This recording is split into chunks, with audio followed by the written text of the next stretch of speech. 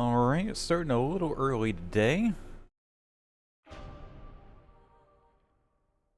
Slight spoilers, I think.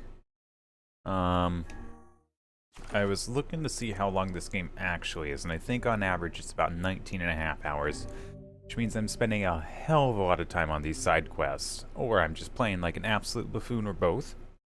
I also saw that there is an achievement for getting every weapon, which I don't have. So there's still weapons for me to get. So we'll see how it goes. Let's see here. Rank, can't get to the Lost Shrine. We need to go talk to Popola. Wait, hold on. The Lost Shrine, right.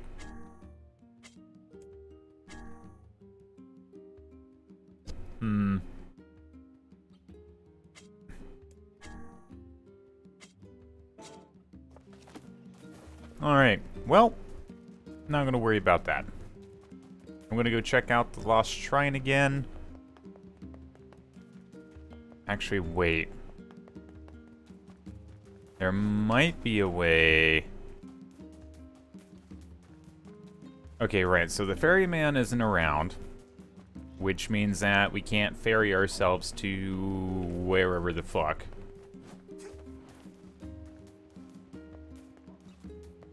But the story quest allegedly gets the ferryman back.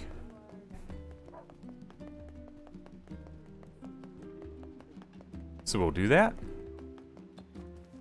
Just another run through. Oh, there's also the achievement where you have 50% of all the words. I don't have that either. So, don't know what that's going to take. Nor do I know the mechanics of word acquisition.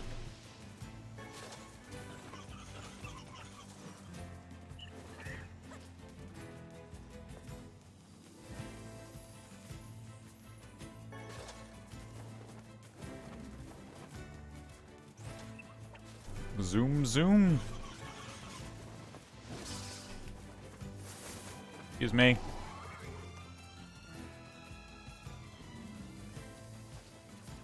Maybe I should look that up. Maybe it's just random chance that you get words from killing enemies.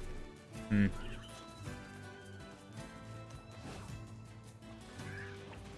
don't know. I'm kind of under the impression it's one enemy, or I'm sorry, one word per enemy type.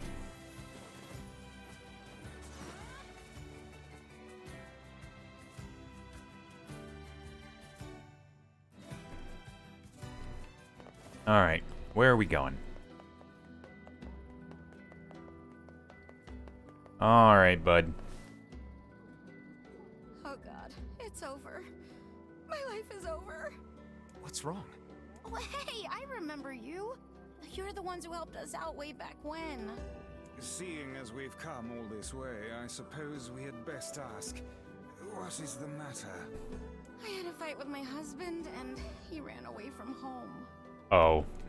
Yes, yes. You may color me utterly flabbergasted.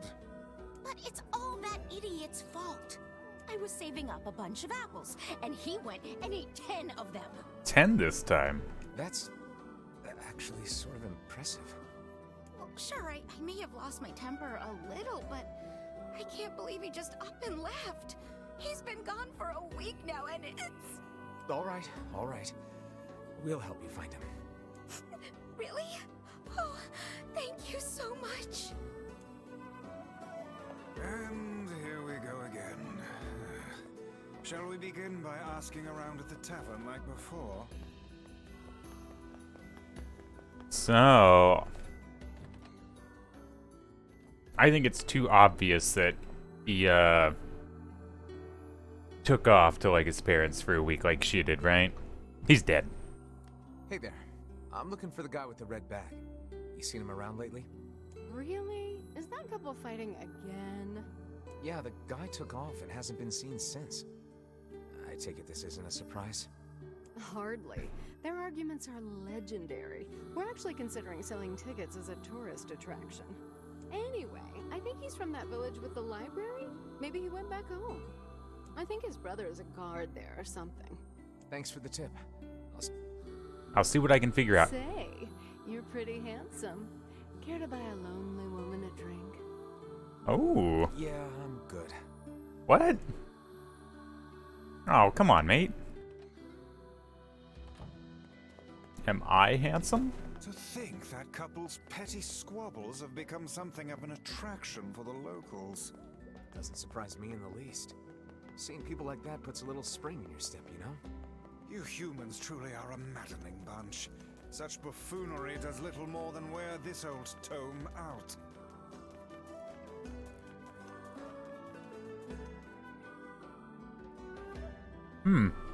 Well, alright.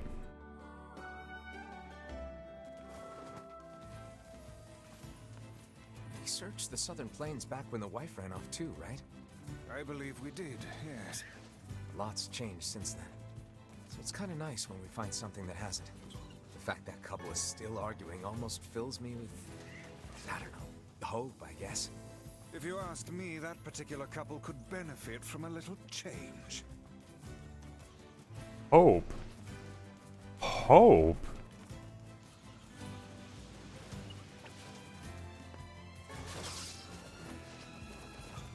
Hope for what?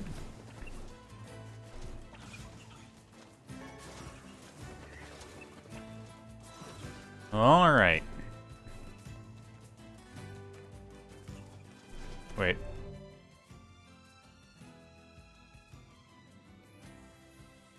Hold on a second.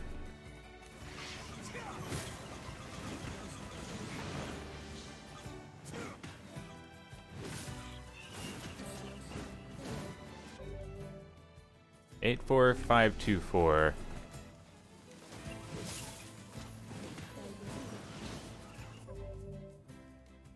Oh, we can still level up. Okay. Maybe I shouldn't be ignoring all of these enemies. Interesting. I thought 30 was max level.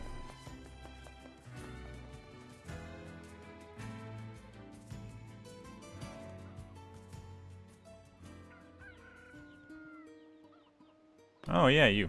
Oh, hey, it's you. What's up? You're related to the ferryman who carries a red bag around, right? Yeah, he's my little brother. Haven't seen him in a while, though. A shame.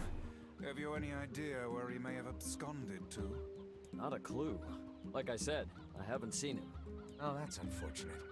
Oh, but the last time I did see him, he said something about using his ferry to deliver letters. Maybe you should try talking to someone at the post office. Ah. I guess we could ask the postman over in Seafront. Just once, I would enjoy receiving a quest that can be sold in the general vicinity of the Asker. Oh, fucking right. Fucking right.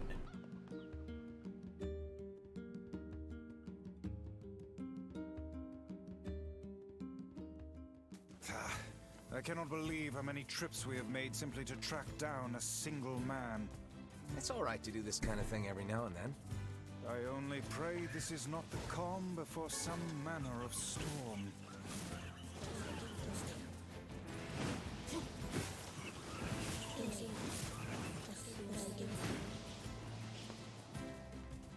Boy, the very heavy weapon class certainly is slow with its swings. But man, it feels so much more powerful. Reiki, how's it going? Hope you are doing well. Oh, there's more of you fuckers. Just got home? Nice. I've been home all day. I've been playing a lot of Pokemon. Then after confirming that my sister still was not in the mood. Oops, tried to dodge there. Still not in the mood to finish the Cowboy Bebop movie. I decided to go ahead and stream some of this. Say there, lad, have you ever penned a missive? You mean a letter? No. I'm not big on writing.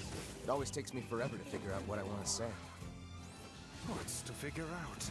One simply takes quill in hand and unleashes their soul upon the canvas of the page.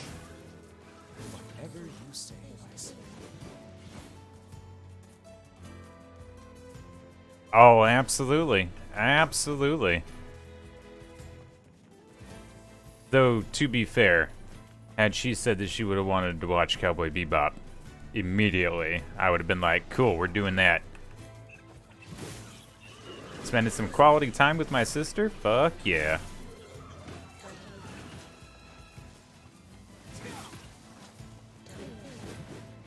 Alright, you just kind of kept on swinging there, mate. Alright, Kaine, let's go.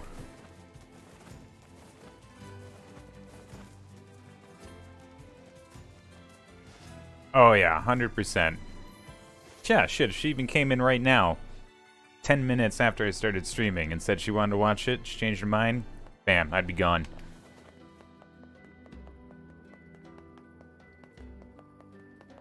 I was telling my one friend I would fight the sun for my sisters. Alright, postman. Hey, Postman. Oh, sorry. You're not him. I'm sure as hell not. I just swung by to pick up a letter and wound up running the damn place. Anyway, you here for a package or something? No. There's this couple who's always fighting, and the husband took off. So I'm trying to track him down. Ring any bells? Sorry, pal. You're asking the wrong guy. Still, that's pretty weird. My buddy's daughter took off too. Maybe running away is the cool thing to do now. I find it exceedingly unlikely this pair of runaways is mere coincidence. Any idea where she might have went? That is the question, isn't it? Actually, you know what? I bet she went to check out the huge shipwreck that drifted into the inlet the other day. Not often something like that comes around. It's all the kids have been talking about. Alright, to the shipwreck. Also, can you imagine walking into some... Shipwreck, is it? I suppose we might as well investigate, seeing as how we lack any other tenable leads. Right. Let's head for the inlet. Wait, what? Kaine. Emil. What the fuck are they doing there?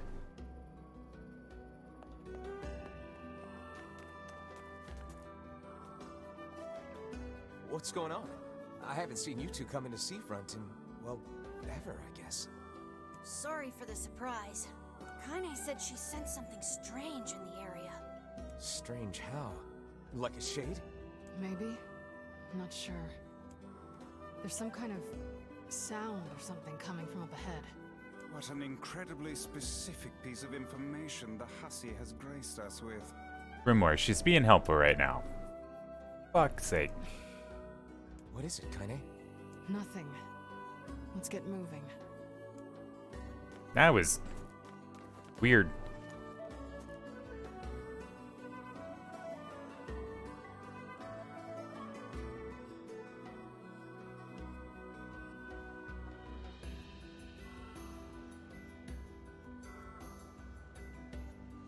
Oh, now it feels ominous. I've been here, what, 20 times We're gonna already? need to figure out some way to get inside that thing. This ship is in a state of wanton decay. Surely we can find a hole or some such if we put our minds to it. It's like right there. There's the answer right fucking there. Alright. You just slip back there, climb some ropes. Ah, I see. These planks seem to be covering a rather large hole. We can probably get in if we move them out of the way. I'm worried about whatever it is Kaine is sensing. We should make sure we're really prepared before going inside.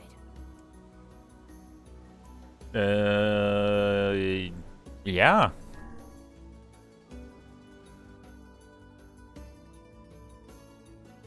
Huh.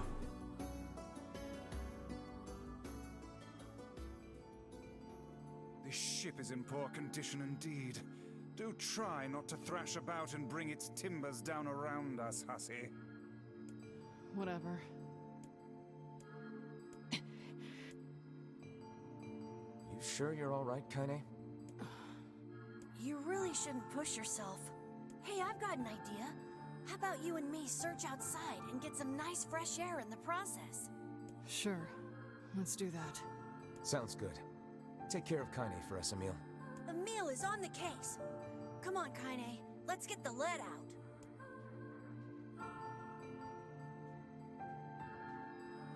This place is pretty gloomy. I'm having a hard time imagining any townsfolk hanging around here. Well, as we've no other leads, let the search begin. Look there, on the floor. I believe we have found ourselves a lantern. And there's still some oil in it. Nice.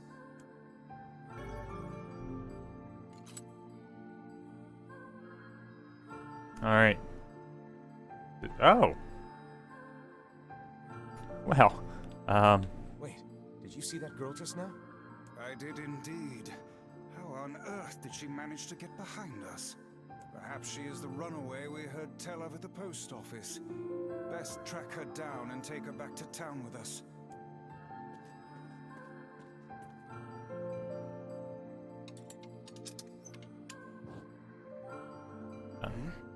There's no one here. Weird. It's like we just saw a ghost. Oh, what foolishness. I am certain this room merely contains a secret passageway or the like. an immortal magic tome. Afraid of ghosts?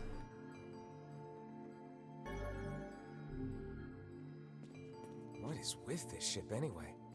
There may be clues somewhere that tell of how it ran aground. Okay, the light's automatic.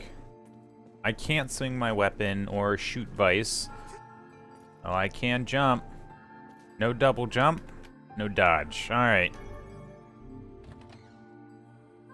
It looks really dark up ahead. Then perhaps we ought to make use of that lantern we just found,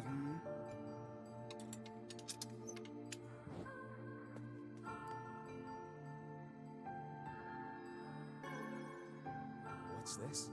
An apple. It's a bit bruised, but it's not super old or anything. I wager it was dropped by that fruit-loving ferryman with the red bag. Ooh. Perhaps he absconded to this ship to wait out the storm after yet another spirited debate with his wife. Ah, goodness, what a troublesome couple. Let's keep moving.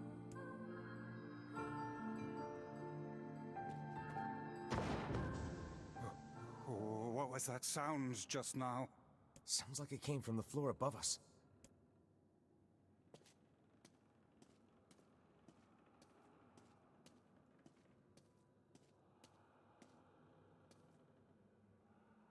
This barrel's been knocked over, and there's flour everywhere. Surely it was toppled by the girl we saw at the entrance? Wait. Cast your eyes to the floor, lad. The Ah. missing child left white tracks in her passing. Should we follow them, I expect we will find our way to her. But first, we gotta go through this door. Man, this book's got some serious heft to it. Wonder what it's for. It would seem to be this ship's logbook. Let us avail ourselves of a gander. Records of the routes it traveled, the weather it encountered, and the places it made port, all in a painstaking level of detail. I would expect no less for a vessel of this size, until the day the records suddenly cease. What the hell happened on this ship? Interesting.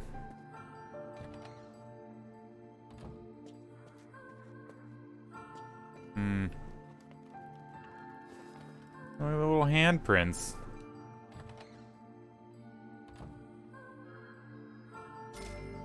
$1,000 gold.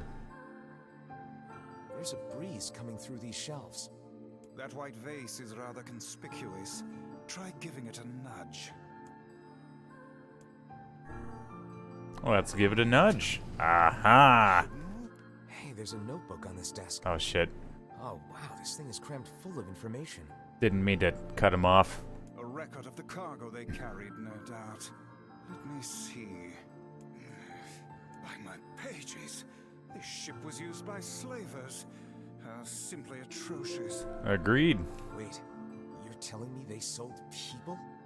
and made out quite handsomely from the transactions, it would seem. How could they do something like that? I do not know, nor do I care to ponder it. Let it suffice to say there are monsters who trade coin for misery in all corners of this accursed world. Wow, that was sad. To put it mildly. These chests are pretty huge. And what do they contain? Treasure, perhaps? I wish. Looks like a bunch of iron tools. Those are no mere tools, lad. They are instruments of torture. I shudder to think what evil transpired in this room. Wow, well. What a way to start the stream. Jesus fucking Christ. The exit looks walled off, and I think there's something written on it? And in blood, no less. The smudging makes it difficult to pass, but I believe it reads, "Let me out." No doubt they can find their human cargo in this room. That's terrible. We may be able to pass through here should we push the shelves in the outer passageway. Well.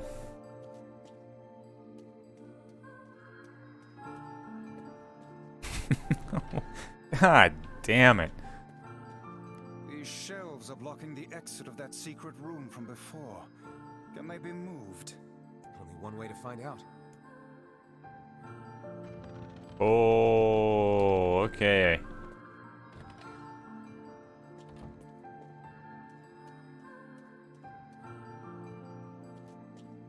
This ship Ah, I didn't have to press the button to exit. Alright, passageway key. There don't seem to be any shades around, at least. Fortunate for us. Now let no more time be wasted in our search for the townsfolk. Okay. Oh, I had to do that anyway. The white tracks end here. Wait, I hear something. Which means we're gonna go down Would first. it not be wise to explore the rooms on the floor above us?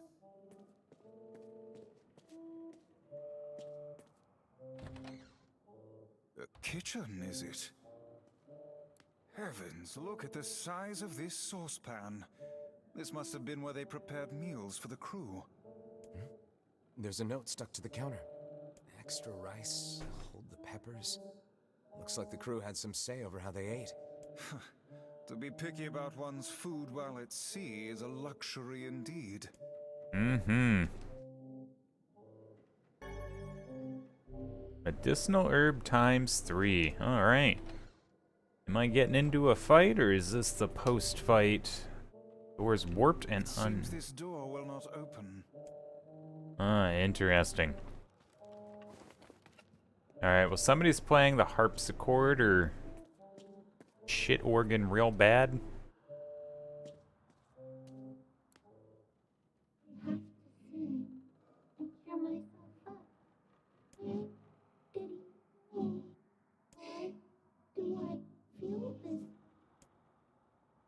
Whatever that sound was, it stopped. I swear it sounded like a girl. This is a voice pipe. A contraption by which one's voice can travel to a faraway location. Which means the girl is in whatever room this pipe connects to. Hold a moment. I spy a chart of the ship's layout on the wall. Yes. This pipe connects to a cabin in the ship's stern. Onward and, inward, I guess. Huh. This little lantern has brought us quite far, hasn't it? Yeah. And the light it gives off makes me feel, I don't know, safe somehow. Well, aren't we the romantic? It seems that... Okay, yeah. Still can't go through there. Oh, no lock for that door. Oh, damn. The hell is this smell? Perhaps it is wafting from further inside?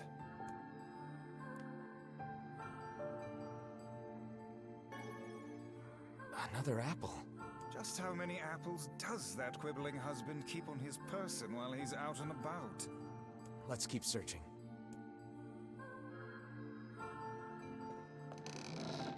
A vice? I think the floor is...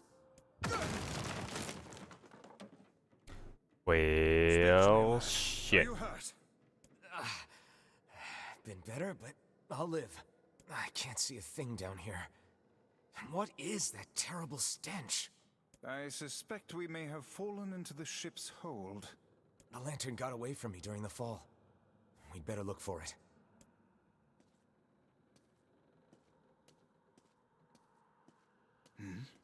Is that...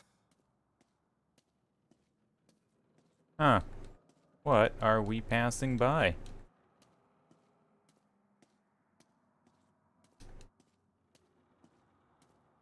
Have you still not found the lantern? We've no alternative but to... I just found it. Nice, that's it. We found the lantern. About time. Might I suggest you cease the celebratory fanfare and light the blasted thing already? Shut the fuck up. Alright, there is a wall there. That's blood. Oh dear. Look at the bodies. They are all people from town. And, I fear, the missing ferryman. Called it. Oh no. This can't be real. Why? Why did he... Why did everyone have to... God damn it. Pull yourself together, lad. Remember the presence Kaine sensed? The culprit who murdered these poor folk likely awaits us further within. I won't let them get away with this. That's enough, lad. Avert your eyes.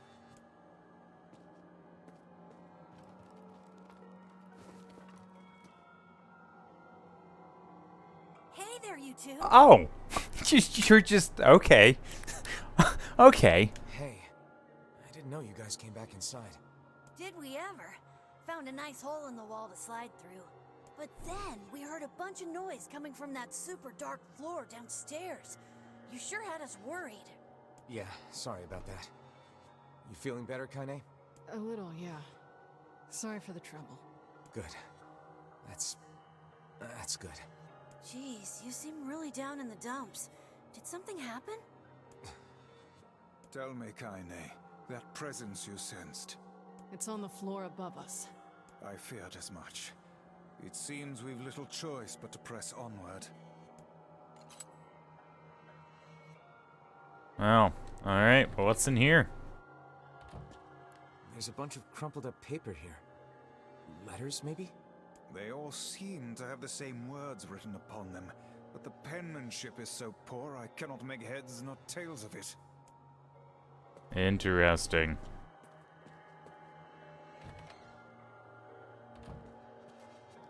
Alright, and the thing is up here. The thing is up here. Ah. Well, let's go ahead and save then. Sweet. This would be the final room, yes? The culprit who murdered the townspeople may be behind this very door. Let us proceed with utmost caution. Sure. Let's go.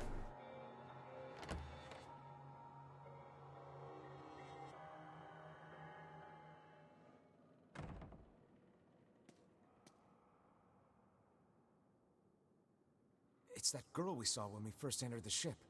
Old lad, this is a lone child sitting inside a hulking ship littered with corpses. Something is clearly amiss.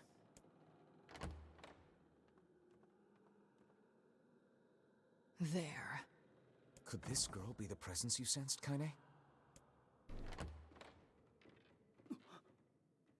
The mailman. Oh, hey, it's you.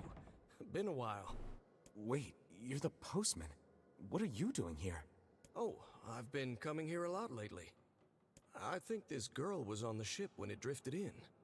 I've been keeping an eye on her until she's well enough to leave. Hey, so this is kind of awkward, but... the girl is, you know, bleeding? I brought a bunch of bandages with me, but, well, how exactly does one deal with a woman's time of the month? Sorry, sorry. Clearly crossed a line there. Forget I said anything.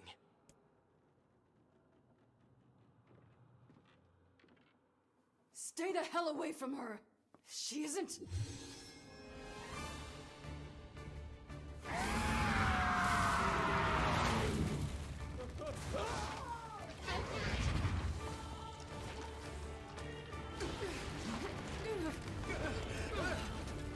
Well, Kind Emil! We'll figure something out. You just find a way to get the hell out of here. The two of them will be fine, but you and I must withdraw.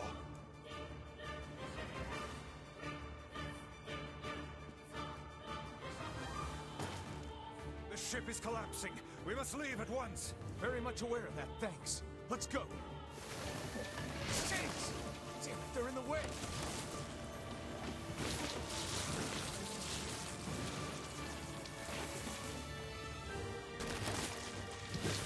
Looks like we can get out through that hole up there.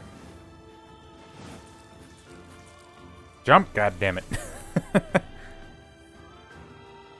Another instance in which the Shade is acting very human-like, and we're here to kill it, regardless. Hey, we're on top.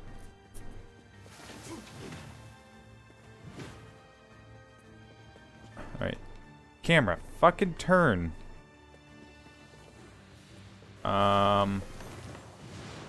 I'm not entirely sure what's going on. Oh, another one of those weird bits. Glad you two made it out in one piece. Yeah, we're good. But that poor postman is still trapped inside. We'd better go help him out. No Shade would dare pursue us into sunlight such as this. We should use the opportunity to ready ourselves.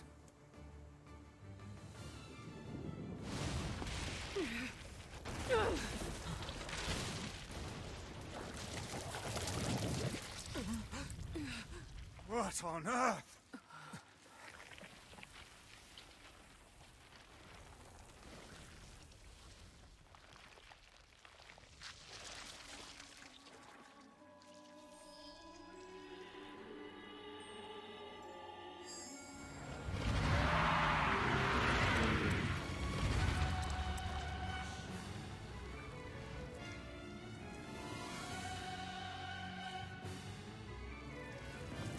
Why isn't this shade being hurt by the sun? That is not precisely the case. It most certainly is being burned by the sunlight. However, its regenerative abilities far outpace whatever damage the light is able to inflict.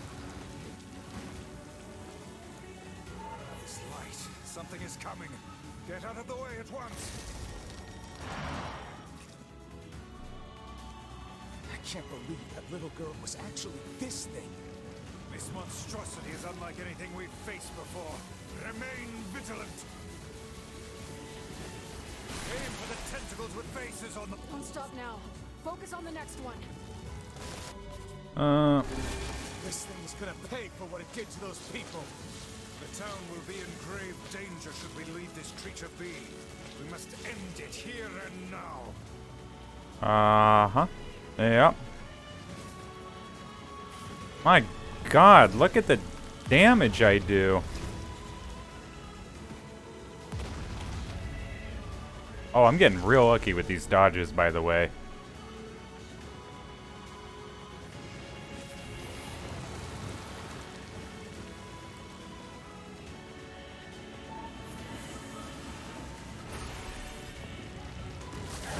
Now is our chance. Attack with all that you have.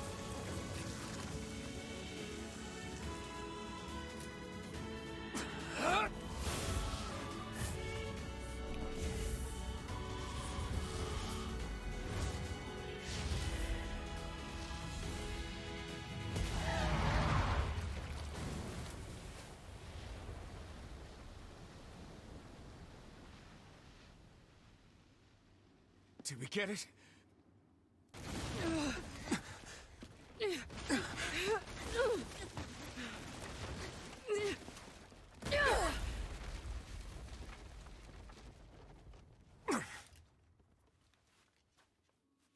Oh hell, that thing's huge.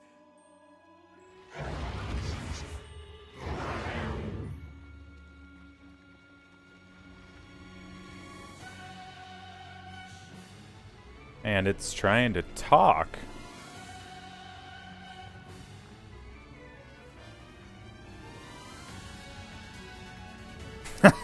I'm game. To think it could recover from such a grievous wound. Ordinary attacks aren't gonna do shit against this thing. Oh, yeah, they will. Dodge! Oh.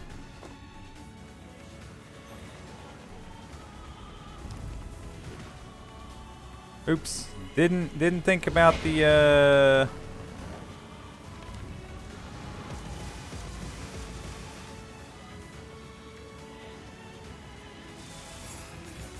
this thing turning its body into spears and shooting them at us? Oops, alright, those hurt. Noted. I can't believe such a huge shade even exists.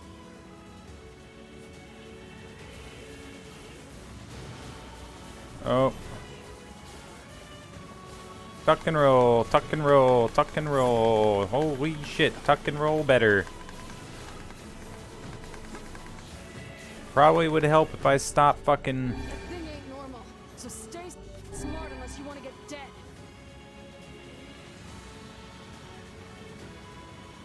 This thing will destroy the town if we don't stop it.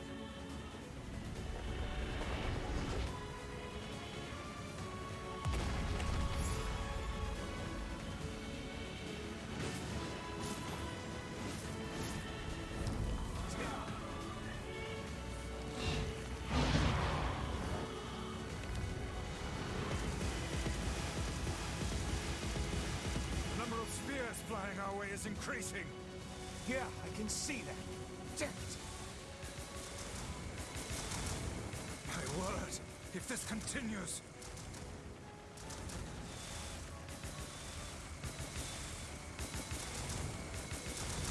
Oops. That's fine, that's fine. I got this, I got this. Hey, over here!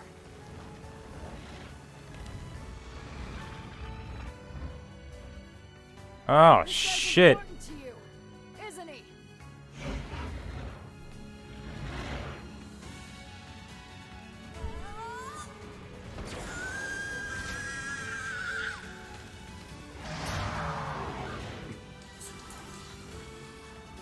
This is here and now.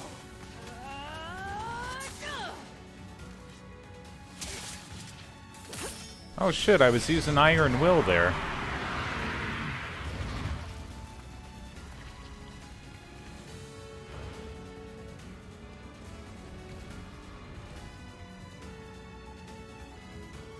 That is cool as shit. Is this thing immortal?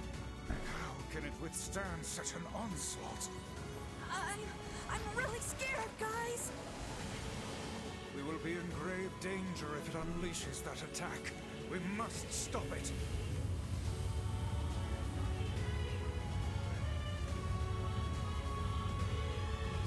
It's all you, Vicey.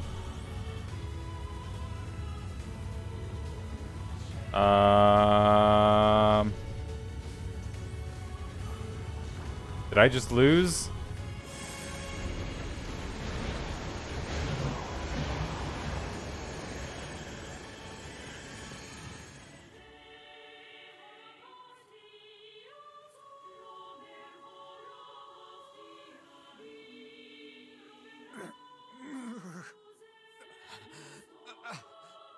I think we're in trouble. My body won't. Damn it! Fuck!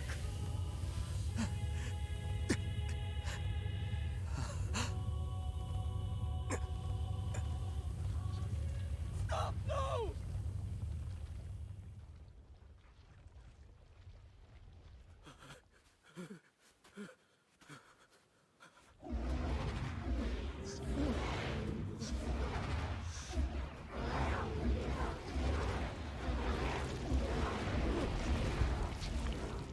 I'm 90% sure I heard her say I wanted to help. Doing? You're gonna get yourself killed.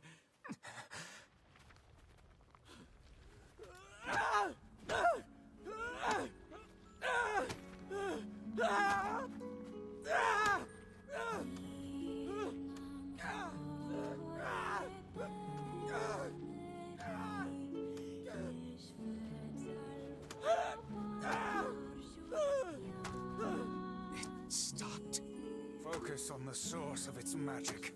Aim for the head.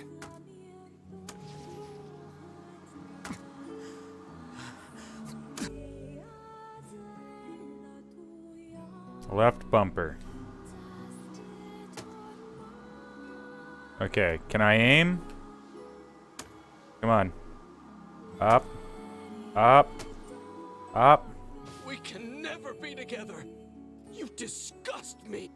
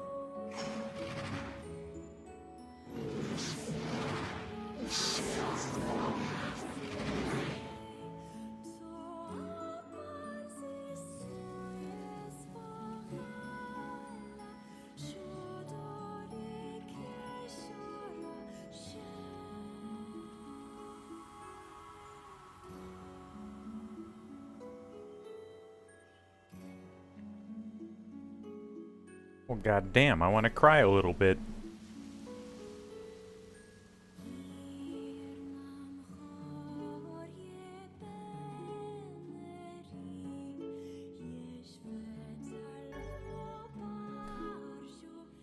Obtain the word Ashurfara.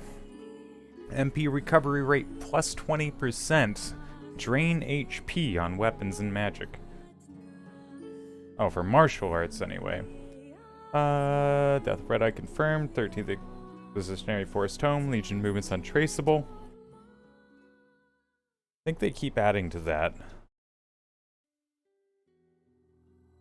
Thanks. You really saved our bacon. You've all done so much for me.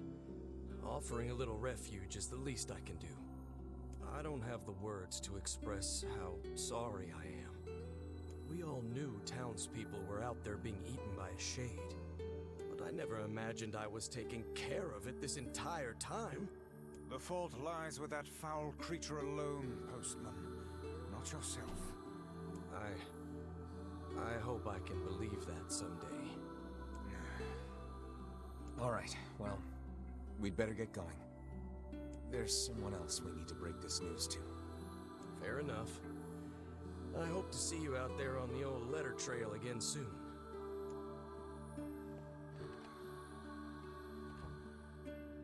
Hey, did you find my husband? Yeah. The thing is... Wait, why are you hesitating? Is he alright? Please tell me he's alright.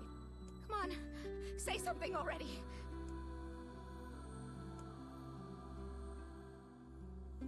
You know, I've told the truth to everybody else so far. Because I believe in telling the truth even if it hurts, because I'd want to be told the truth even if it hurts. And plus, it's not like you gotta be like, oh, he's dead, and just leave. You know? Being truthful, I doesn't think mean tactless. Your husband was killed by a shade. I'm sorry. We tracked him down, but it was already too late. No, it can't be true. That big idiot, always carrying his bag around, thinking about me all the time. Oh God, this can't be happening.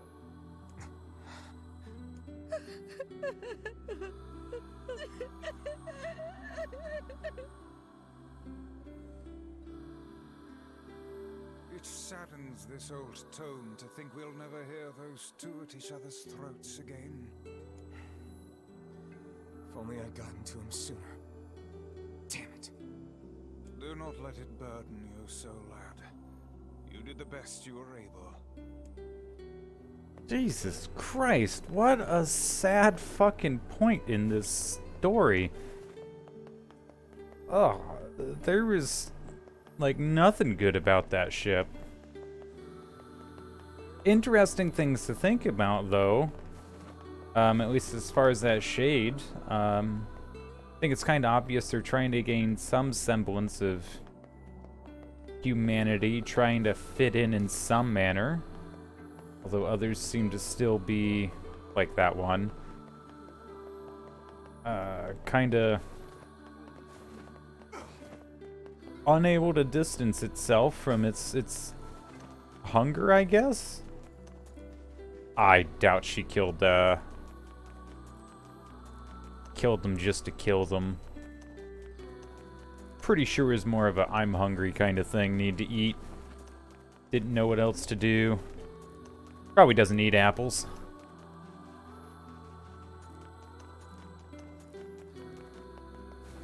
A bunch of townspeople disappeared along with him. Yeah. I don't know. How would you handle something gaining sentience and trying to fit in with you?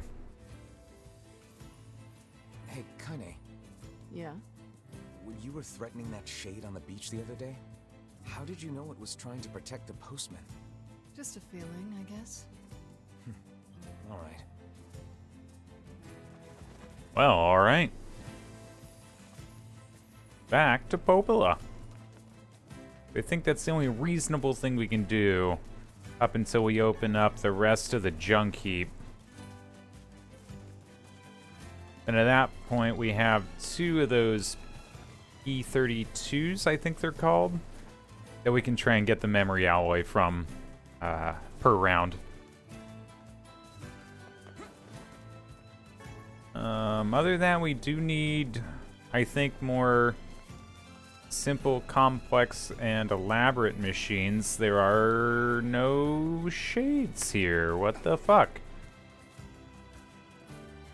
This is actually a little concerning.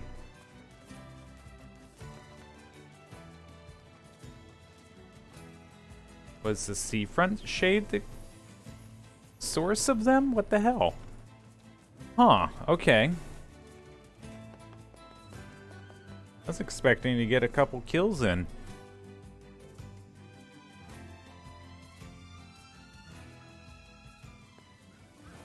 We're still trying to figure everything out about Yona and her whereabouts.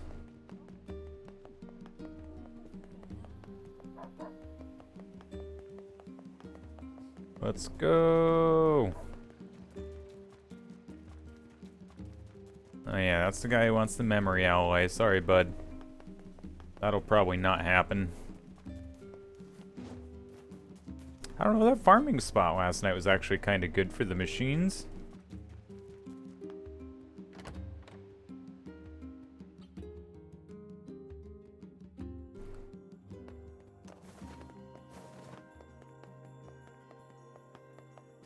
We should probably go make note of what machines we need now. Shades on the coast, the ferryman dead. You've had quite the rough trip. That poor ferryman used to tell me stories of the epic quarrels he had with his wife. He found the whole thing quite amusing. He loved her, though. He loved her with all that he was. I'm very sad to hear that he's gone. Still, you made it back safe, and I'm glad for that. Have you any new information about the key to the Shadow Lord's castle? I'm still working on the decryption, but I'm afraid progress has stalled. Loyal Cerberus might refer to a dog, but I've never seen anything that would fit the bill. Junk heap. It must be pretty complicated if even you can't decode it. Well, you're our last hope, so please keep trying, okay? I will. By the way, I was walking by your house earlier and I noticed you had some mail. You might want to check it out. Thanks. I'll do that. Oh, one last thing. Since the ferryman was missing work, I arranged for someone else to handle the job. Cool. I'll make sure they know to let you use the boat as before.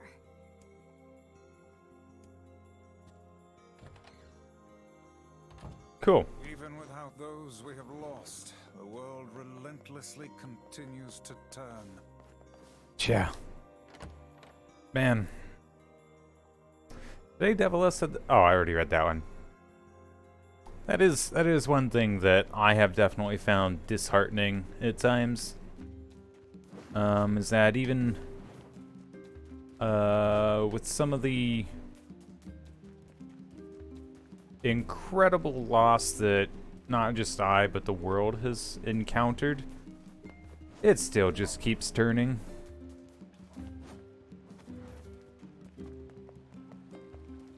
As if nothing at all even happened. Oh, right. Back around this way. Didn't look like Devila had anything for us.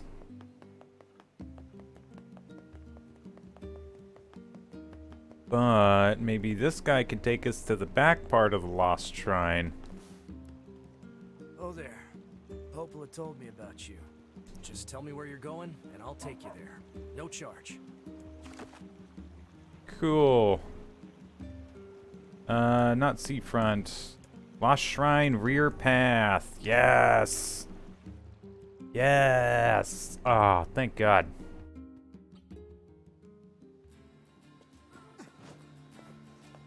Alright, so I think we have 2 quests here. Right, we need to get a root. And there's something in here, place where sunlight does not reach. Maybe we can find some moonflower seeds.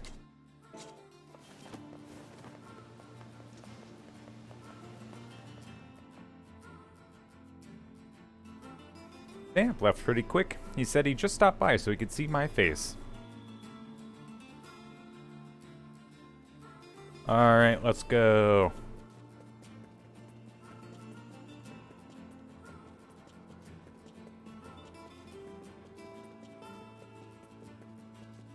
We gotta get a piece of root from the base of the tree.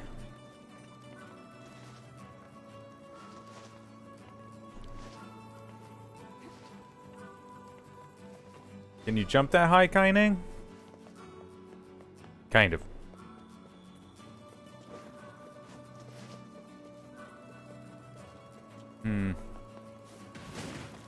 That was kind of cool. Not gonna lie.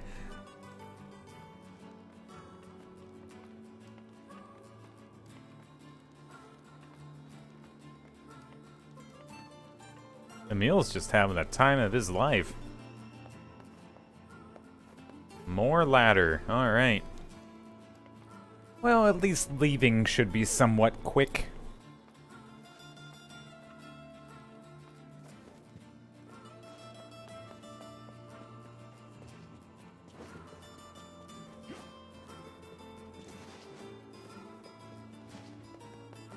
Here we go.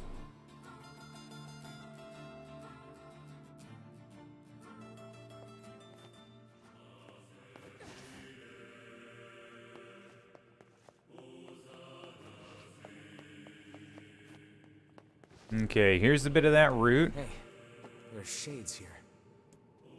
Yes. I must dispatch the nearby threat first. Oh, fuck me.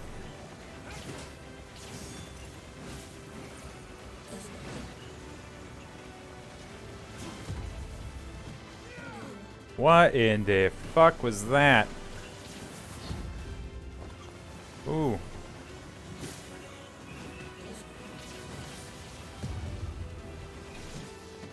Ah, shit. Okay, I remember.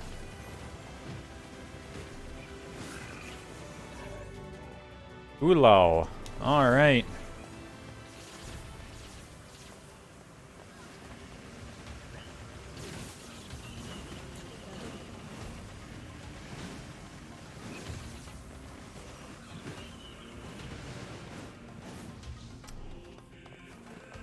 Oh, it dropped something. A complex machine. That's awesome. That's the last of them. Now let's get a piece of that tree root.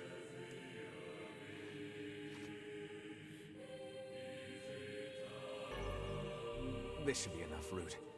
Let's get it back to that guy.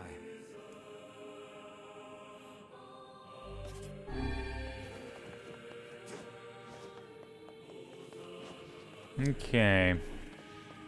Is there a way further down? There's another word.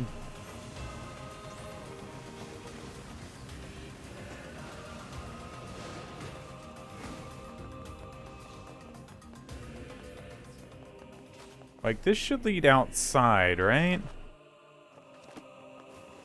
Yeah.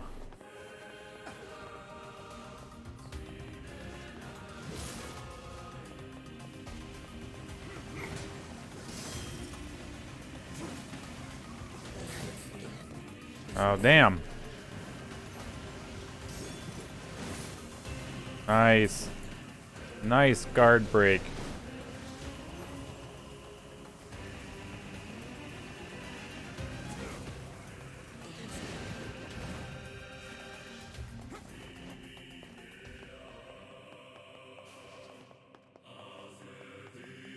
Alright, there's the way out. There is this elevator. Looks stuck.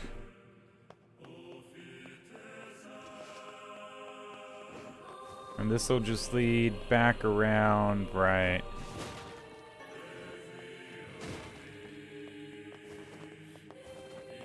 To the front entrance. Ah, someplace where the sun doesn't shine.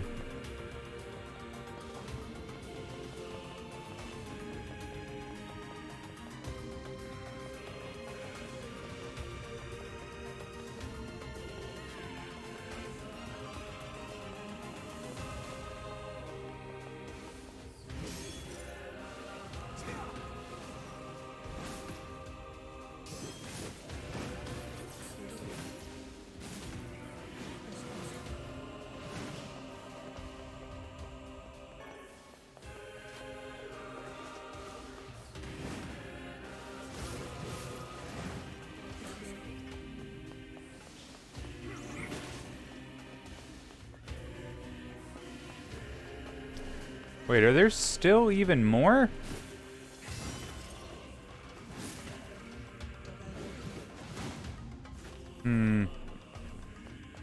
There is an awful lot of momentum with this weapon.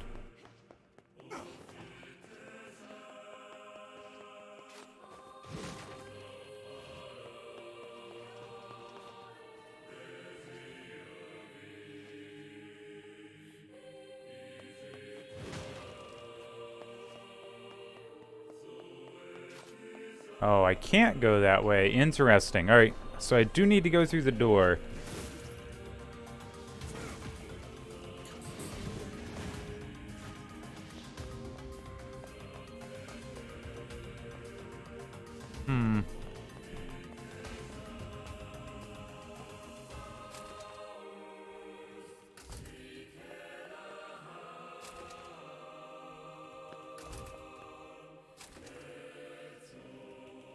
Hidden treasure where the sun doesn't shine.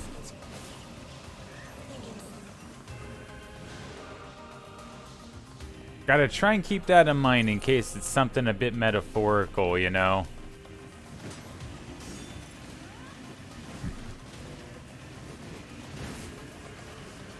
Oh, buddy, hey. A twisted ring. Cool. I think we need like 3 of those. Excellent to have one. Okay. Elevator is inoperable.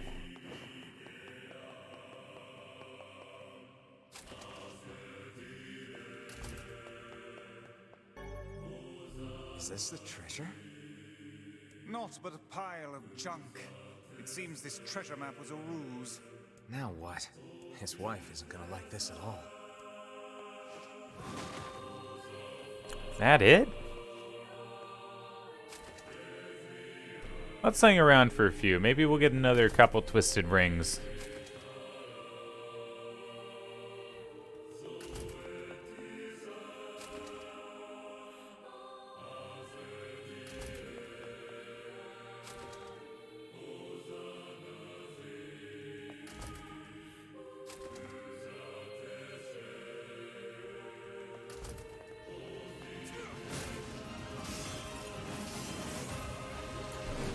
Oh, that was very satisfying.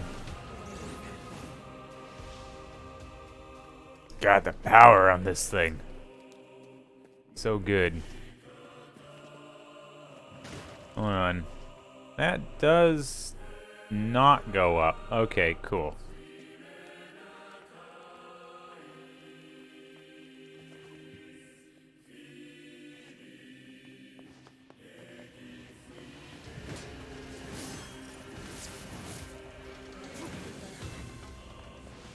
Whoa, what'd you do to him?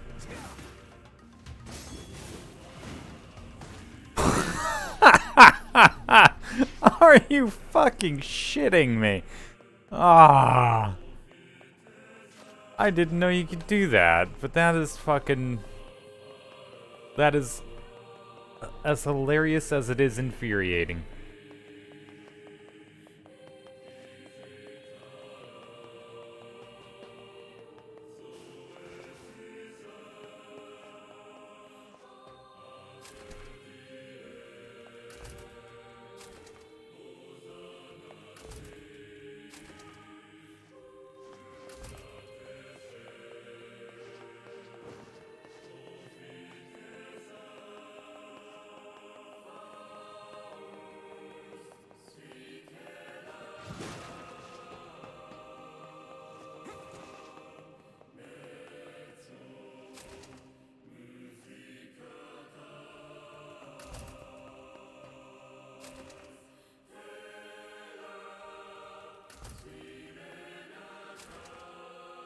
God damn.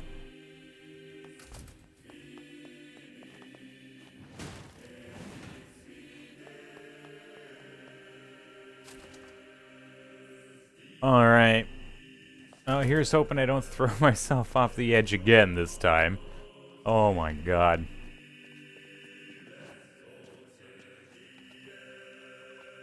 If I do end up doing that again, I'll just leave. Right out the front fucking door.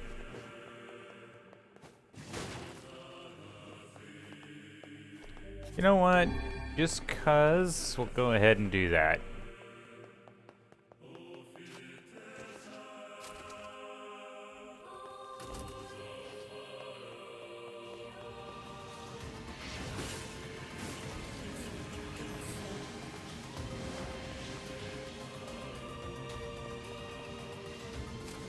Oh wait, hold on.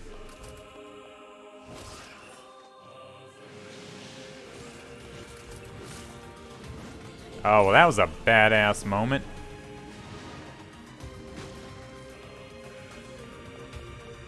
Walk in, weapon in hand, everybody dies.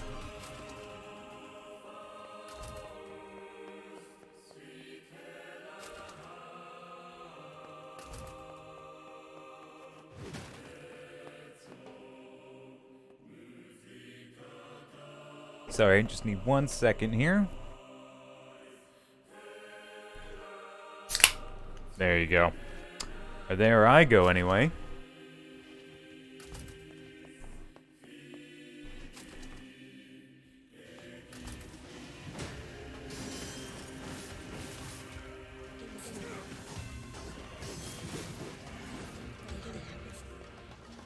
Oops.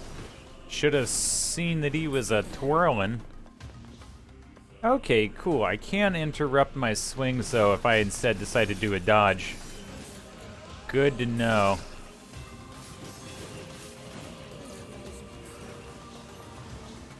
Where'd you go? There you are. Oh, there's even more.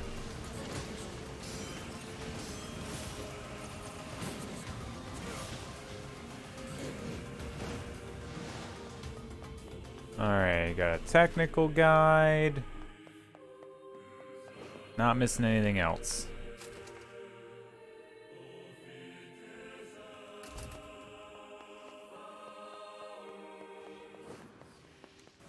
Ooh, use as a big boy. Yes, you are. And uses a Melton. Yeah, thanks for dying. Thanks for doing that for me.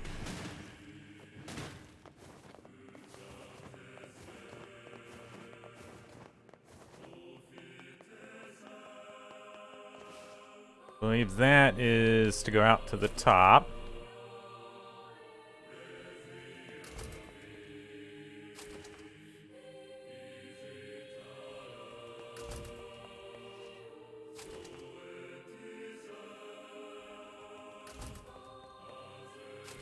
I think this was originally just to get some item back here.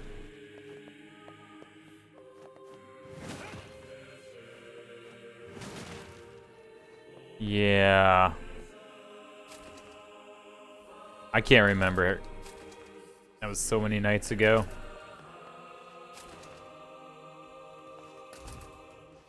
So many hours ago.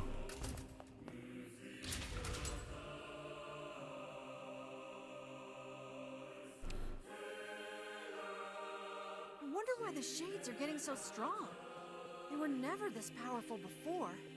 It seems the Shades are continually expanding their forces. Looks like they'll just keep pushing us humans back, huh? No, I'll find a way to stop it.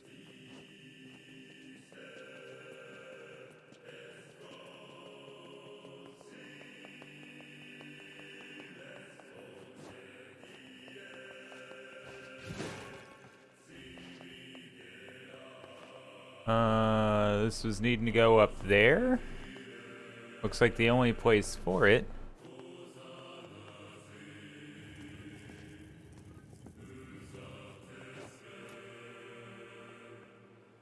Nope.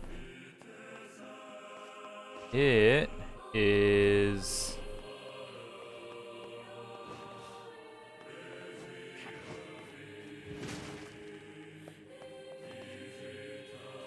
all overrun and done in now. Well, that's a shame.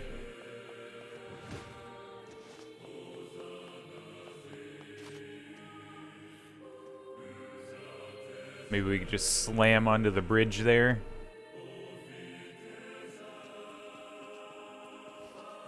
Alright, cool.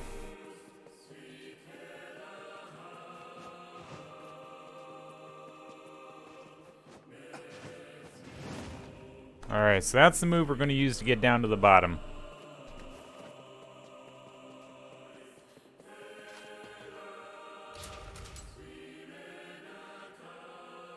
OBS, I need you to stop dropping frames, please.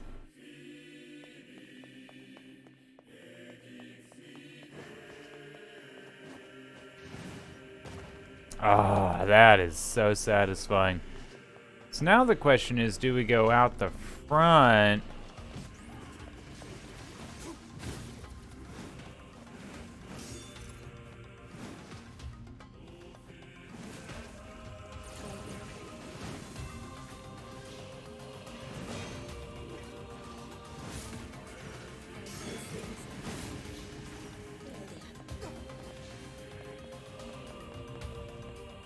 Can we even go out the front? I don't know, let's see. Nope, gotta go out the back.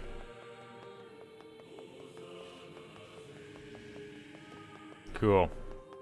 Well, we should be able to upgrade at least one more weapon now. Now we know where to get twisted rings. If I'm even gonna fucking remember.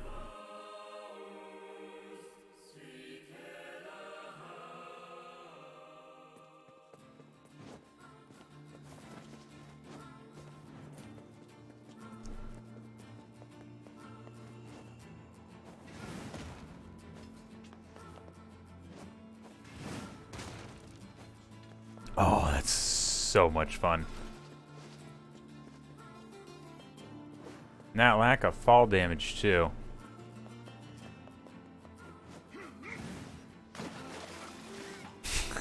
I must say, I'm rather surprised you didn't bother to learn how to swim these past 5 years. Ooh. I can swim. My weapon is just heavy. Whatever you say, lad. I like the slight in-game meta commentary.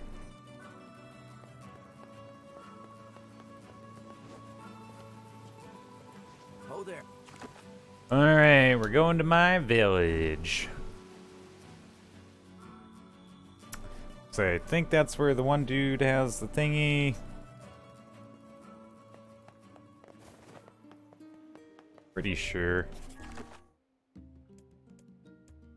The Great Tree. No. And the item shop in Seafront. That's right. Okay. Well, we'll talk to this guy first. Or this woman first, sorry.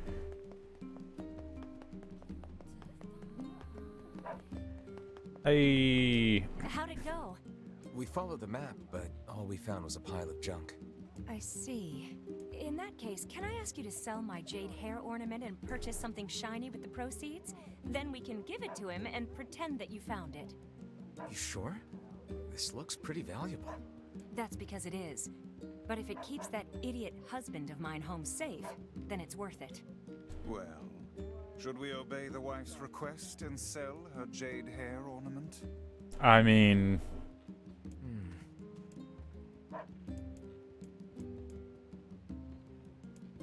Wait, we keep the hair ornament? Yeah, we're not gonna keep it. Well, if that's what she wants, let's go to the strange thing store and see what we can get for it. Oh, god damn it. Alright.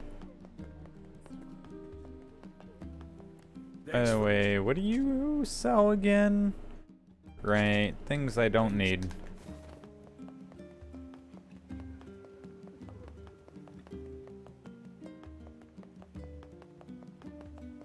Alright. So this should be faster than just running to seafront. Should be.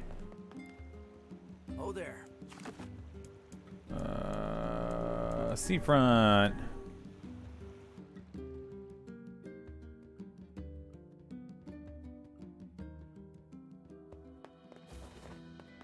Alright, where is this man at? Right this way.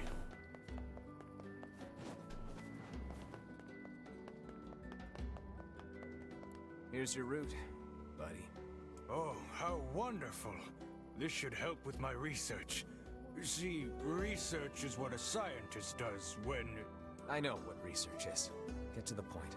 Well, see, fossil records show that at one point in the distant past, all plant life just up and disappeared from the surface of our planet. But of course, there are plants here now, which means they managed to come back. I'm trying to figure out how that happened. Interesting. If you figure it out, it might make growing crops a lot easier. Huh? You're way smarter than I thought, buddy. Anyway, here's your payment. Thanks again. Back to work then. Cool. We've got the... You don't have any weapons. Boy, that mid-air dodge thing is just a lot of fun.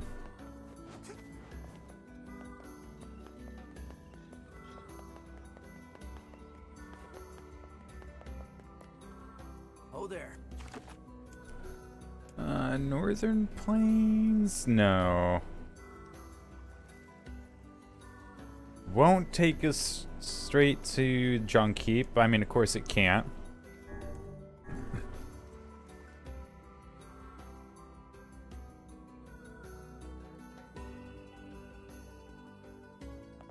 Alright. Well, I do gotta say, this is a lot faster. I mean, we still gotta cross the desert, but, you know. I'm not gonna complain about half, 2/3 of the journey being done. Especially for free. Does it not strike you as curious to find wolves in the desert? Nah. Should it? They normally live in forests, yes. Deserts would seem to hold little sustenance for them. Well, we can certainly guess what they've been eating.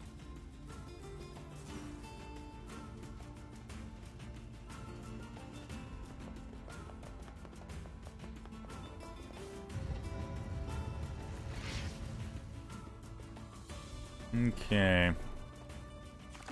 Now, which one was it? The item shop? The strange thing shop?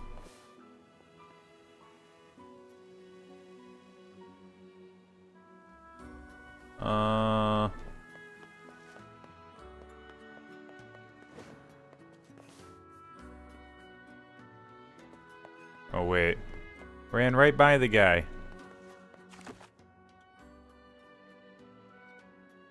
The material shop, I think it was.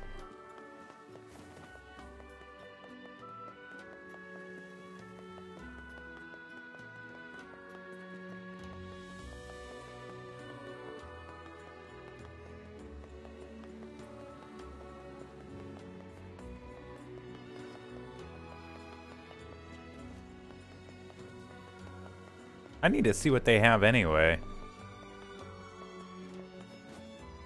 Boom. Crystal. Do we need crystal? Hold on.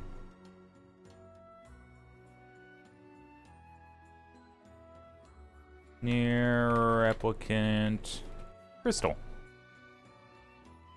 Not where to get crystal, I just need to know about crystal. Used in a lot of items. Holy fuck.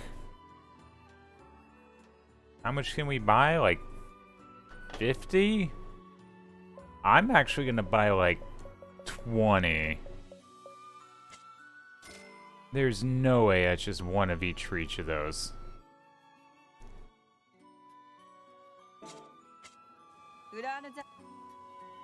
Oh wait, yeah.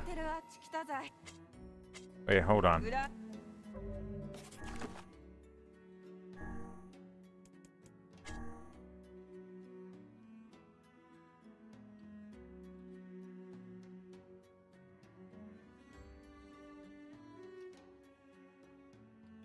We already did report back to the client's wife. Wrong button.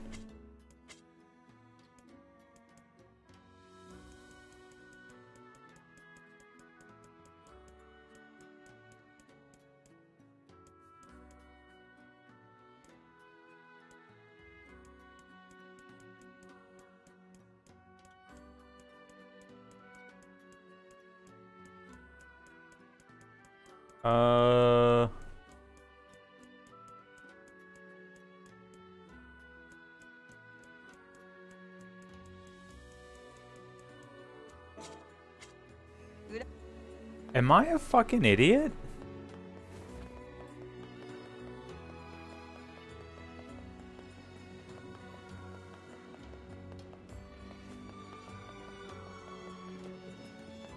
Did I die and not realize it or something? Oh, wait.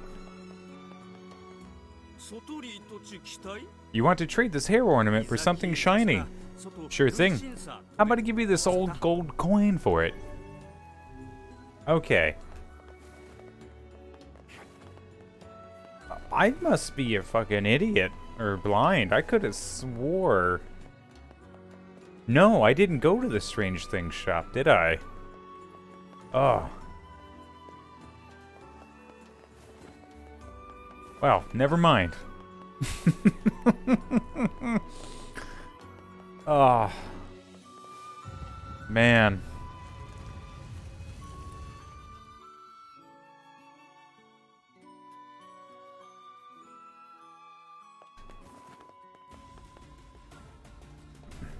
Alright, well, we're getting there. Probably be like 20-part quest. The guy will now be there instead of his wife. Hand him a gold coin. He's gonna get so excited and be like, oh, the next one's gonna be even better. Wife's gonna be like, damn it, I sold my fucking hairpin. Keep you here, you big dumb oaf.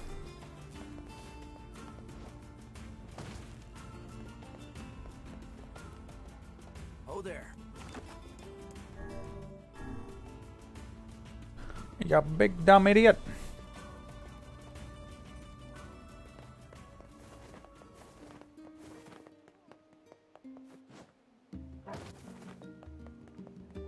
That was a weird set of noises. Curse these tired old bones. Yes, gold! That map was right all along. Not sure it's enough to roll around in, but maybe I can make it work. Oh, how wonderful. Now will you please promise to stop with all this treasure hunting? I promise, honey.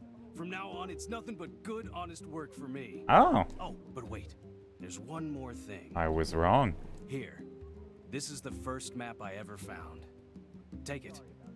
I won't be needing it anymore. This map's even more cryptic than the last one. Yet I feel confident the rubbish it will lead us to is the same. Now come, We've little time to waste with such trifles. Probably, but treasure hunting is all about believing in what's possible, Vice. Such things are beyond even my comprehension. Think of it as a game, if that helps. Now let's go talk to Popola and see if she can help with the map. I'm game. There better be a weapon at the end of this.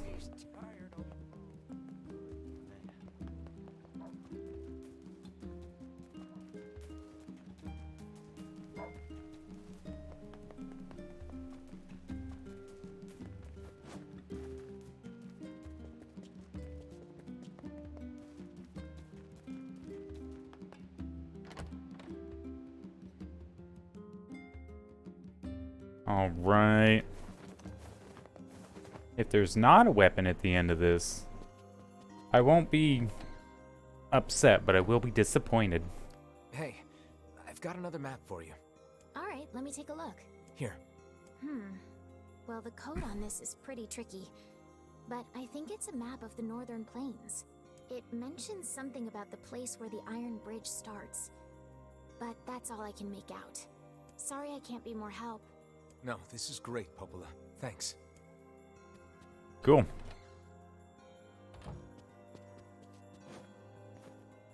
Oh. I forgot the layout of the floor for a second. Alright, to the Northern Plains. Something about where the Iron Bridge starts. Oh, that's so cool. Good thing I'm not speedrunning, though. I think that would have lost me a little bit of time. Didn't feel as fast as a regular phew. OBS, mate, I need you to stop dropping frames. I'm a little annoyed. I've watched it creep from 0.7% to 1.9%. Where it starts. Over there.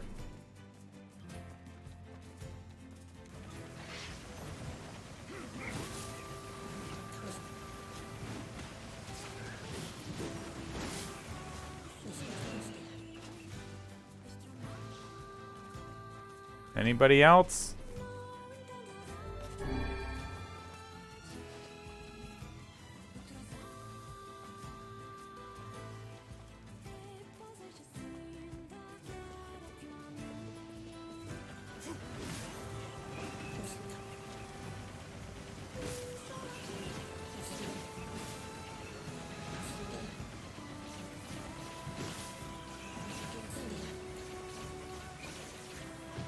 Oops.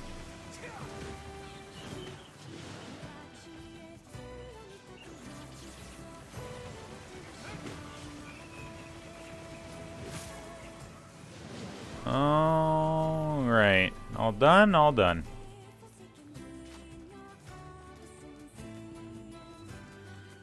There it is.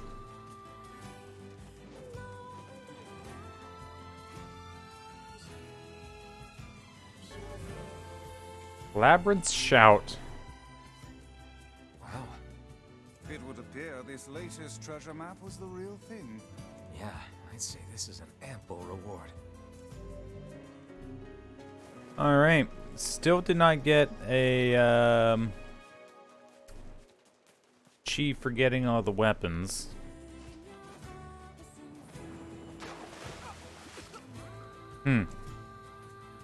Should have seen that coming. Actually, this works beautifully. That saved me so much time. Yes, lad. Is there a way to swim using magic or... No. Years.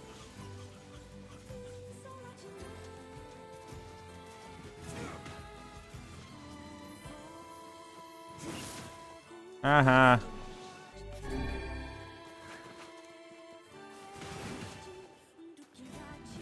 Dukibachi.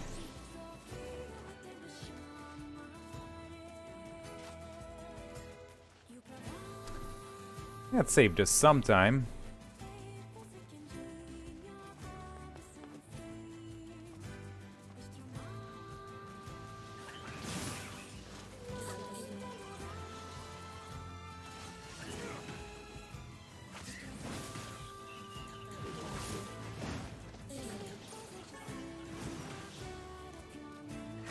Oops.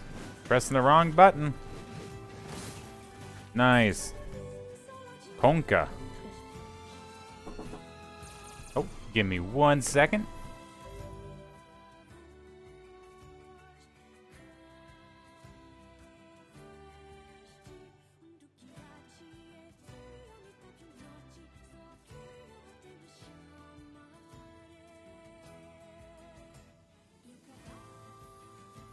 That was my mom delivering almond joys and some Reese's Pieces to me. Very sweet of her. Aw, I feel special now.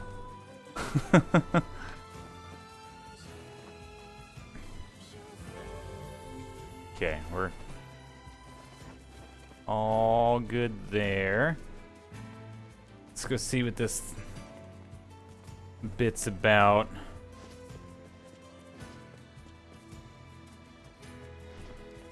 Honestly, this may just be the weapon I use for the rest of the game.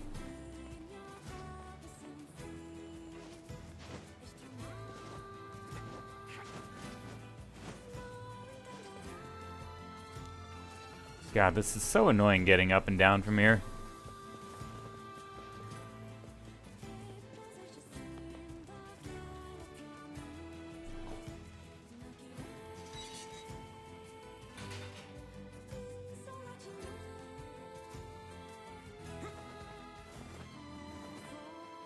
Alright, Mr. Fix-A-Flat.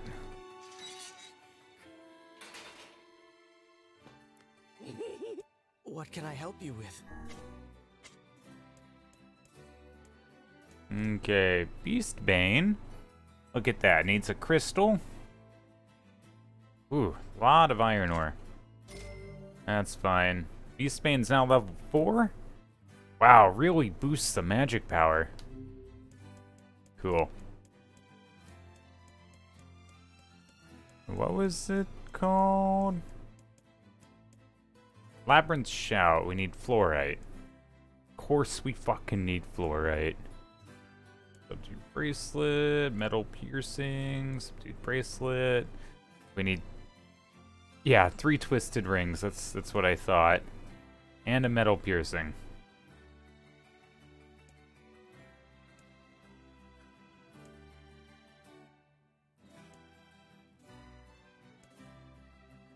So we need a total of 4 fluorite right now. 5 black pearls? What the fuck?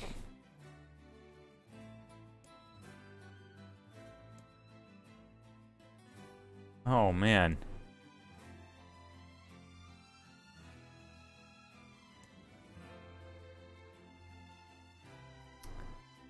It's very heavy and doesn't do a whole lot of damage. Interesting. I wonder if it has something when it's fully upgraded that makes it special.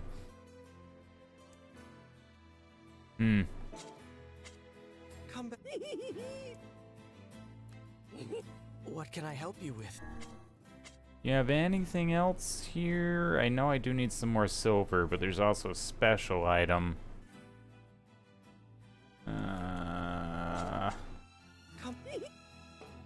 Yeah, fuck it.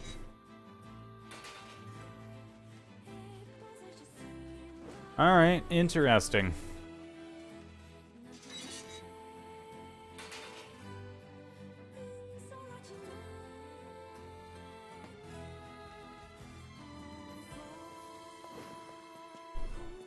Although now... Can I just... I can! That's gonna save me so much time!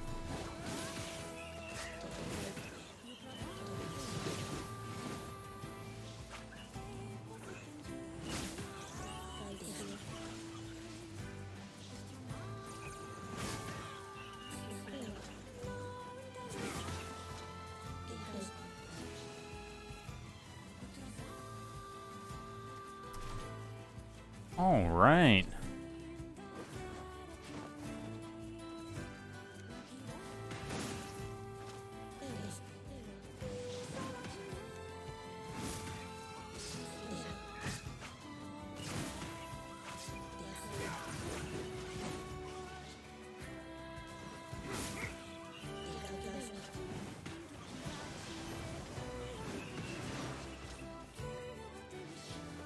Cool, let's go.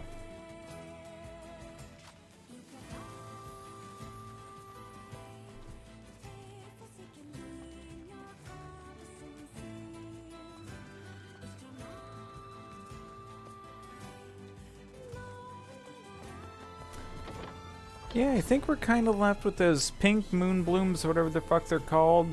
The memory alloy and the 10 sardines. I don't want to fish, though that's probably how you get black pearls. The pink blooms. Oh. As per rule 25,656, please consider this your official notice that the King of Facade has chosen to enter into the ceremony of matrimony. Please launch all objections and or congratulations through the official channel stated in the rule 38,585. Sincerely, the Facade Royal Office of Marriage and other legally binding contracts and concerns. Yes, hey guys, it's me, the King of Facade. Sorry this is all formal and stuff. Listen, I'm getting married and I really want you to come, so get over here. The king is getting married. Does this old book good to see a boy become a man? Probably not a good idea to turn down a wedding invitation from a king. Let's go to Facade. Cool, I'm game. Can I jump over there? Doesn't look like it. Alright. Convoluted pathing it is.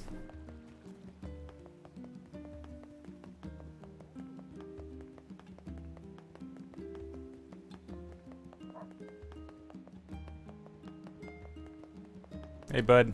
Oh, there. Ooh, the desert. I guess the shade came near the village today. Oh yeah, I've already read that one.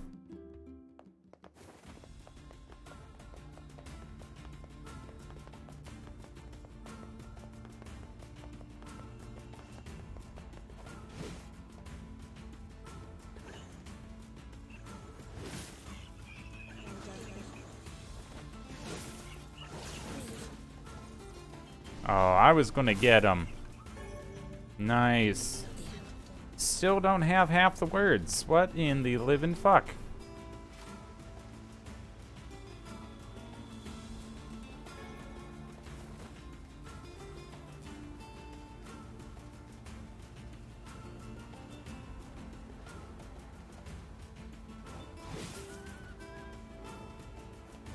I don't think these are worth any experience to me right now. So we'll just continue on.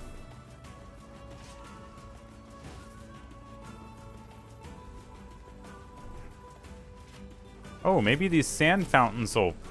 Fuck off! Piece of shit.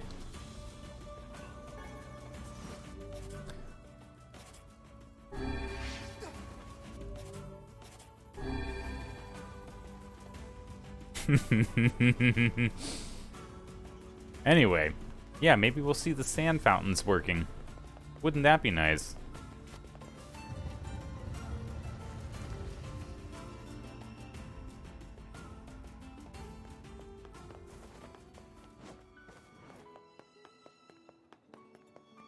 Hey, King, old buddy, old pal, friend of mine.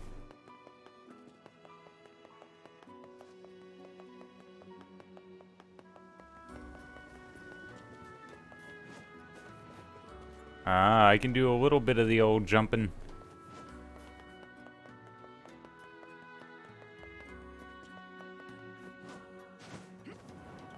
Okay, cool. That is good to know. What's up, bud? Knock knock, I'm here to see you get married.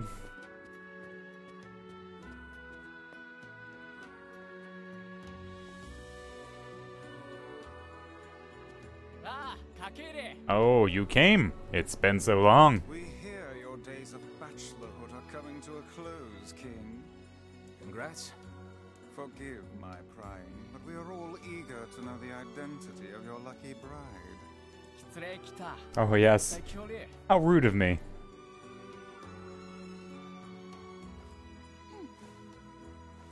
How nice to see you again. Hold on. Fira? That's right. You have grown into a fine example of womanhood. I'm sure you will make a splendid queen. Kaine's gonna want to see this. Indeed. But I'm truly glad to see you all. Did you know that my bride threatened to boycott the ceremony if you did not come? Ah, then you must be Emil. Pleased to make your acquaintance, Your Royalness. Congratulations on your wedding. Thank you. I'm sorry Kaine's not here, but... Let me guess, she's outside, right? What nonsense. She knows she is welcome here. And now, I insist that you stay with me tonight as honored guests of the royal family. Of course. How could we refuse?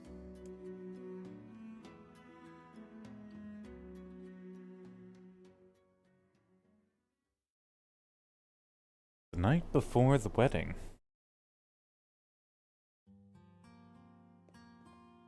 To think they even have rules governing the timing and water temperature of a bath. Ooh. What's it to you? You don't even take baths. Yeah. Kaine? What is the matter? I don't like this. Weddings are festive occasions, you know? Should I even be here? You're the most festively dressed of us all, Kaine.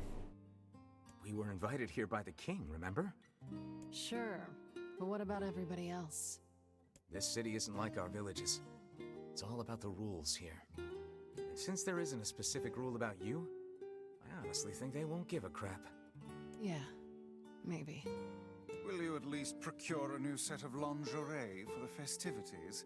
Some spring colors, perhaps? Keep talking, book. Huh, alright.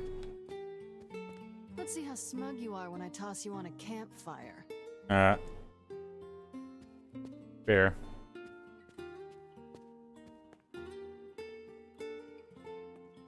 So I had no idea where I'm going or what I'm doing. Oh. What's up? Just having trouble getting to sleep. Something bothering you? No, the opposite, in fact. I'm just so excited about the wedding that I can't settle down. Aw. I bet it's gonna have streamers and dancing and bears on unicycles and everything. I'm sorta jealous. I wish I was Fira. Aw. You'll find a nice bride someday, Emil. Huh? Oh, right. Bride. Ah. You must be tired indeed if you misunderstood that simple social nicety.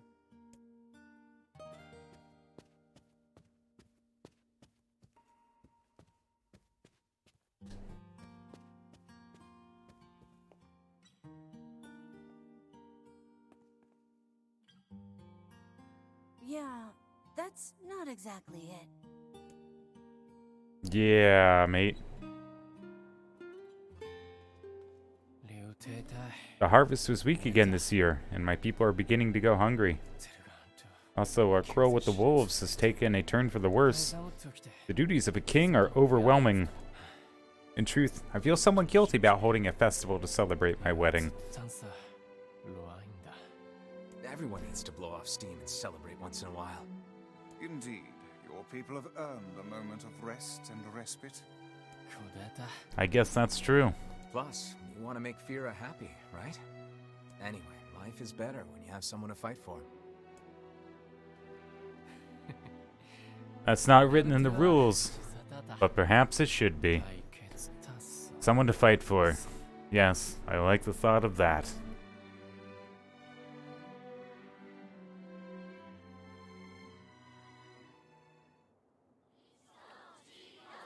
The day of the wedding.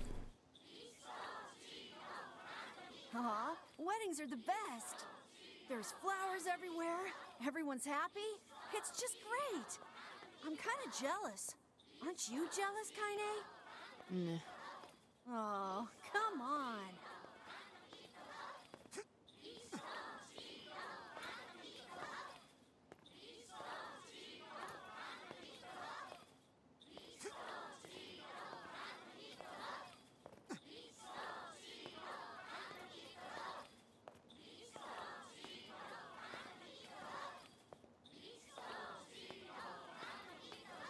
Anyway,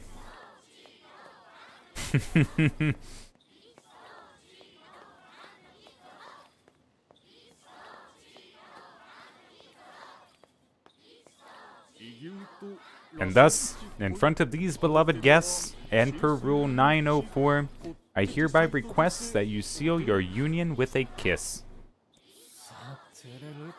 This sort of thing is always hard for me.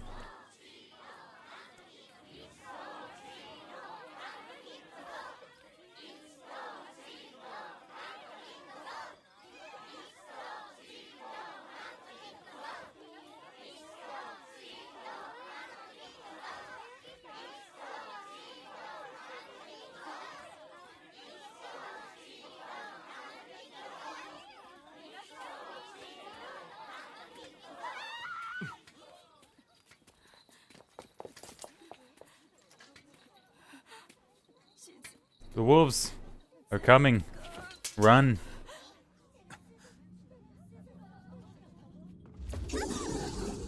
Oh,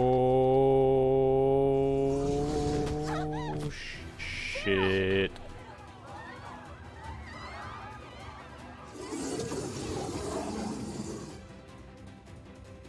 That wolf is a shade. Oh. The leader seems to have the power to reflect magic. You're right. Totally dodged that on purpose. Wow, I might be a little overpowered.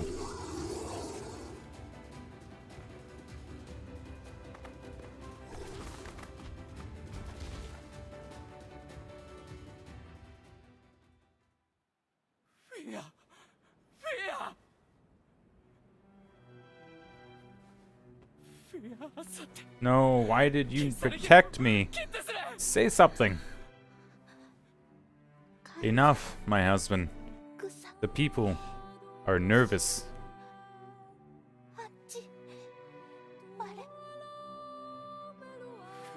Never mind that, Vera. You're... Thank you. You're going to be alright.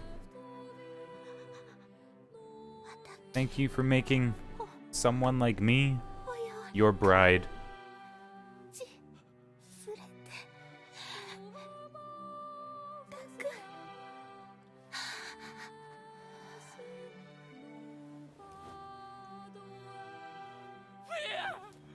No, don't leave. Freya, come back.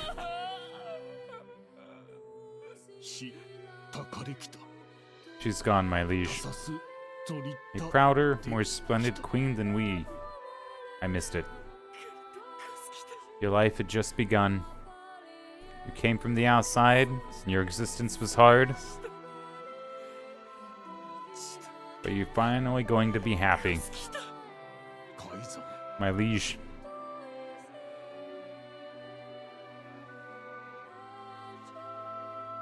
We were going to travel, to see new things, to be together. We were going to be together forever. We promised each other.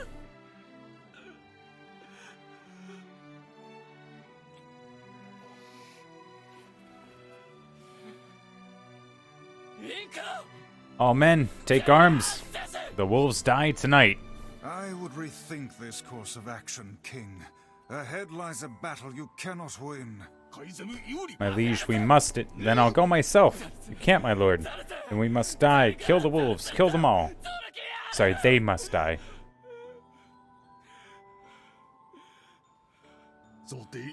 The queen would very much frown upon this course of action. You are the king and leader of the masked people. Your duty is to your people and their homes. While the threat of the wolves looms large, we must first solidify facade. Beg of you, do not bring shame to the queen's memory, as a ruler or a husband.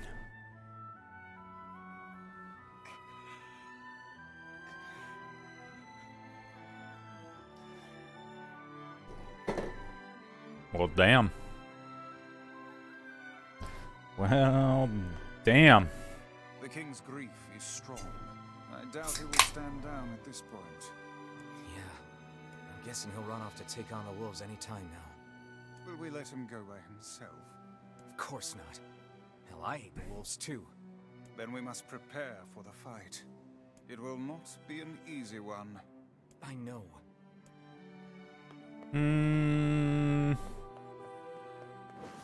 I won't say I have the strongest weapon in the game, but I have a really fucking strong weapon in the game. Like, one solid hit fucking ended that fight. I'm not worried. Also, I do apologize if my lack of ability to emote too hard and too loudly in those moments while translating kind of ruined it. I do have people who have laid down to sleep, and the walls here are kind of thin. Are you ready for battle, Vice says. Yeah, I'm ready. Yeah. Time to avenge Fira.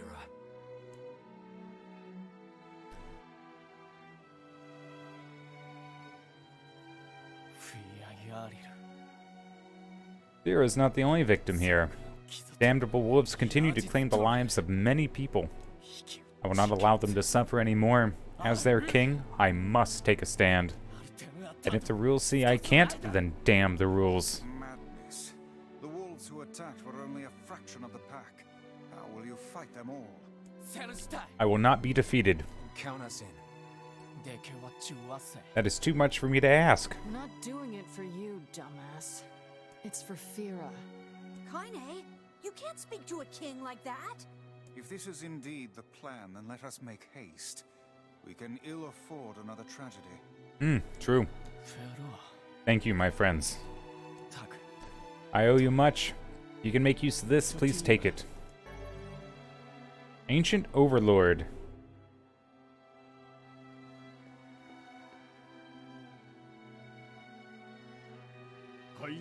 Where are you going, my liege? Strike the wolves. The city is yours. My liege, that is a violation of multiple rules. Did those rules keep Fira from dying? No, my lord. What did Fira ever do? She was so close to knowing happiness, then she had it snatched away from her. Yes, my lord.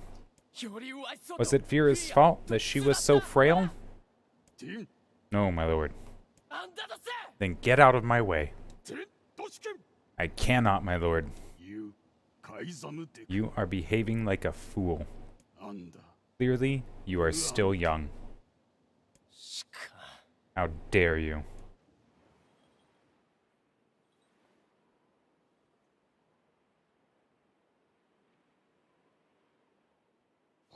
Queen Fira was a kind and gentle woman. All in our city loved her, did they not? Hear me, men of the mask. Who is our leader? The King of Facade. And who is our king's beloved? Queen Fira. Who stained the court with the blood of our queen? The wolves did.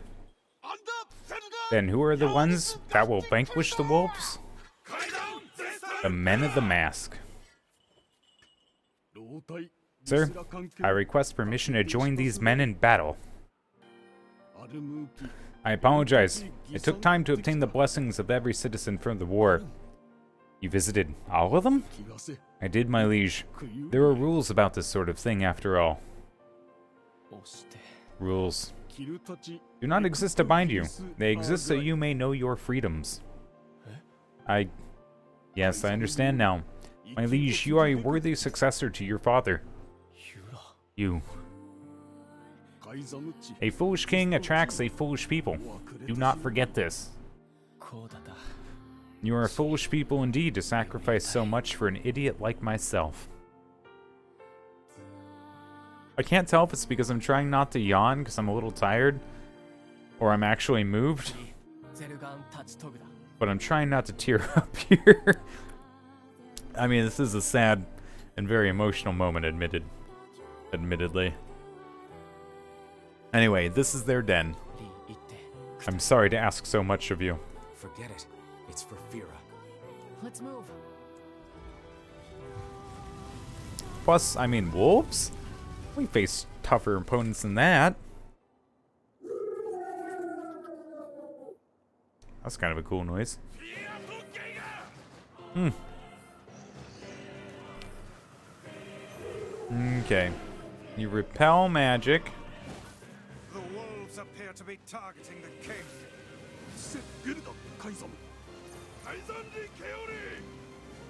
He seeks the king of Facade.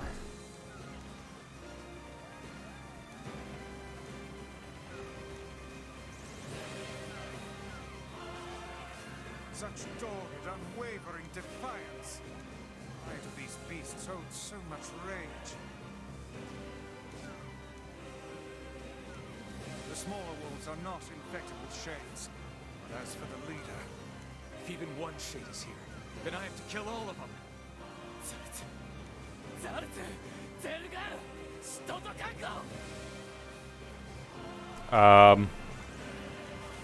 What the fuck is this?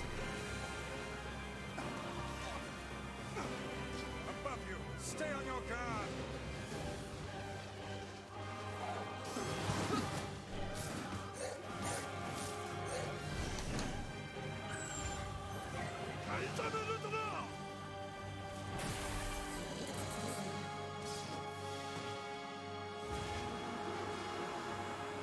Everybody should step away from there.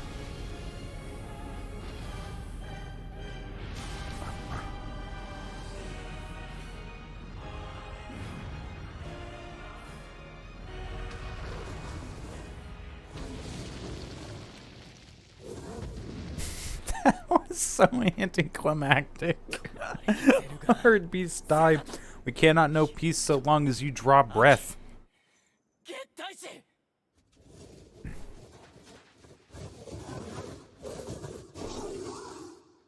This is for my people, and our fallen, and for Fira.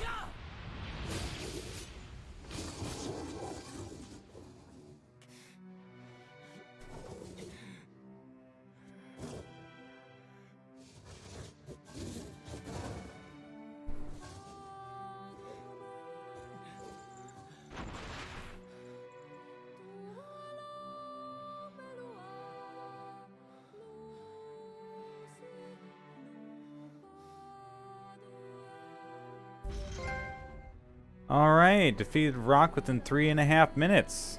Alright. We obtained the loyal Cerberus key fragment, sorry.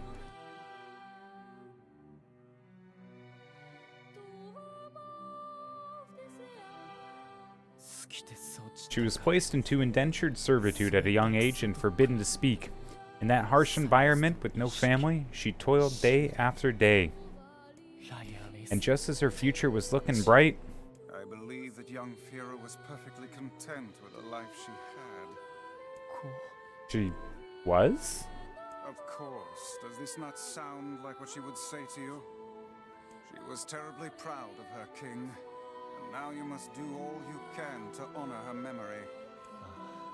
I will do my best, I swear it. I'm sorry. I need to be alone right now. King isn't allowed to shed tears in front of others. Is that another infernal rule? People with a mask live and die by our rules. Sometimes, we even break them. Isn't that right, Fira? The poor king. This is all the Shade's fault.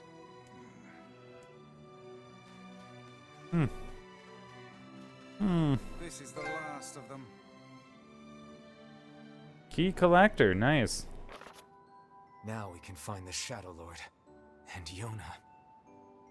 We certainly can. Hold on, Yona. I'm almost there.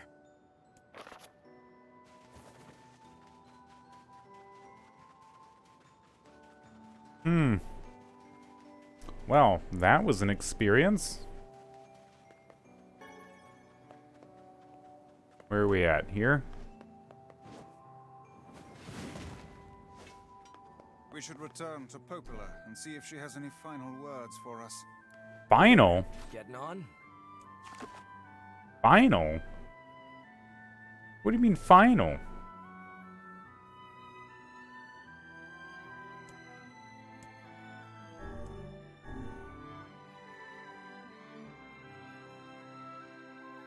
Wasn't there a whole other area supposed to open up in the junkyard? Junk heap, my apologies.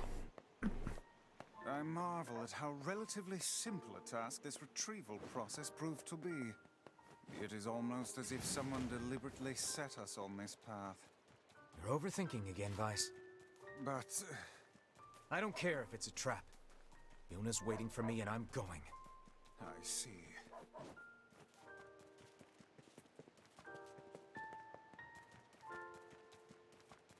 Okay.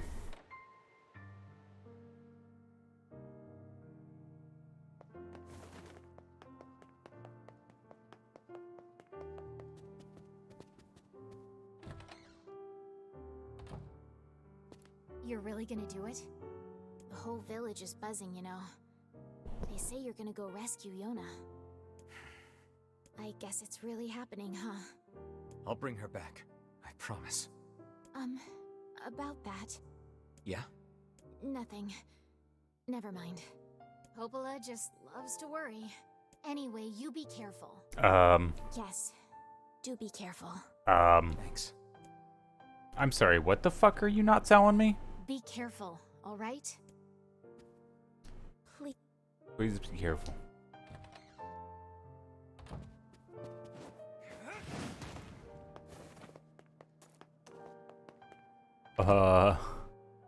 What?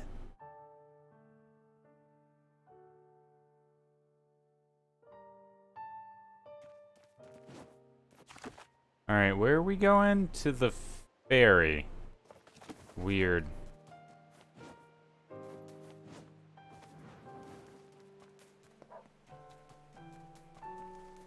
Yeah, sorry we didn't get you your memory alloy.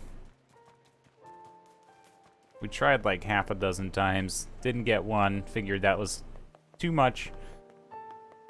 Especially because that fucking rail section.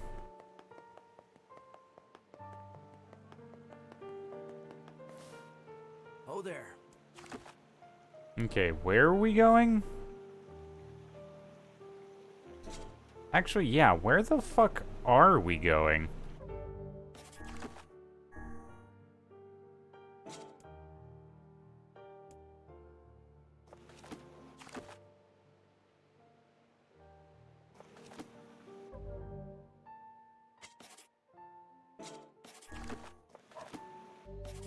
Oh fuck, I just saw it. Head for the Shadow Lord's castle. Where is that? Oh, we're level 31. I didn't see that.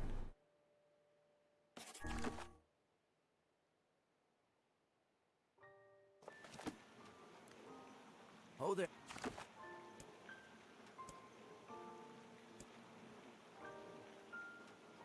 The Lost Shrine, maybe?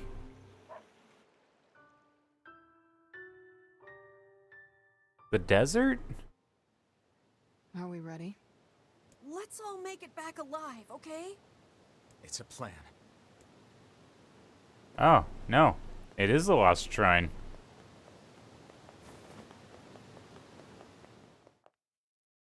Alright.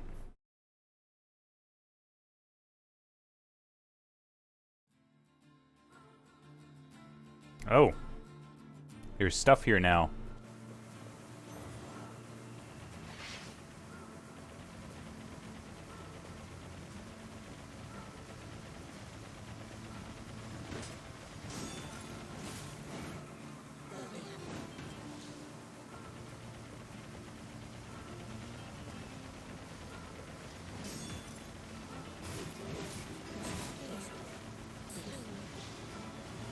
The fuck was that guy doing?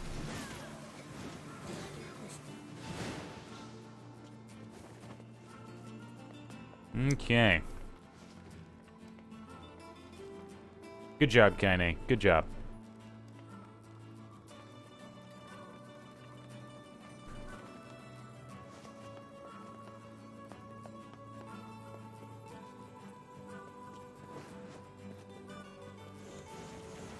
What the fuck is that?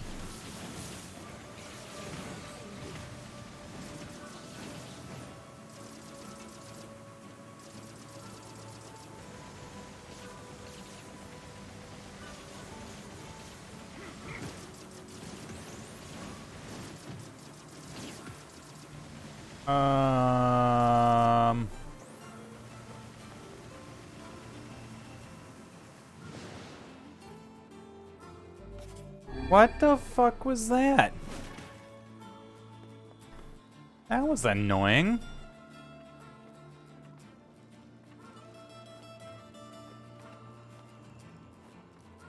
That is not any faster than just climbing.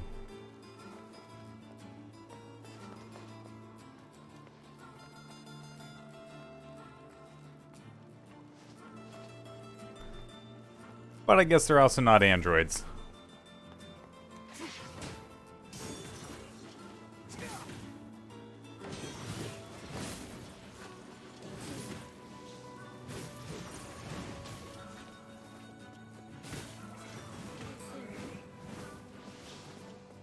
Let's go. Cool. And we're in.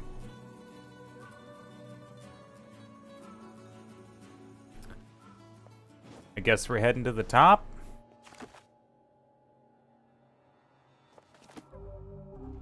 Again.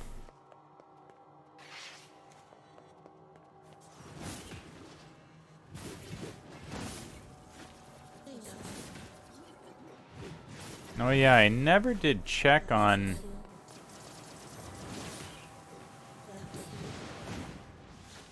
what it takes to upgrade the new fucking sword I got.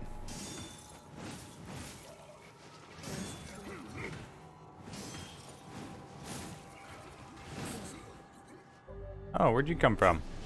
I haven't even looked at it, to be honest. Alright. Weapons. Is ancient overlord. Very light, though.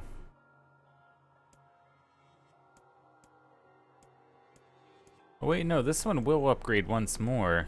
The Vile Axe?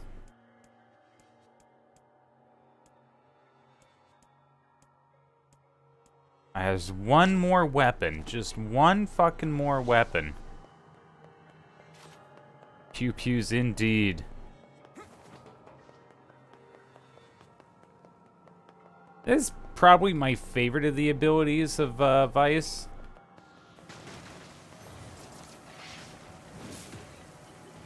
She's goddamn... I hit one button and just fucking took off. There we go. Now go off. There we go. Right. Need to go this way. I don't know.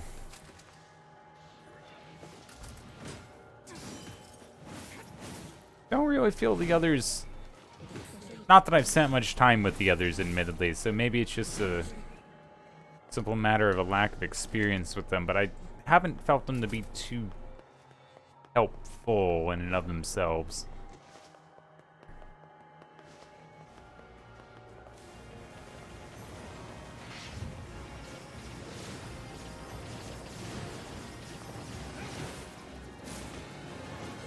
Look at that, and a complex machine to boot. Oh, wrong button. There we go. Where are we going? Where are we going? Right. Are there still enemies? No? Good.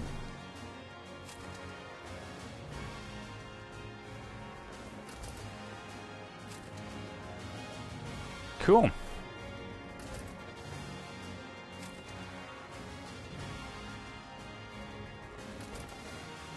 Whoa.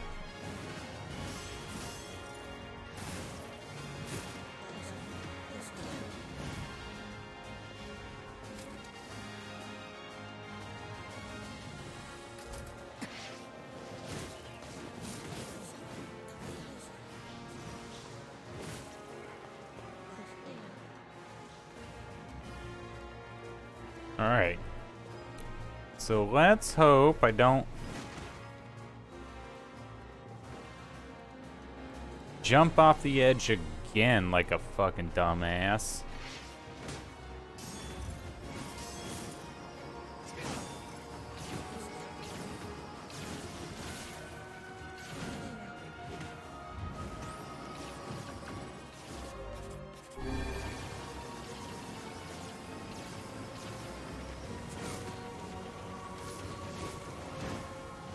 An elaborate machine. Nice.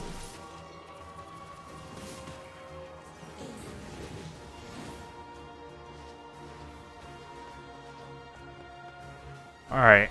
I still want to smack myself, because that's still a significant amount of progress lost, but you know what? Fair.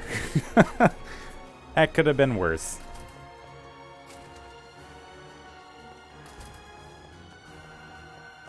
I guess the momentum in this thing is just too much for a protagonist to handle. Antagonist?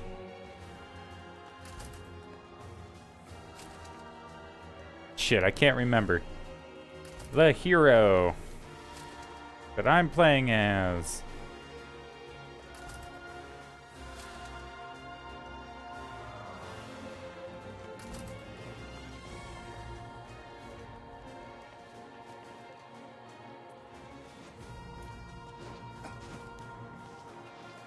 There we go. All right. And we're on our way.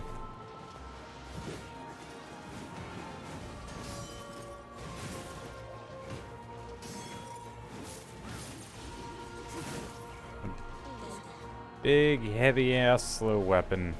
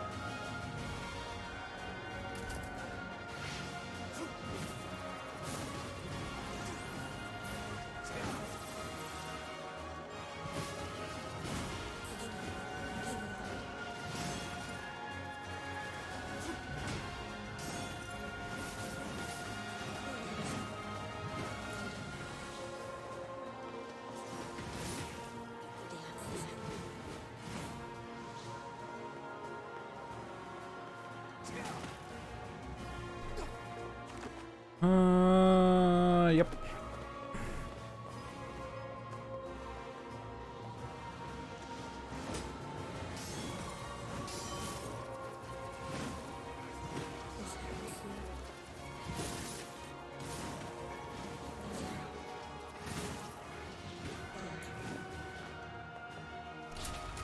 All right. I think we're almost there.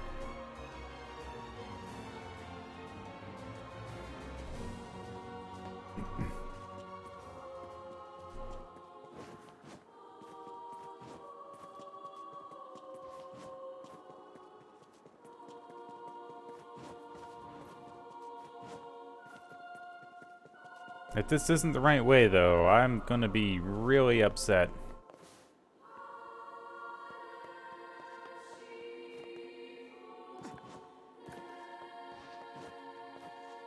I did not go this way last time.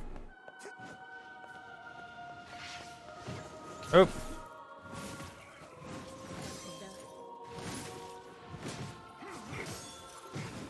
I would appreciate you stop hitting me, god damn it. Oh, there's another twisted ring. We need just one more now. We'll just swing wildly even though we're 50 feet from our target. Cool.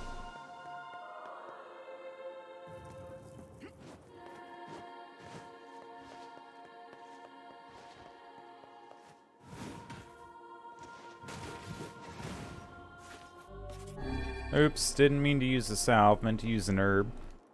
That's fine.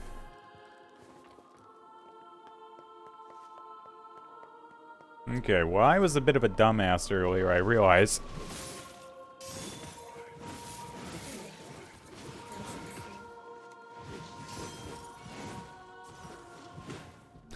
Oh, Kaine. Here we go.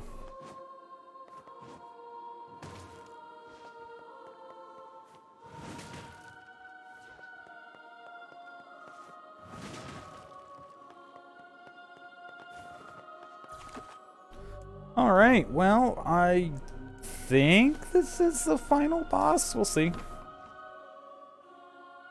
I remember this place now. Such an ominous sight. And yet I find it strangely nostalgic. Yeah. This is where Vice and I first met. And first fought together. Mm-hmm. Wow! This is where you used to live, Vice? Well, yes, I suppose. In a technical sense. Pretty nice digs for a floating magazine. At least it was free from annoying hussies like yourself.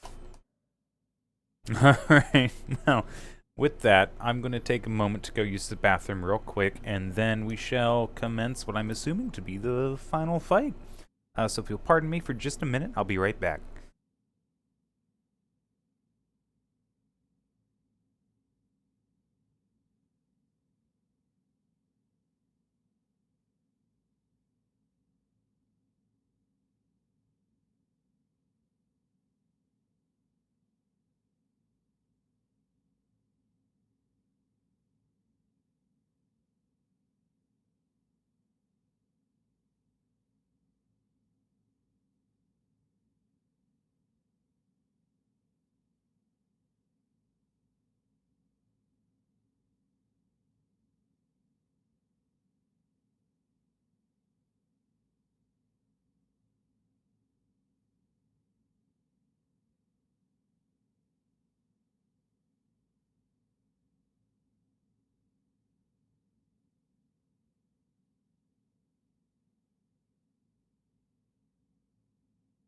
Alright, thank you for your patience. I am indeed back. Alright, here we go. Yep, fuck it. And now the path is open.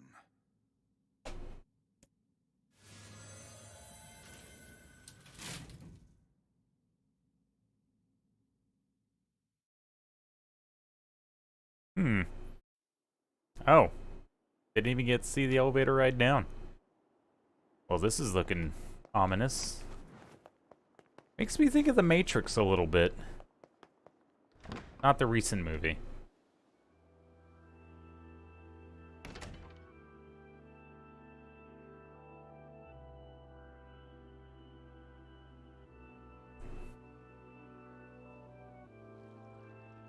Man, if my sister is captive, she better be at least able to run around here by herself.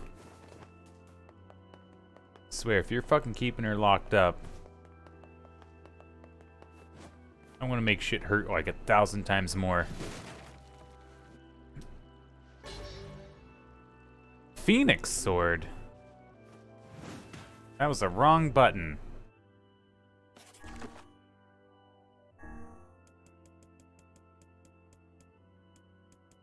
That's the Phoenix Dagger. There's the Phoenix Sword.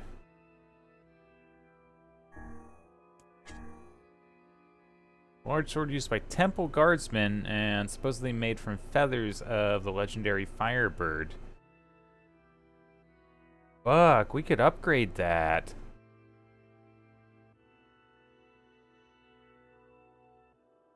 Damn, and is that really not all of them? Fuck me. I've only collected 75%? Oh my god, how many? 1, 2, 3, 4, 5, 6, 7, 8, 9, 10, 11, 12, 13, 14, 15, 16, 17, 18, 19, 20, 21, 22, 24, 25, 26, 25. Alright. Divide that by 3. That's about 8. So there's like 33, 34 weapons. Damn. Okay.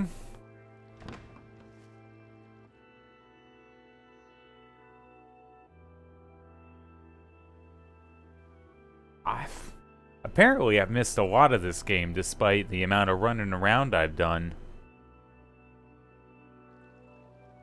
It's the same exact cutscene.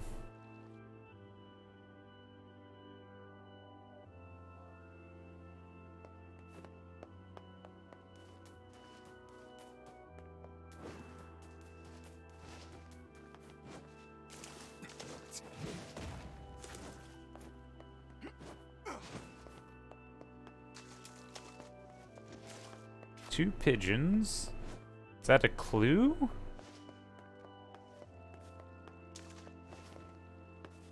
No boxes. To whom does the true voice speak? Ah. To whom does the true form show itself? You must answer. It can talk! I ask, why did humans disappear from the world? The hell is this? I believe this is some manner of password. Password? Yes. The correct answer should grant us access to the castle. I feel confident I have heard this somewhere before. To whom does the I ask, why did you must... Because of the black disease? I answer, because of a black disease. I ask, how can humans extend their lives?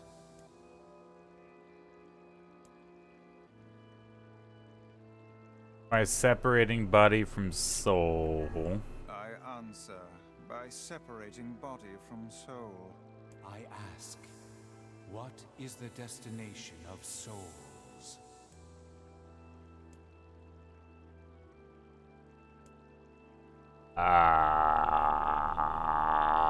Okay, so I got the first 2 right. I'm gonna say the Promised Land?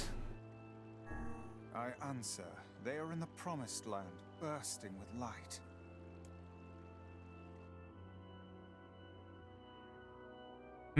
Okay, that wasn't it.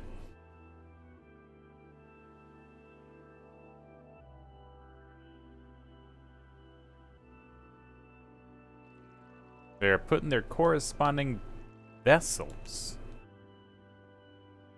And Last, I appear to have made an error. you, Vice? You? An error? Ah.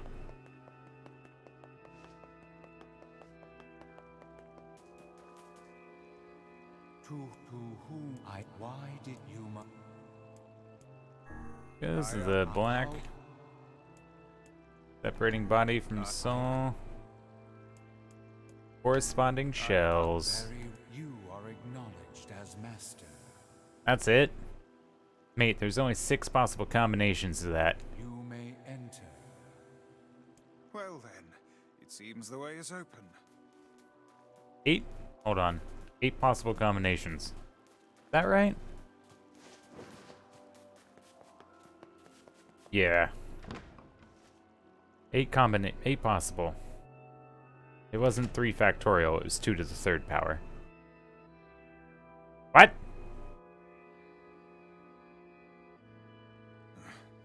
It's the twins from your village. Popla? Devila? What are you doing here? Hey, any chance you'll just go back to the village? This is a very dangerous place. Even if you can find Yona here, you probably can't get her out. How did you get here? Shh. We're asking the questions right now.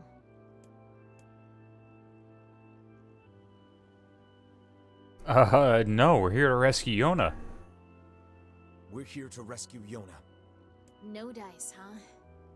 Well, I guess we don't have a choice then. No, I suppose not. How sad.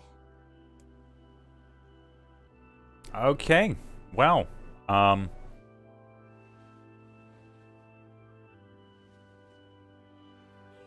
We didn't want to fight you. We really didn't want to.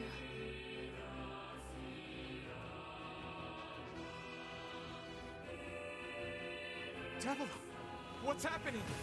Sorry, this fate was predetermined. Still, we spoke to truth. We really wanted to avoid this if possible. We were hoping to put it off for 100 years or so, until the next generation came along. What are you talking about? Are they shades? I don't think so. It's a lie! I don't believe it! We never thought we Damn. were this powerful. This is madness. Why do you block our path? You have no cause to speak so with us, Grimoire Vice. You are a traitor.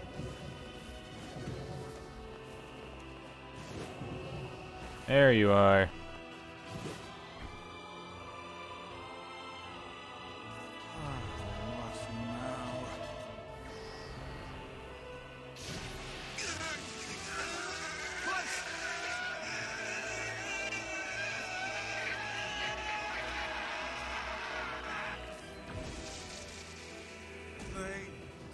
Copied my powers.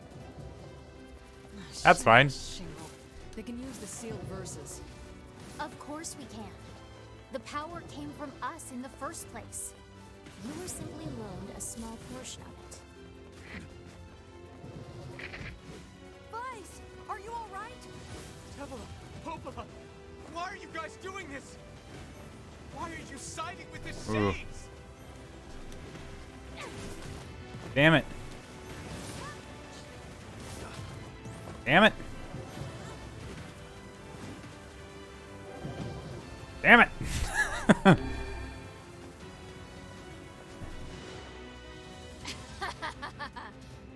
Why? The answer to every riddle lies within the heart of the Shadow Lord. Shadow Lord?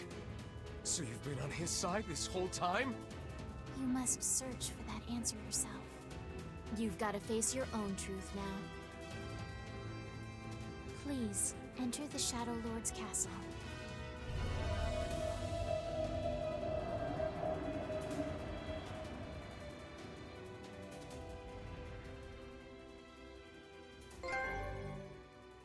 Oh, I did that within 3 minutes. Nice. Cool.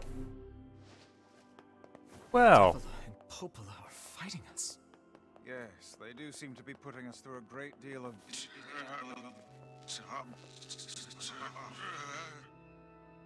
You okay, Vice? How odd. For long years, my mind and tongue have been my greatest assets. But now the latter seems to be... Well, Vice? do not look at me like that. I am Grimoire Weiss. I am perfectly... Why does it sound mechanical?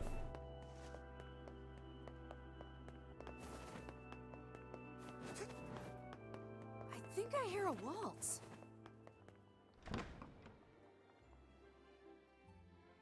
Why does it sound mechanical?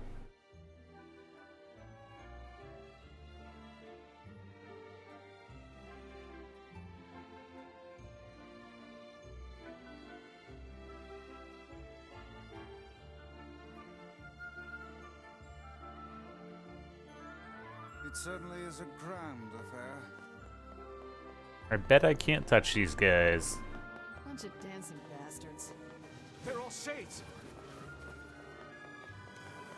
Ah.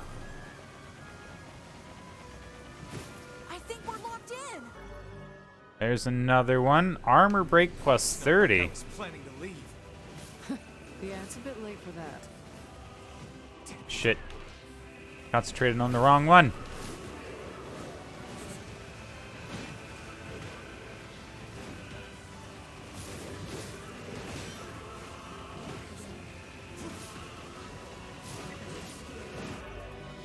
There's another one. Okay, there's half the words.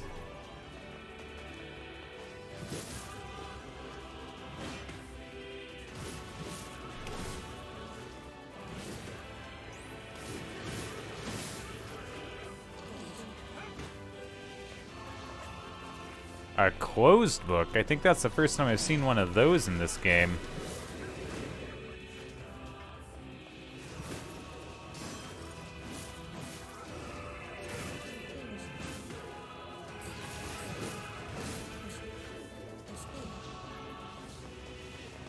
I could be wrong.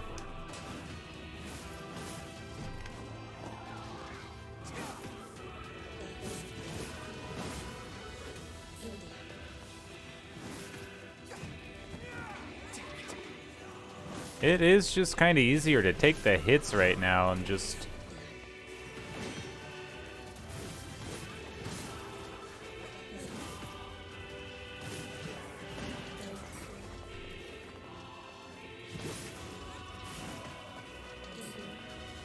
Is that it? No, there's another one.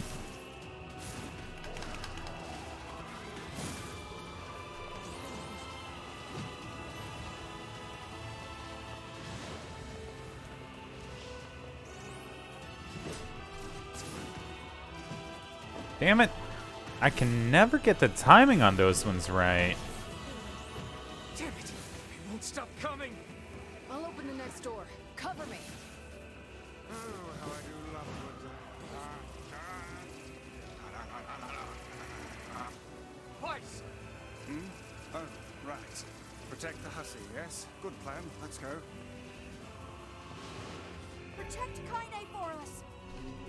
Guard resistance. Oh, there's a couple of these ones. Kaine! Hurry! It's not open yet? Do I look like a goddamn locksmith to you?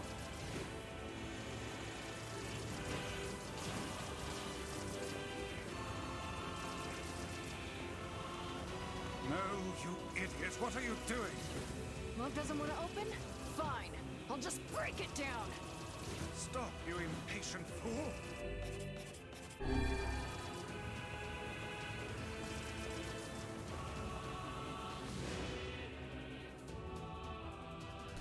Goddamn no good bullshit bastard! Open the fuck up already! Ugh! Got it. Kaine, look out! You could turn around a little faster, bub. Oh, that looks dangerous.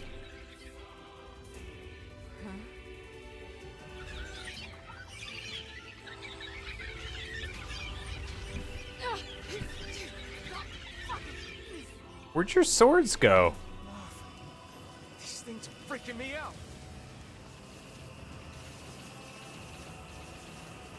Alright, these ones I think we should shoot at. We need to help Kaine. We need to help Kaine. Trying, bub. You okay? Yeah, but we got problems.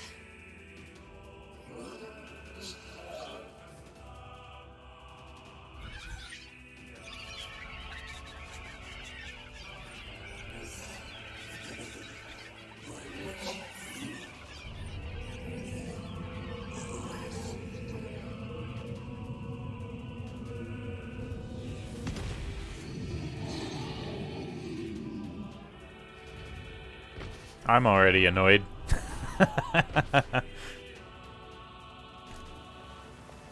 We don't need forgiveness, asshole. Damn it. Kaine? She's part shade, remember? Easy. We leveled up even. Damn shit. Oh dear. I wonder if I could have put this on hard even.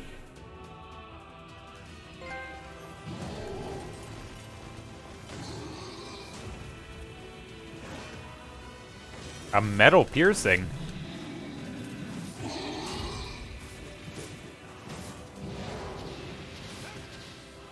Why is it not dying? Can we even hurt this thing? Yeah, we can. Far. Oh no. I can't stop now. Damn it. That's the third time. Focused, Kaine. Don't fall victim to such distractions. Come on. We have to keep going. Let's go.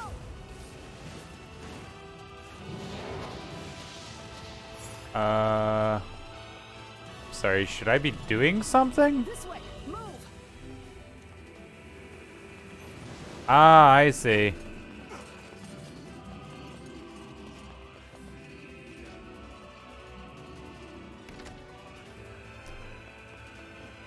I don't know if I should have stayed and kept on fighting or not. Dragoon Lance. Up here.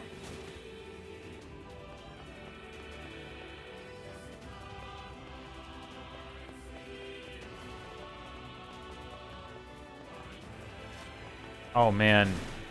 A new game plus playthrough of this is gonna be fucking great. Can we deal with this thing?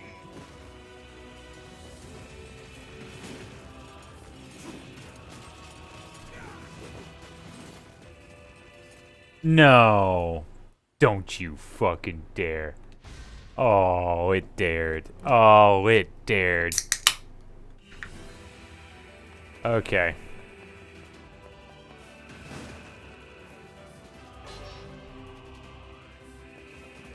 Okay.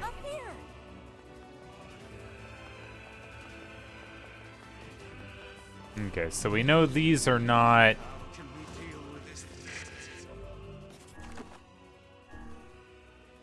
Alright, hold on. It's light. We'll switch to it for now. We can go back to the vial.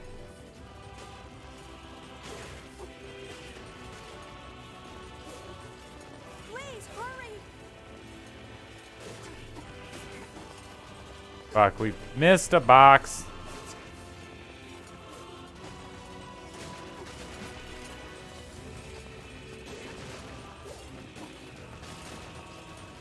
There's gotta be another weapon there.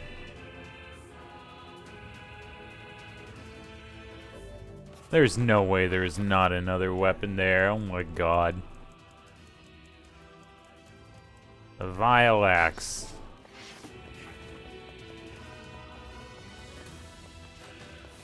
Damn it, I can't get it open. Wait, how'd you get in here?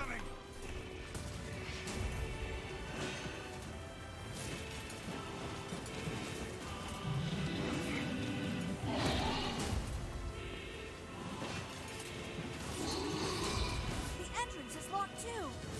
It seems we are in a bit of a predicament.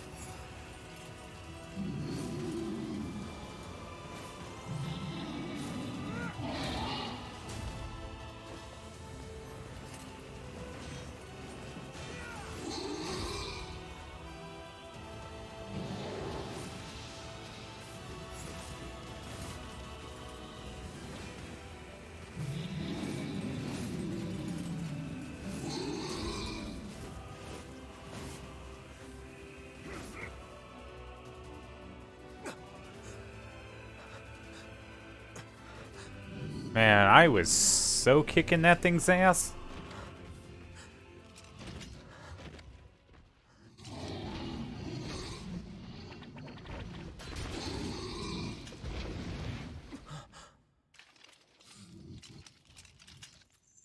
Oh.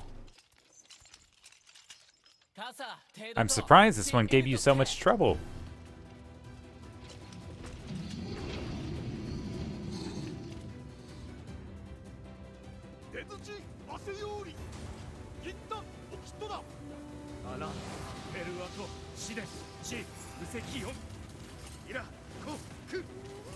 Something about a debt, time to repay the debt. What are you doing here? I can't read it. You are correct.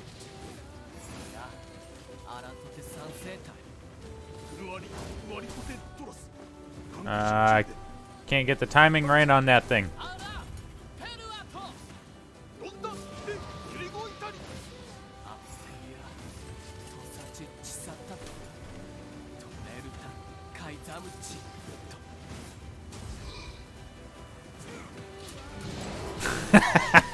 Look at that.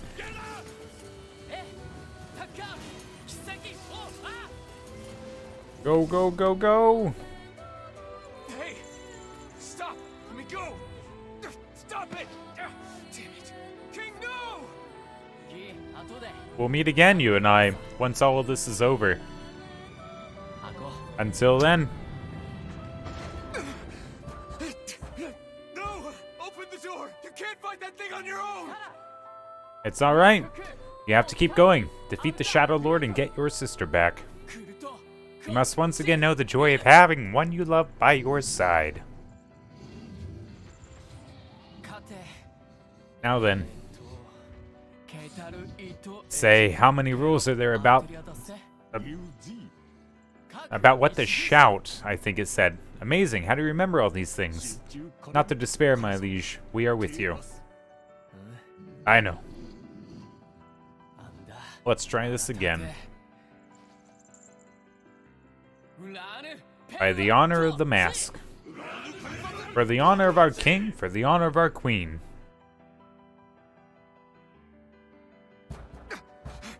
Open the damn door! Ah. Knock it off already. Let's go. Kaine. She's He's not fighting wrong. for you. And for Fira. Don't let him die for nothing. Friend. I also just realized I dropped a lot of fucking frames in the past, like, 10 minutes, and I haven't been able to fucking check. I hope they weren't all consistent. That would be really annoying otherwise.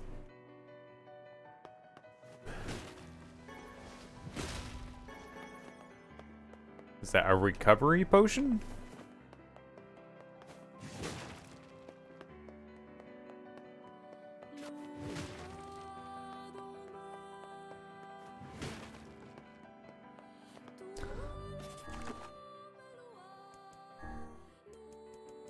What's the Dragoon Lance? I grabbed the Dragoon Lance, right? Oh, right. It's because yeah. There it is.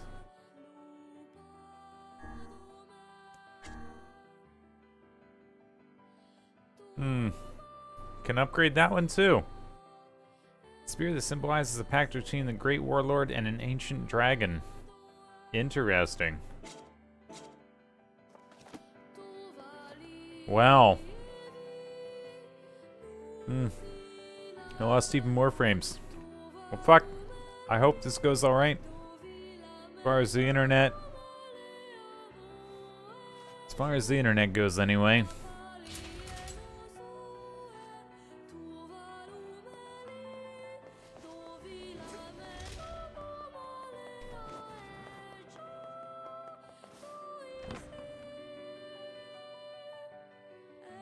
Looks like a new game plus is going to have to be in the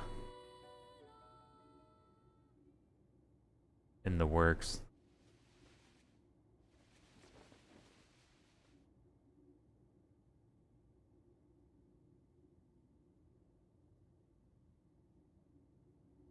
Devila. Popola. Oh, look. You made it. We've been waiting for so long. Why are you doing this? It began 1,300 years ago. Humanity, finding itself on the brink of extinction, undertook a last-ditch rescue plan called Project Gestalt. Gestalt? Do you still not remember, Grimoire Weiss? Then let's give you a refresher.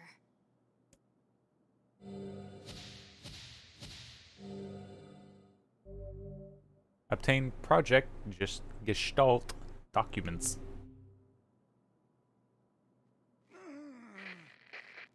Weiss! My mind. I remember. Devila. Popola. You are not human. In fact. Oh no. Yeah, sometimes the truth can be a real bitch. You want to finish that thought for him, sister? All of us, every person standing in this room, are mere shells created by the true humans. What are you saying? You still don't get it? You aren't human. So then humans, I mean, the true humans, are extinct? No. They still live on. You know them as shades. Each shade is a twisted remnant of what was once a human being. Crazy, huh? Now let's skip the part where you stand there with your mouths agape and just get down to business. Wait. Sorry, but we're gonna be needing that shell of yours. The rightful owner has been waiting for a very long time. Please don't be angry with us. We are only doing our duty. Our endless existences have a single purpose: to control the lives of others in accordance with the will of the true humans. The Shades. You have your own motives, your own desires. And we have ours. I fear it really is just that simple. Don't speak such foolishness.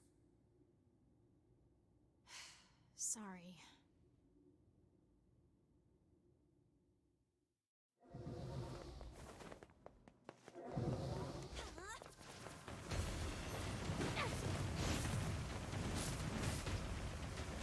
You and us, we're the same. Tools in the hands of a master. No. Damn it. If I could just fucking... I need to time my shots better. I need to react faster, too. Would help.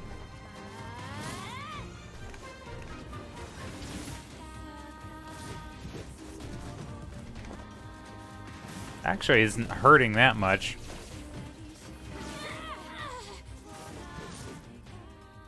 I honestly think that was less than 30 seconds. Oh, come on. OBS. Devila!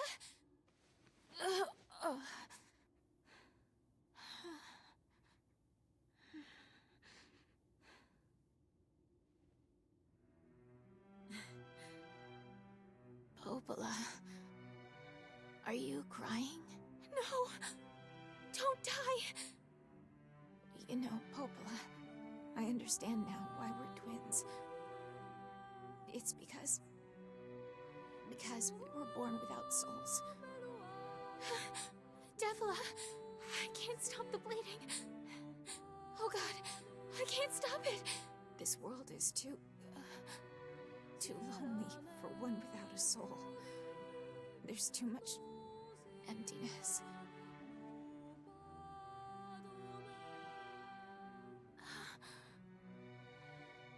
Our souls are missing. And yet somehow our tears still work. It's kind of weird. Sorry, sis. I love you. Devila! Devila! Don't you go! No, I can't be alone! Devila!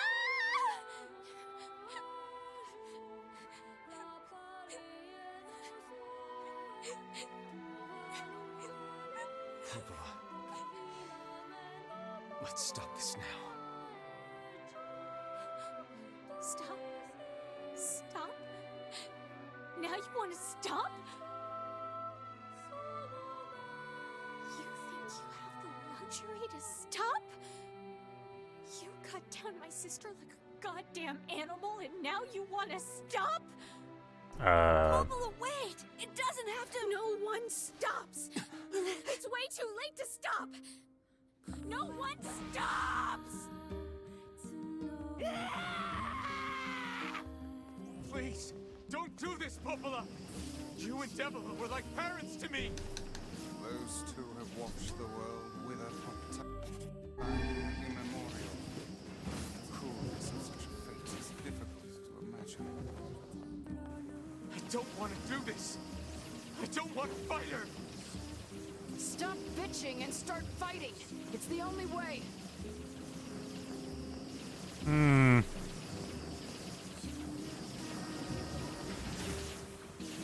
That did some damage.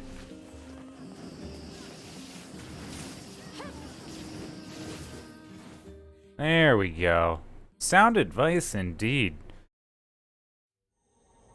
Yeah, exactly. Kinda definitely had the right idea. No stopping ever!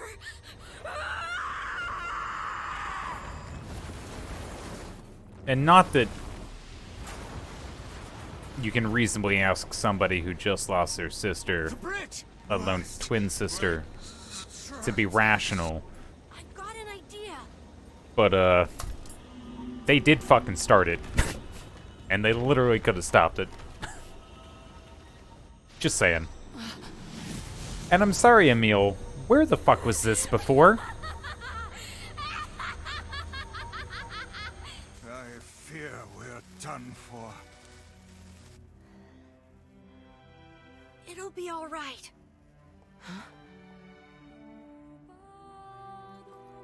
You know, when I was young, I hated my eyes. And now that I'm older, I hate what my body has become. But there's something else there now. Something like pride, you know? I mean, without all this, I couldn't have become your friend. Oh my god, the internet is being Goodbye, my shit at the worst possible moment. Thank you for everything. Emil! For so long, all I could do was destroy. But now, I have a chance to save something. No! Now get going, okay? Emil. Don't worry about me. I'm gonna be fine. You're gonna take on that by yourself. Emil! You jackass, get back here!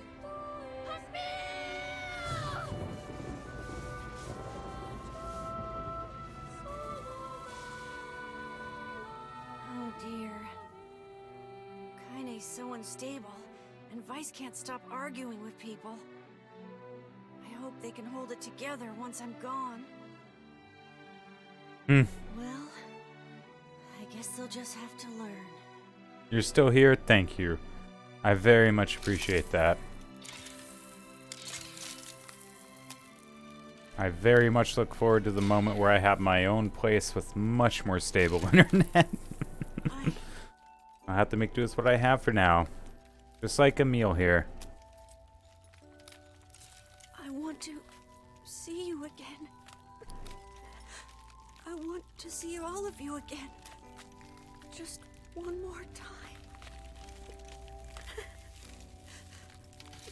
So what exactly is he doing right here? Scared. I don't want to die.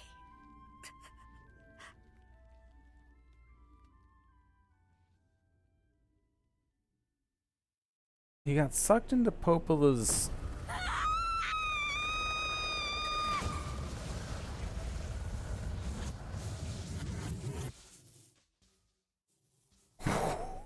Holy fuck.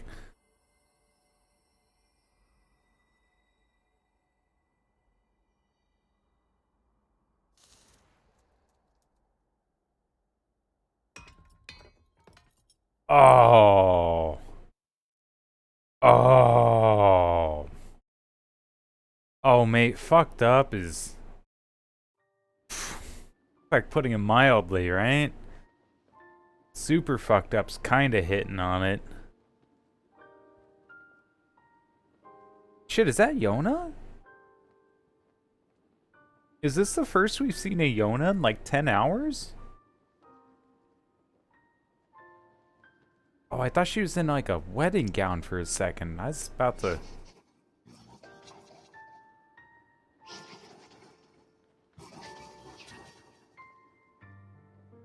like he's speaking.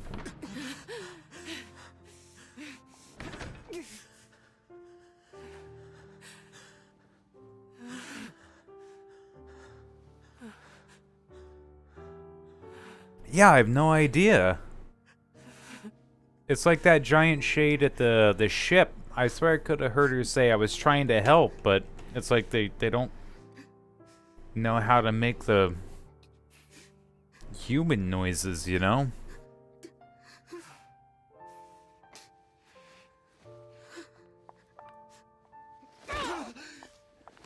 You know, oh no, no, no. I was gonna say that'd be pretty fucked up if she was in a wedding dress. I'm sorry. No, that would be pretty fucked up. She's only like 14.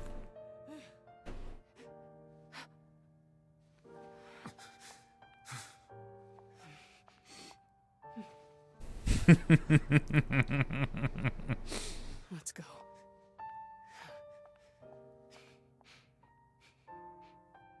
Also, I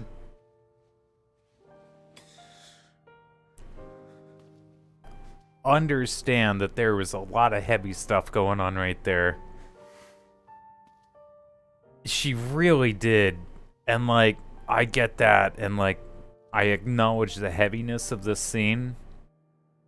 But I'm not gonna lie. And maybe this is something I need to look at with myself. But it was a little hard to take that seriously when her butt crack's being hidden by not even 3 weaves of lace.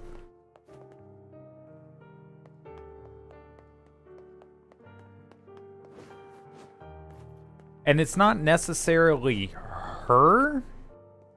It's that I'm giving her the same treatment that I give those anime that are obviously written by those people you could probably easily shove into the same bucket as being living in their parents' basement, never touched a woman, doesn't know what intimacy is, kind of thing. I mean, obviously not the case with this game. It's so well polished. It's just that she's such a stark departure, in my opinion, from everything else that I just can't help but feel that she was written kind of like that regardless, you know? And I mean, don't get me wrong, I am all about wear whatever the fuck you want. Yeah, right? Exactly. I mean, she does, you know, and she's a hell of a character. I love her personality. I love that even when what she's wearing is brought up, she's still just like, fuck you, which, you know, I think should be the general approach from, you know, every woman, provided, you know, there wasn't, you know, statistically violence against women who, you know, oppose their male oppressors, you know, but like, again, it just feels out of place enough in this world that like it just kind of feels like it's, yeah, I know, right? It is like, if I had a girlfriend and she came in wearing that, like, oh my god, I would have came and then fallen asleep in like 10 seconds, right? It is absolutely amazing. It still just feels so fucking weird and out of place. I don't know. Maybe I'm wrong. Maybe I'm wrong in that regard. I think that's really what it comes down to. Is it just feels so out of place. You know? I don't know. I could be wrong. I'll have to think on that some more, actually. Maybe I'm spouting some patriarchal kind of shit. I just don't quite realize it in the moment, but it's just, I don't know. I don't know. Yeah, I guess. I mean, don't get me wrong, she is every bit a kick-ass. She's like 10 times more kick-ass than my character. Look at this guy. Kind of generic looking. He doesn't even have a name, right? It is. You know what? That's a very good point. It very much is on us because we're doing that. And I am bringing up those particular aspects as well. And bringing them to maybe not the forefront, but definitely not on the back burner of a conversation. Yeah, you're absolutely right. Yeah, that's fair.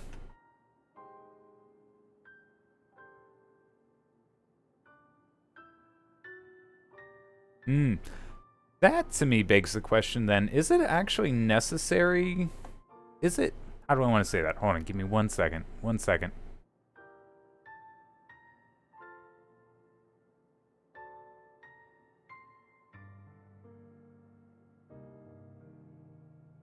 Is not paying attention to something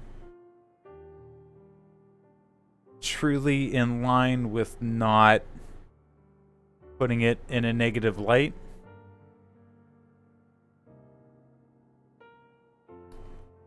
Because I think I can see maybe some cases where ignoring something, and I think ignoring something might need to have some context for any particular situation. So I'm speaking very broadly here.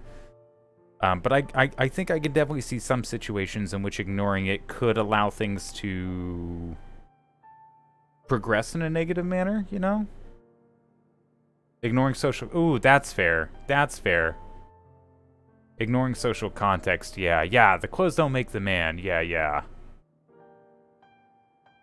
Okay, that answers my question then.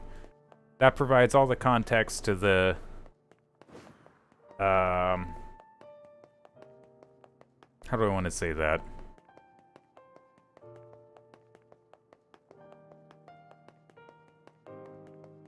That nicely allows context to take hold and be part of the answer to the question, I think is what I'm trying to say there. Anyway. Oh, that's fair. Yeah, driving fast in the forest is very different than driving fast on, I don't know, one of those fucking middle America interstates that are super fucking flat and just, whew. True, 100%, 100%.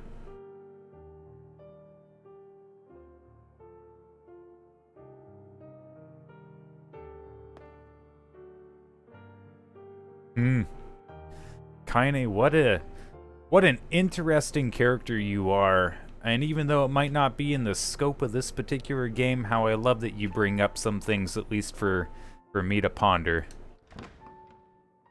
Oh. Oh, fuck. Was not expecting that. It's like a million of them.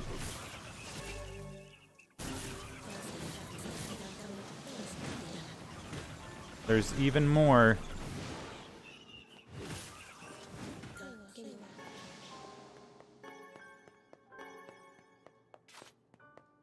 They really are. They really are. Oh my god!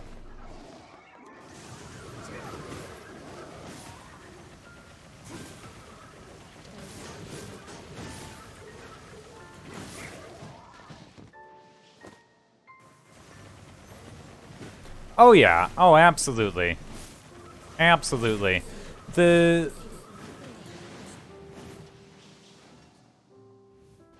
2B's clothing is both, a little less revealing.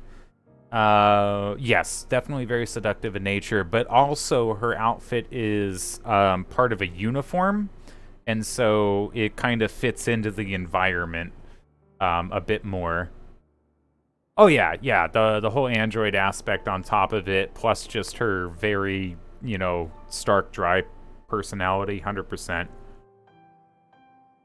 But I will argue, at least for me, is she, not only 2B, but A2, they just fit into the environment, regardless of their attire, that much more than I think Kaine has, at least visually and thematically. Personality-wise, Kaine just fucking fits right in. She's on just bad bitch. I love her.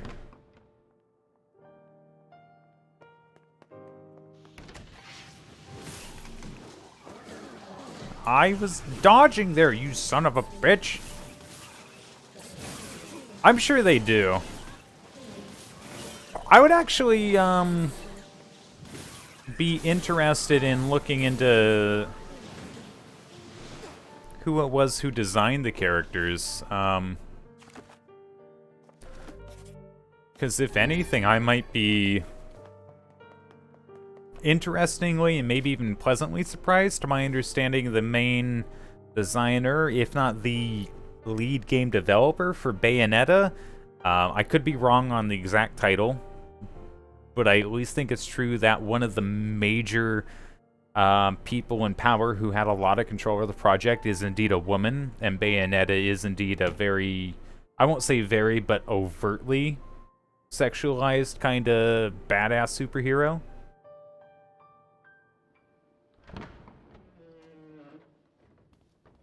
Oh, absolutely, yeah. And I think that's probably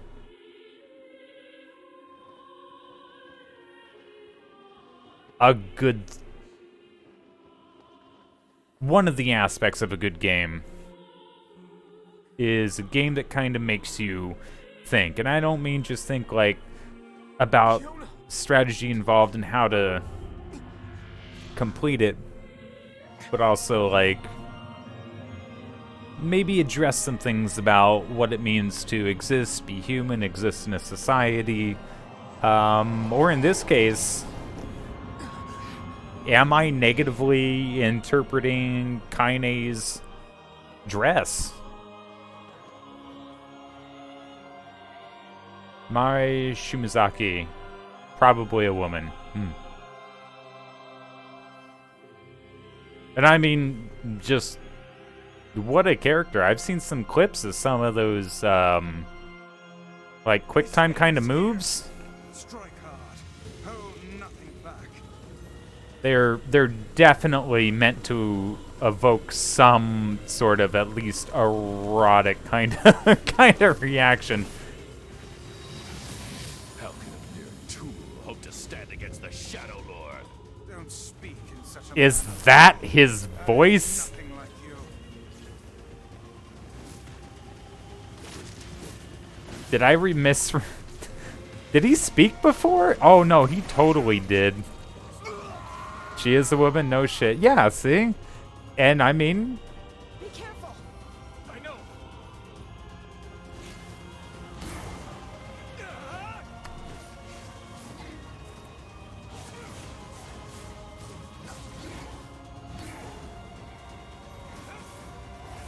Hold on, I'm trying to put a thought together while simultaneously fighting this fucker.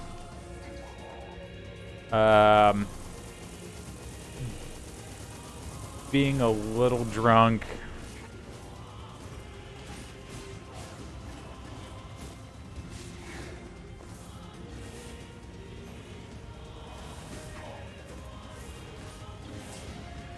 Damn it, he got me. Boy, he's not doing a whole lot of damage at the moment. Vice, you alright?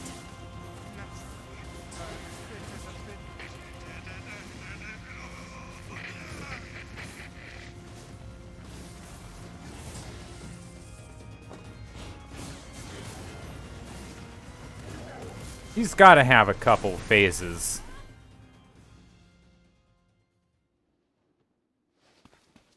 Wait.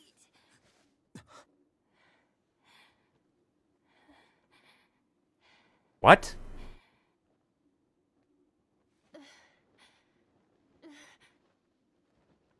Akihiko Yoshida? I hope I said that right. I probably didn't. I apologize to them if I didn't.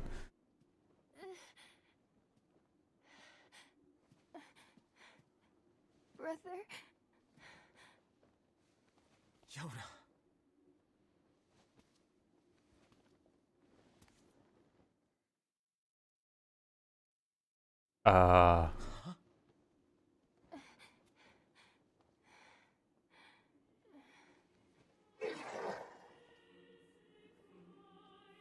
Please, just stop. I don't want to do this anymore. I don't need someone else's body. I don't want it.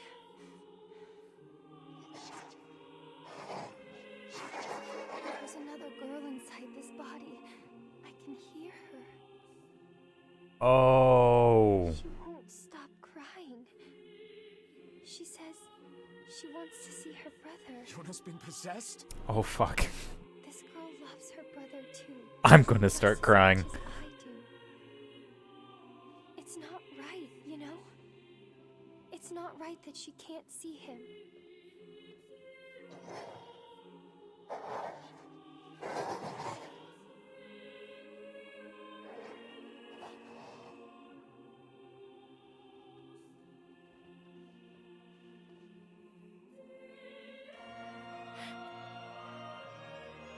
It's you, isn't it?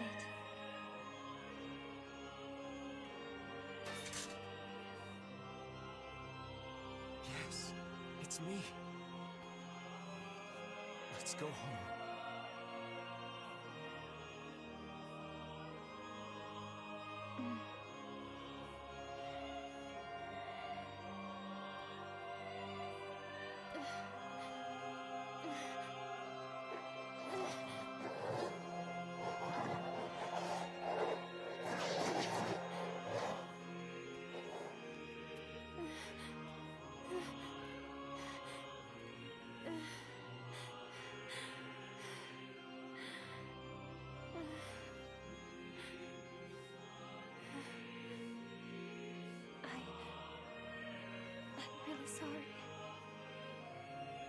I don't know what to.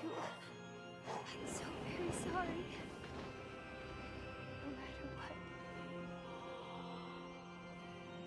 Just know that I love you.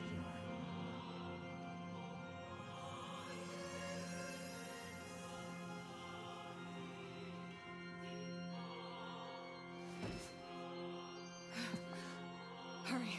The shade that possessed her is gone.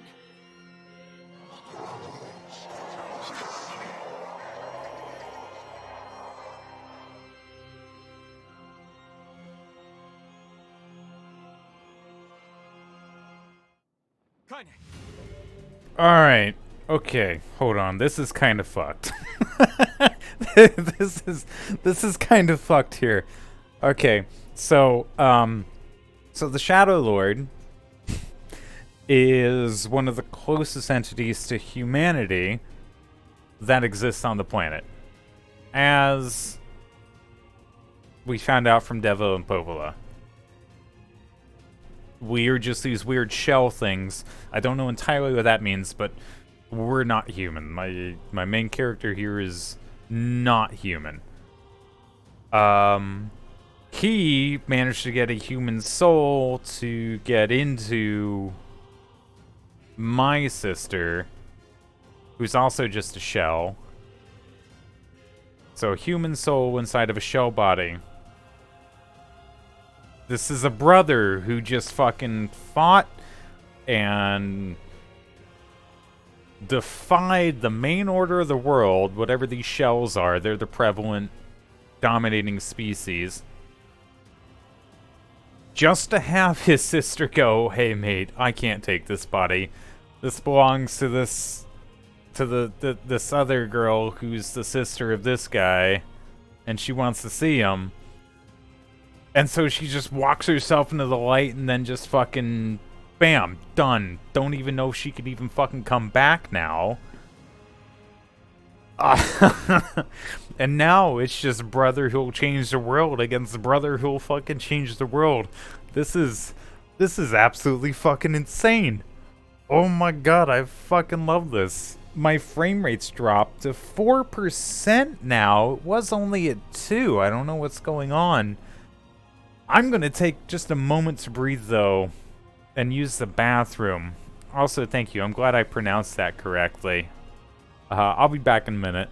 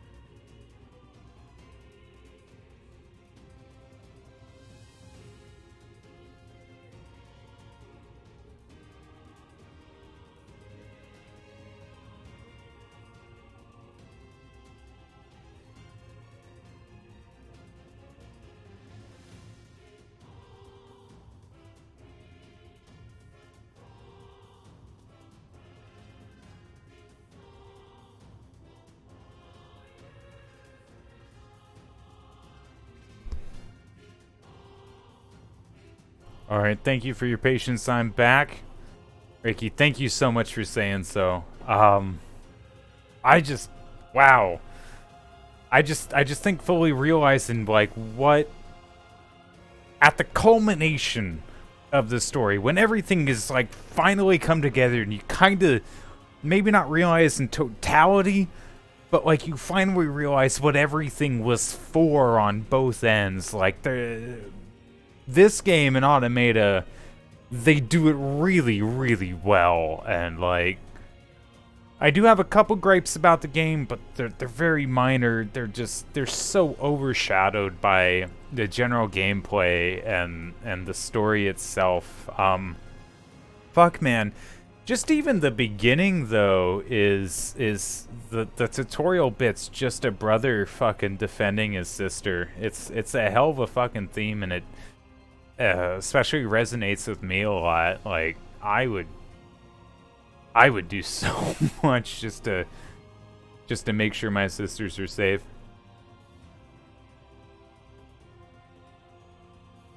Oh yeah. Yeah. Absolutely. It's amazing. Oh, but now we gotta shave shave the Shadow Lord. Okay, I can talk. We have to defeat the Shadow Lord and save Yona. I know, right? Exactly. And what's even worse is, for me personally, my internet's fucking fluctuating and I keep losing frames. I'm up to 30,000 lost now over a 3-hour stream. Almost 4.5%, 0.3 since I've used the bathroom. I don't know what's going on. But yeah, story-wise, ridiculous. In any case, I'm gonna get to it. I hope it looks okay. Watch over Yona for me. You want me to understand your sadness? You think I'm gonna sympathize with you? I swore. Mate, he is you. Are you shitting me? Puts them in danger.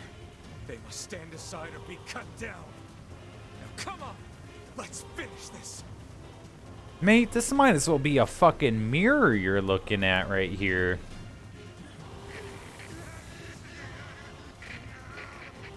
Vice, what's wrong?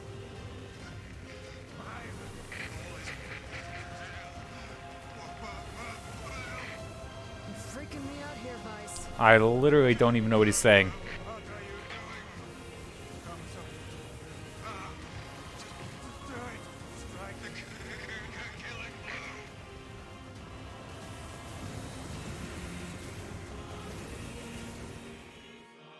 What?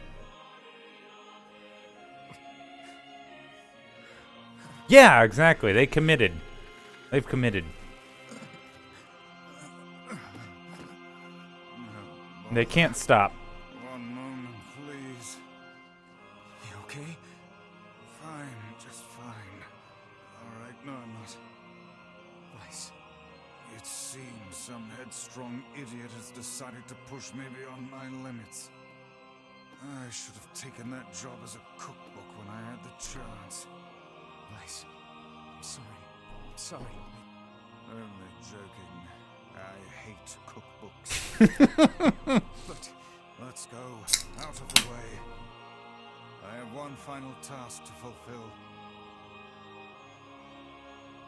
Where are you going? Why, to stop him, of course. But after that, it's up to you. Only you can see this battle to its conclusion. I wish you luck, my friend. You can't. I swore I'd always fight by your side. You are an exceedingly stubborn lad. You know that, yes? Perhaps that's why I've so enjoyed our time together. But I fear this is where our journey ends. Vice! Oh, and remember what I told you about using my full name? Vicey. Well, forget it. I've grown rather fond of Vice. Vice. I knew you'd come around. Don't let it go to your head now.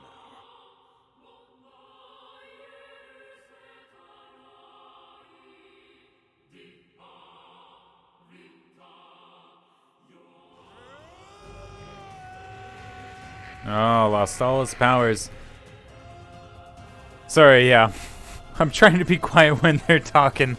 I have a habit of just keep rolling myself. But yeah, you're absolutely right. Because they came this far, it seems that both sides, like the Shadow Lord, like I said, just a brother who lost his sister trying to get her back. My character, brother who lost his sister just trying to get her back. They've come this far, why not just finish it off? And Grimoire Vice, yeah, he was created to assist in this project, which I don't think I fully understand the details of now that I think about it. I don't know that Papa and Devil really gave too much detail aside from humans turn to shades and we're shells with souls in them, in us. Or at least my character is. Yeah, I actually can't remember the exact role that Vice and I can't remember his opposite. Blanc? That sounds right. Grimoire Vice and Grimoire Blanc.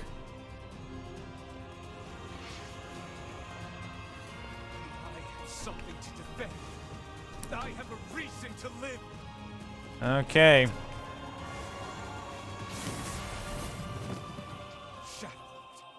What in the fuck happened there?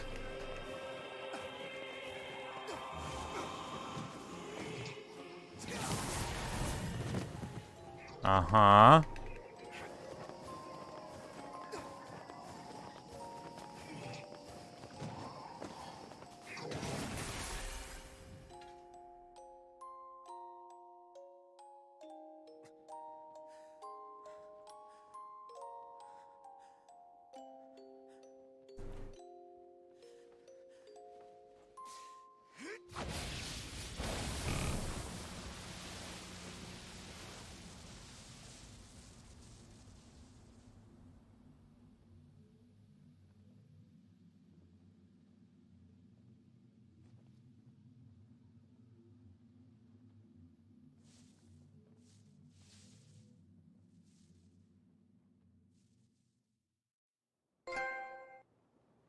Oh, I defeated the Shadow Lord.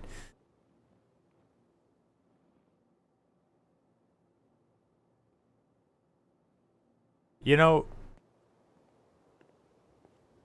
in a weird way,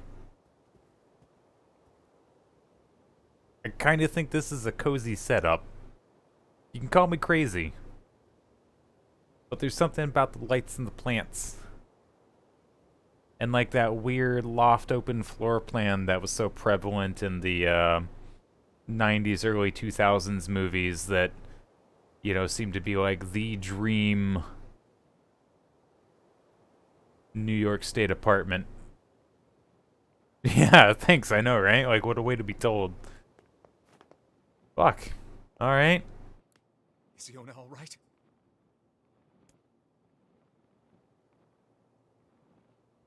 Oh, no. She shook her head no. Oh, God, no. Oh, please, the girl is fine. What? Vice? Where are you? Are you okay? I am as well as can be, considering I have lost my physical form. Doubtless my voice will be the next to go, so listen closely. Your sister is safe. Do not mourn her, and do not give up hope. Instead, you must call her back to you. How? Use your memories. Recall the times you spent with her. Present her with proof that the two of you live still, and that your lives have meaning. I don't know. Typical. But take heart. I know you can do it.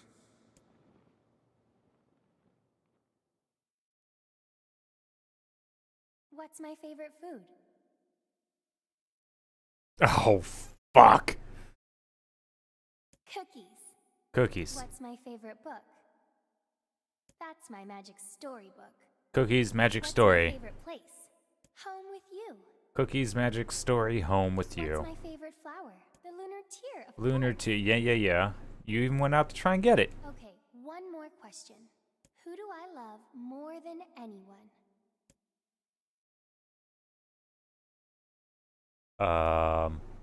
That's not the right name. Wait, what? Do I have to type it in? Hold on.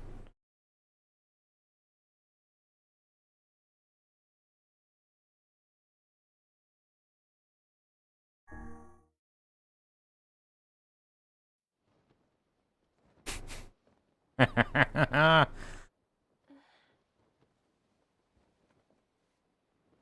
that you?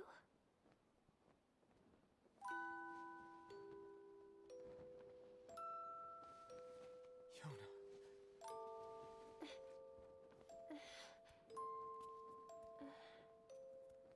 Is this my body? Yes, Yona. It's yours and yours alone. Yeah, I know, right? You look bigger than before. Like you've grown up. Well, yeah. I guess you haven't seen me for a while. Have I been asleep this whole time? Oh, I didn't even think about that. Something like that. It's almost like I'm a princess from some fairy tale. Oh, Yona. I'm so happy to have you back. Me too. Kaine. You and your sister, you have a good life, Kay? Where are you gonna go? 5? Guess I'll... You could stay with us, you know. Oh my god. Thanks, but I'll pass. You know how it is. I got my own shit to take care of. What do you mean? Personal shit, alright? Anyway, take it easy, yeah? Kaine. Hey, look. It's beautiful.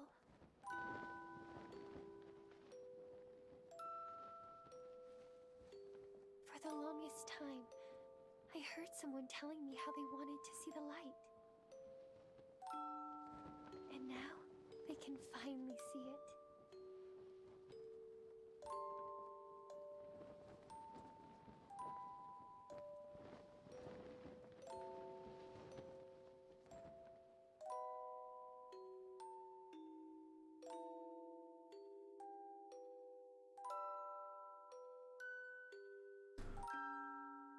Dude.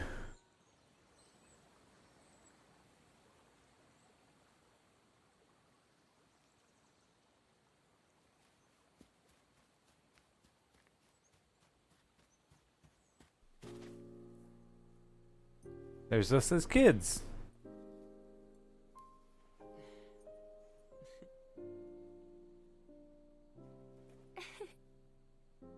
Thank you. I love it. She's got so much teeth in that smile.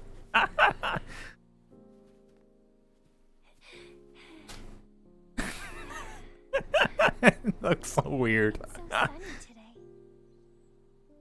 Yeah, it sure is.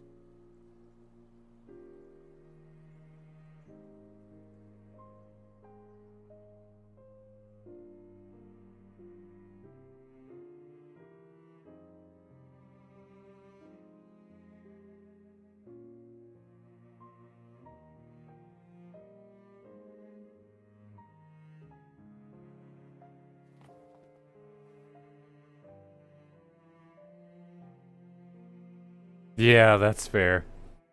That's fair. Huh.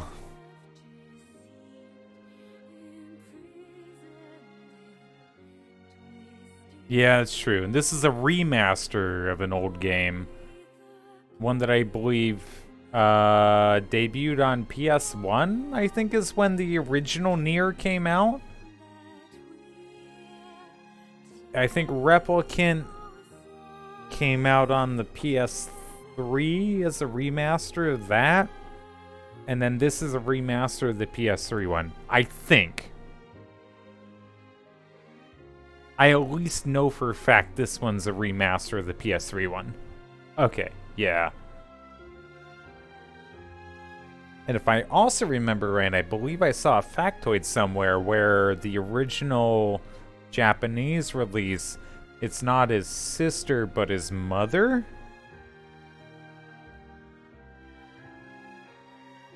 It's something like that, where the relationship switch is like, what?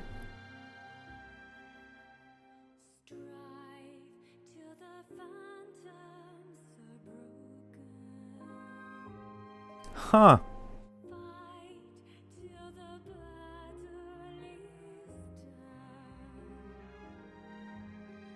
Well, goddamn.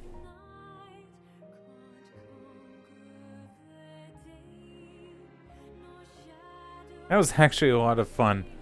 Am I gonna 100% it? I'm not gonna lie, I kinda fucking doubt it.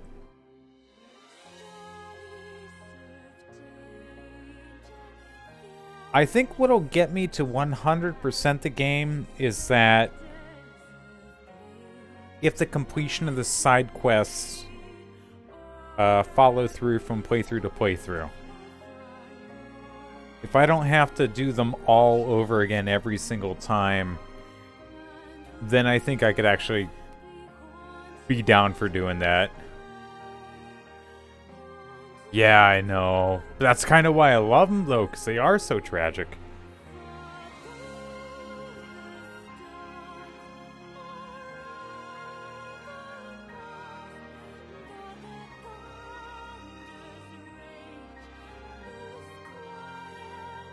Plus the music, I mean, come on. This is fucking phenomenal.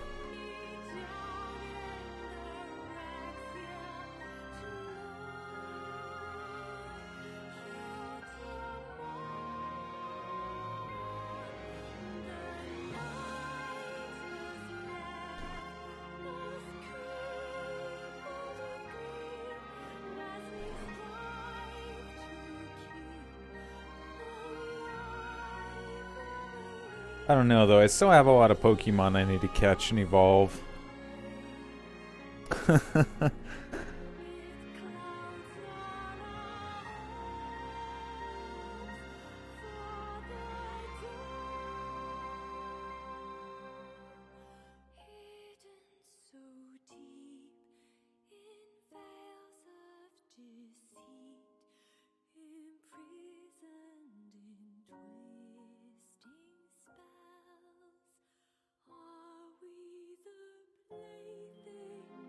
God, just listen to how beautiful this music is.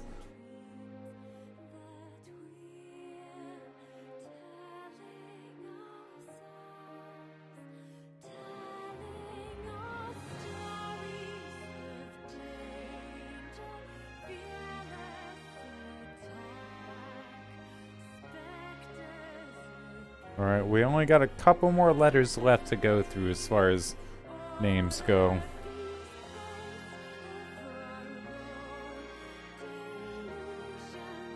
Not gonna lie, this is kind of a nice change of pace as far as credits go.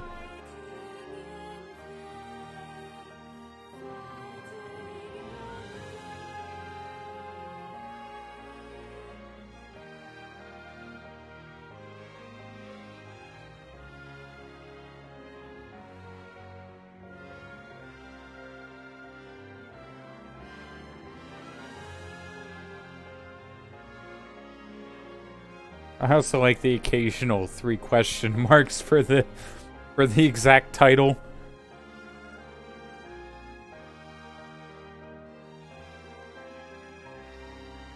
Like, yeah, they were there. They helped. Thank you. Yeah, I did it on normal. I took the tails off of so many fucking mice, though. Hey! That was the first ending.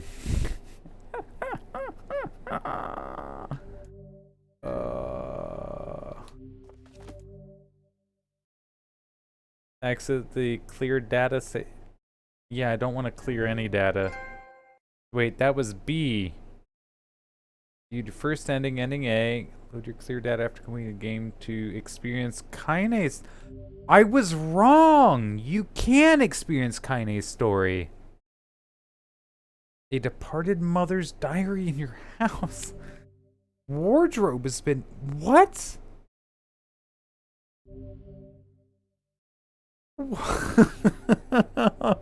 Oh my fucking god. I'm already a little overwhelmed. Oh my god.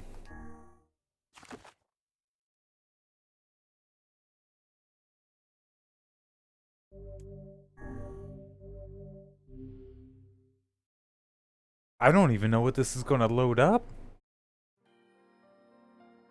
Whenever I interacted with Kaine, I was reminded about something from my past. Oh, this point. Maybe my mind has been confusing her with my sister this whole time.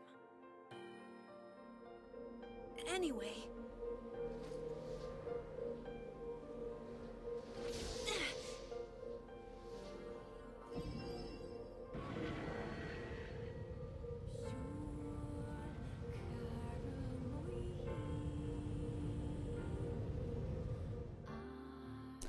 This is when Kaine had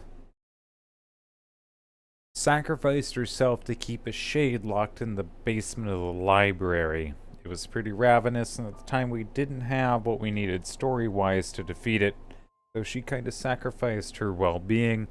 And now, years later, Emile finally has the power and the means to be able to release her from the state she put herself in. So we're picking up like 2/3 way through the story is what's going on. And now we're entering this kind of death dream kind of state. I don't know if you saw any of that, but there's a village where the inhabitants had this kind of sickness go on, and in order to save them, you kind of entered their dreams, and it was this kind of fourth wall breaking metagaming bit, much like this. Usually it's a little more of a transition, but you slowly go from your 3D platformer with the voiceover down to just simple text on a screen like this. And so it seems that Kaine, in her sacrifice and what she's become to keep that shade down below, is now experiencing an awakening, or at least this is what was going on while she was in that state. I don't know exactly on that last part. Anyway, the sound of rain filled the village. The steep cliffs that surrounded the area magnified sound, causing even the slightest drizzle to rattle like a thunderstorm. Thin wisps of smoke streamed from huts as the villagers huddled in their homes and waited out the rain. A single child, however, had braved the downpour and was now wandering slowly toward the wooden, hawk-shaped weather vane at the center of town. The wanderer reached the vane, which had existed for as long as anybody could remember, and stared. The child's face was simultaneously delicate and fierce, like a teacup that had survived a shipwreck. Those traits combined with pale white skin to give the face an almost sexless quality. If the beak turns east, I go home. If it stays west, then I... The child blinked. Rain slowly dripped down the young one's short hair and began its long descent to the ground. Come on. Come on! The child felt a slight breeze and watched as the vein slowly creaked to life. Spinning this way and that for a moment, it finally settled with the beak pointing firmly toward the east. East? Really?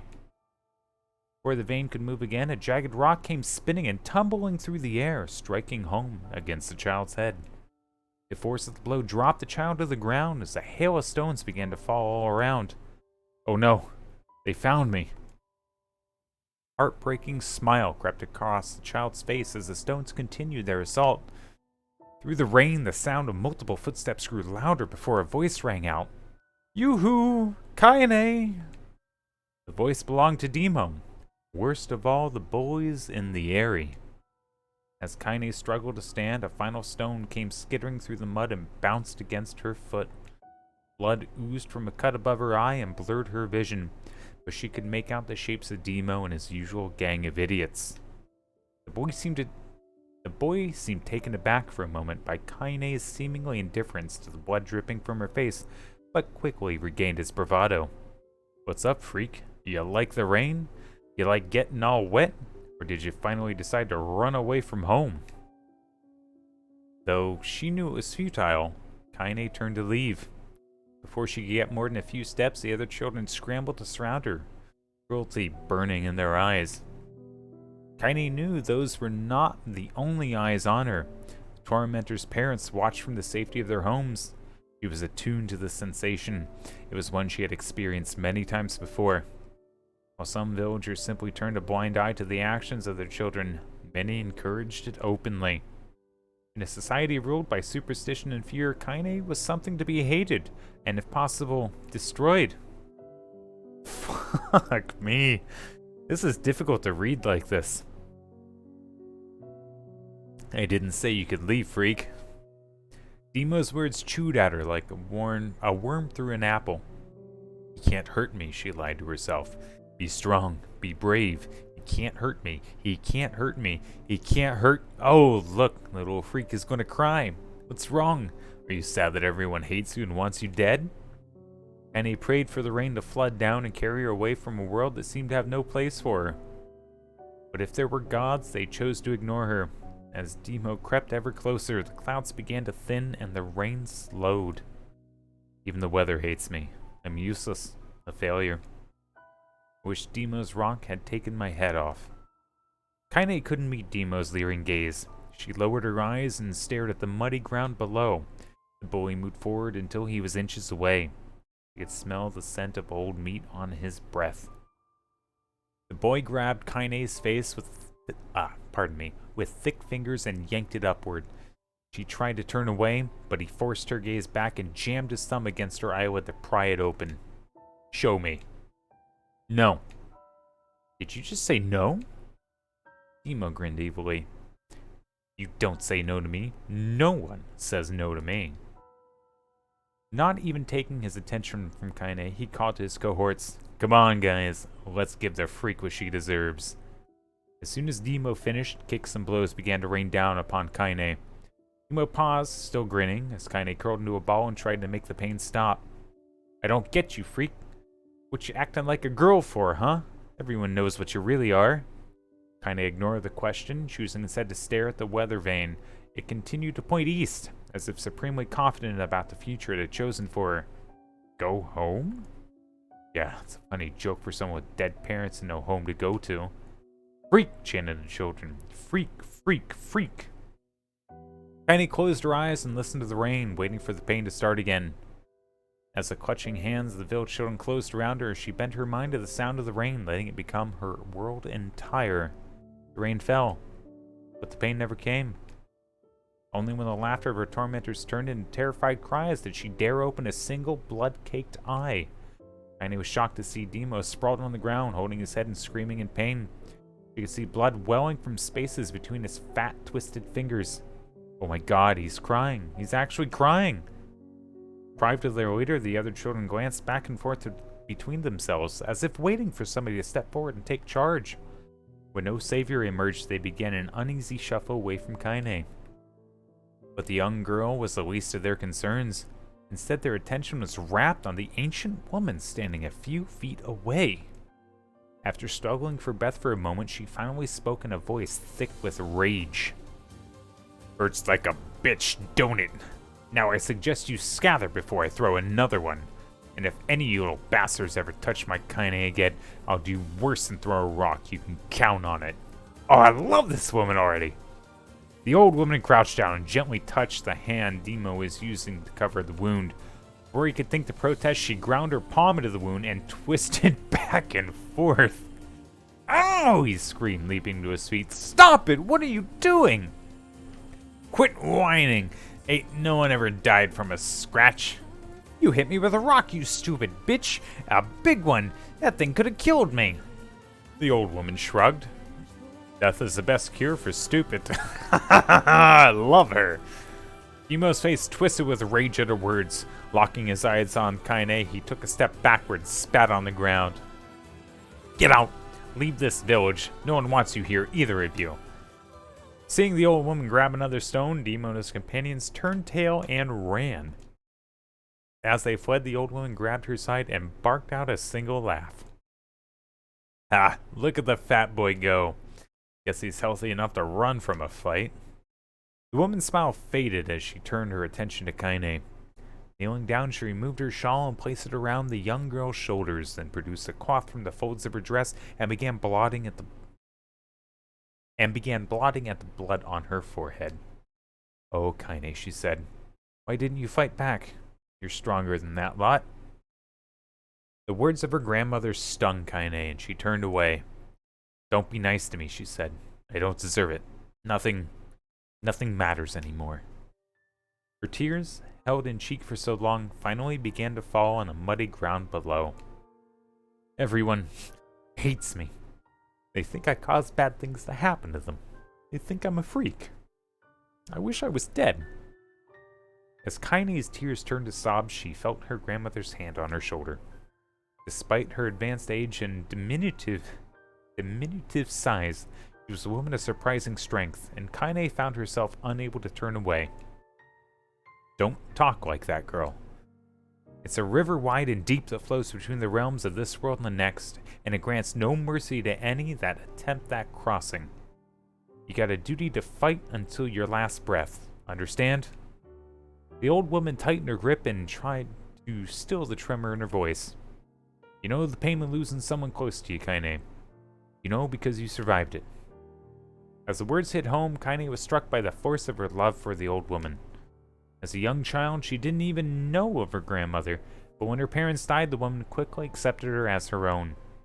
Grandma, as Kaine called her, was cunning, vulgar, and quick to violence. Their first 3 years together had not been easy, but with each year that had passed, Kaine and her grandmother had grown closer. God damn, what a story! However, it was only now, sitting in the mud with tears and blood caked on her face, that Kaine truly understood the depths of her affection.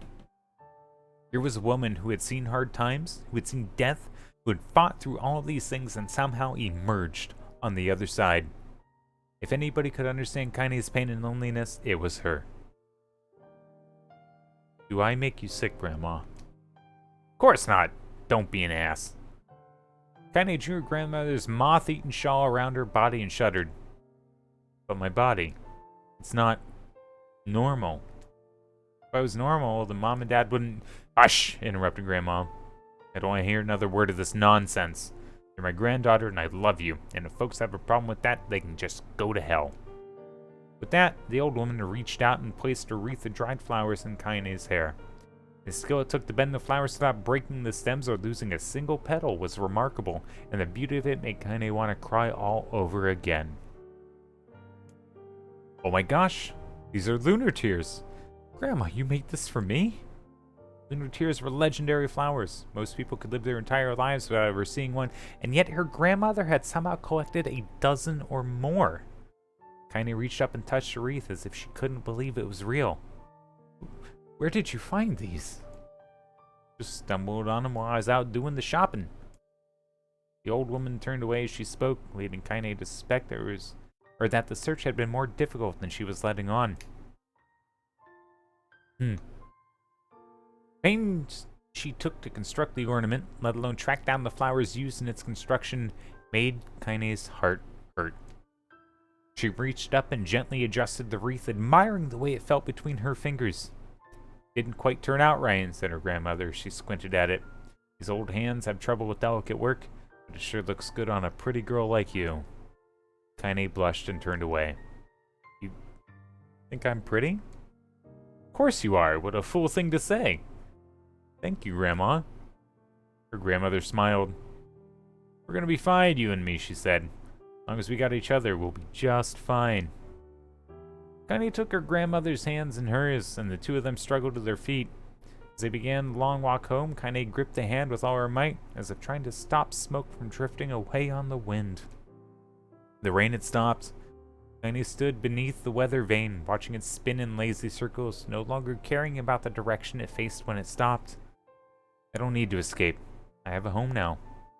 Grandma loves me, and that's enough, even if it's us against the world." Kaine let her gaze drift up past the vane and into the cloudy sky. The last faint hints of a rainbow were slowly fading. As she turned and headed home, the light scattered into a million particles and vanished, seemingly taken away on the breeze. Fuck me.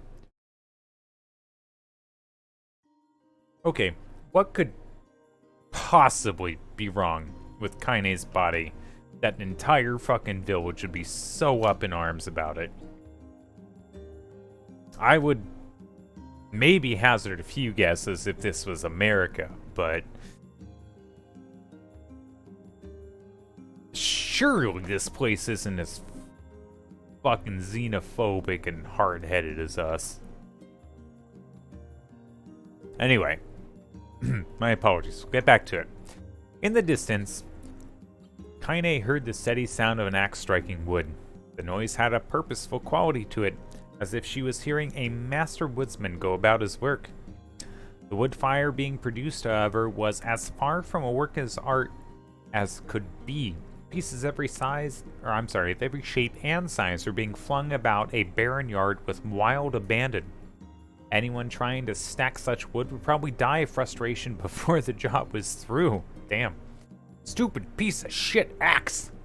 Kaine's grandmother flailed away with the axe, filling the air with both splinters of wood and words that would make the most hardened of sailor brush. "Grandma!" called Kaine. "That you, Kaine?" yelled the old woman, taking her eye off the wood for a moment. "Don't get too close, or I might take your goddamn foot off by mistake." She brought the axe down on a piece of wood, sending chips flying in every direction. One spun past Kaine close enough for her to hear the whistle, at which point she decided to step back. Once she'd scuttled to a safe distance, she cupped her hands around her mouth and shouted, "Grandma! Do you need help? I can get you a water, a lunch, or a new axe or something." The axe, poised to strike another wobbly blow, paused in midair. The old woman considered her granddaughter's offer for a moment, then smiled. "Tell you what, since I'm doing such a piss-poor job of chopping, why don't you come here and take over so I can go get the water? Shades have been restless lately. I don't want you running into one of them bastards." Relinquishing the axe, her grandmother picked up a long pole with wooden buckets on either end. Gathering water was by far the more difficult of the two jobs, but Kaine knew better than to complain. Once Grandma's mind was set, there was no changing it. Kaine did her best to help with chores, but Grandma took every task that required travel to the village. Though she had a long list of plausible excuses, Kaine knew the real reason. She didn't want her granddaughter to be taunted and harassed by the villagers. Once Kaine moved in, Grandma decided to take up residence a good distance from the area. Out of sight, out of mind seemed to be the best policy when it came to villagers and her granddaughter, and rare were the days when any but the two of them could be found on the rocky acre of land they called home. Kaine enjoyed the solitude, but harbored a secret resentment that her grandmother was forced to spend her golden years in such a place. After watching her grandmother leave, Kaine turned her attention to the task at hand. She'd never chopped wood before in her life and soon discovered why the old woman hated the chore.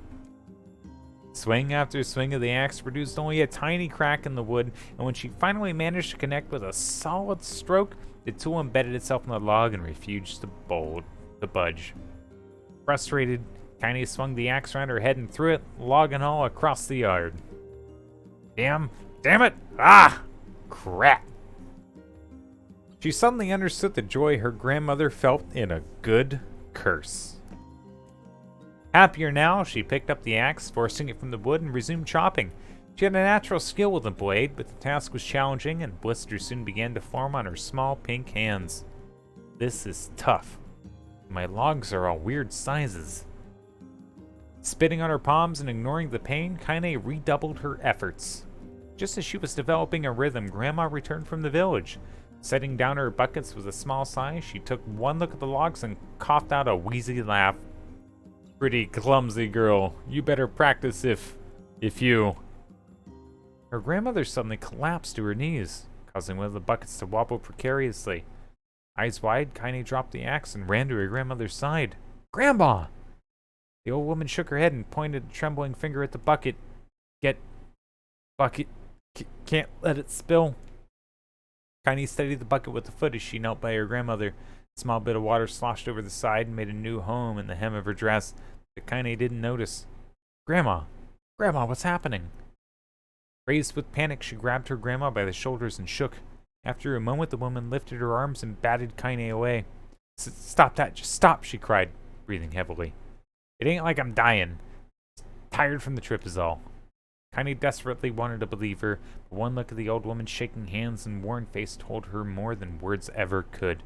Her grandmother had lived a long, hard life, and it seemed the bill was finally coming due. The time when her grandmother watched over Kaine was ending. Sooner than either of them had feared, the positions would be reversed. Oh my god, this is so much to read.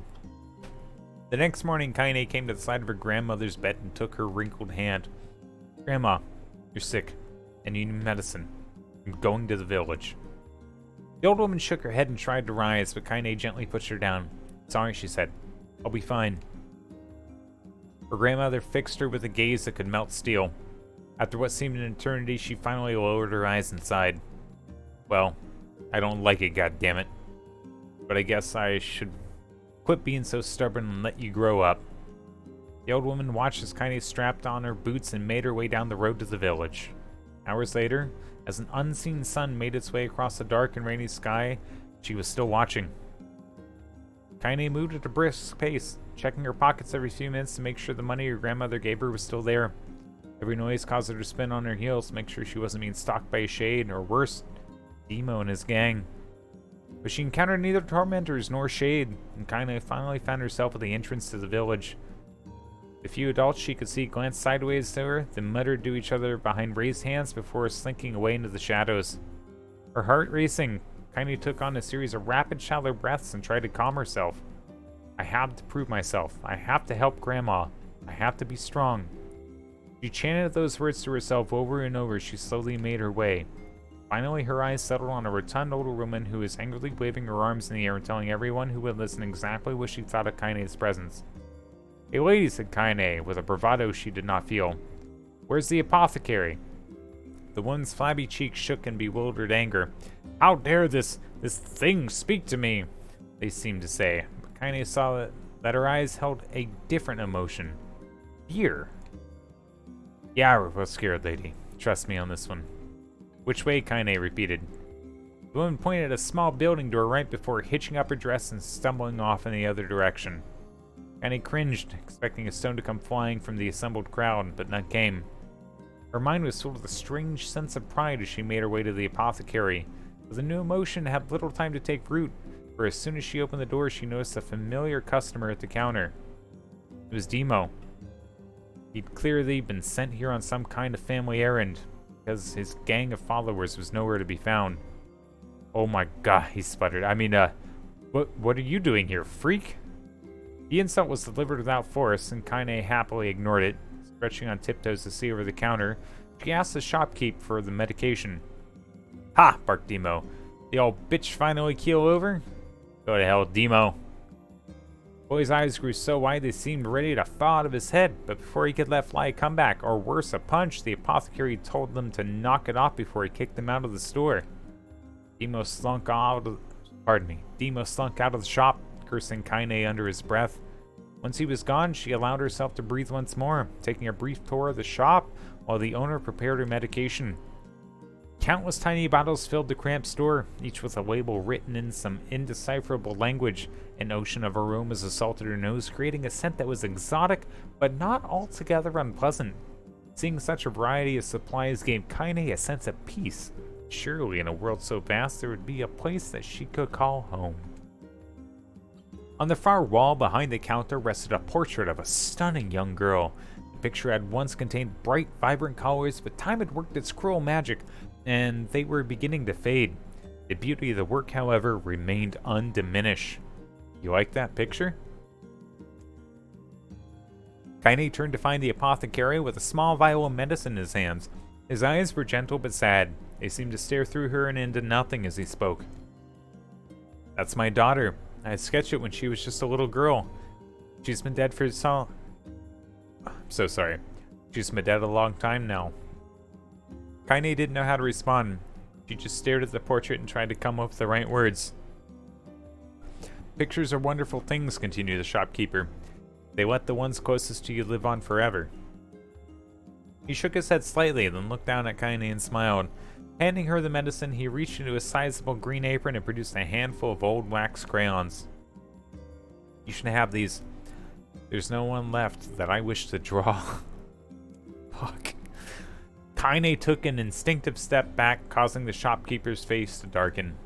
Yes, I've heard the rumors about you, said. It's a small village, and word travels quickly. Between you and me, I'm not sure which of them to believe, but I also don't think they matter much. I know your grandmother, Callie, and I think the way she was driven out of this town was just deplorable. Grandma's name is Callie? Thought Kaine suddenly. She was still mulling this new fact over in her head as she reached out and gently took the crayons from the apothecary's hands. Your grandmother is an old friend of mine, he said, as Kaine scooted away yet again, and I owe her much. I wager she would like it if you drew a picture of her. Yes, I think she would like that very much. Kaine murmured a quiet agreement, but inside her heart was bursting. Never before had a villager treated her with anything but complete contempt. It was a tiny, almost imperceptible step, but it was a step nonetheless, and with enough tiny steps, she might one day discover the rest of the world. When Kaine returned home, she found her grandmother asleep in her bed. Her feet were blackened and raw, even bleeding a bit in places, leading Kaine to think that she had been pacing around the room until exhaustion finally caught up with her. She placed the medicine by her grandmother's pillow and turned to leave, but found the old woman's hand clasped around her arm. Back already, are you? Asked her grandma with a yawn. Come here, let me have a look at you. Grandma sat up and examined Kaine from head to toe. Finally satisfied that nothing terrible had befallen her grandchild, she leaned back and allowed herself to relax. Well, how was it? Those bastards give you any trouble? It was kind of fun, said Kaine with a small smile. No, seriously, it was. Fun, eh? Asked her grandmother in a voice which implied she believed anything but. Uh-huh. So anytime you need me to run an errand, just let me know. As she spoke, Kaine removed the crayons from her pocket. After a brief explanation of their source, she informed her grandmother she was going to sketch her portrait. A portrait of me? Ridiculous. No one wants to stare at a wrinkled old crone. But Grandma, it'll make you live forever. Horse shit, said her grandma, throwing back the sheet from her bed. Living forever would just piss me off. Now put those crayons away and help me with dinner. Oh, man. I respect her. But Kaine would not relent, and in the end, Grandma found herself leaning against the wall of their house as if posing for a master artist. Kaine took up the crayons, eyed her subject carefully, and set to work.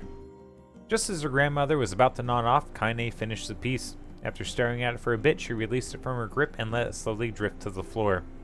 It's terrible. Doesn't look like you at all. I'm sorry, Grandma. Thought these crayons would, make drawing easy or something. The old woman's eyes narrowed at her granddaughter's disappointment. Let me be the judge of that, she said, ignoring the pain in her back and reaching for the paper. The sketch could have been a person's face. It could have also been a boulder, a lump of clay, or an incredibly mishappen loaf of bread, all rendered in a chaotic array of colors.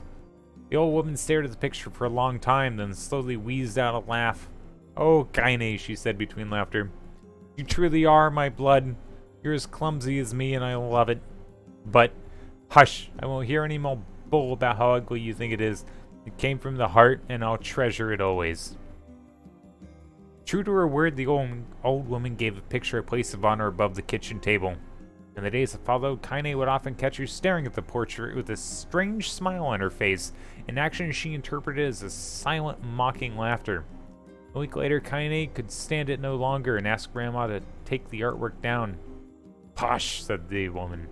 I'll take this down when they roll me in my shroud.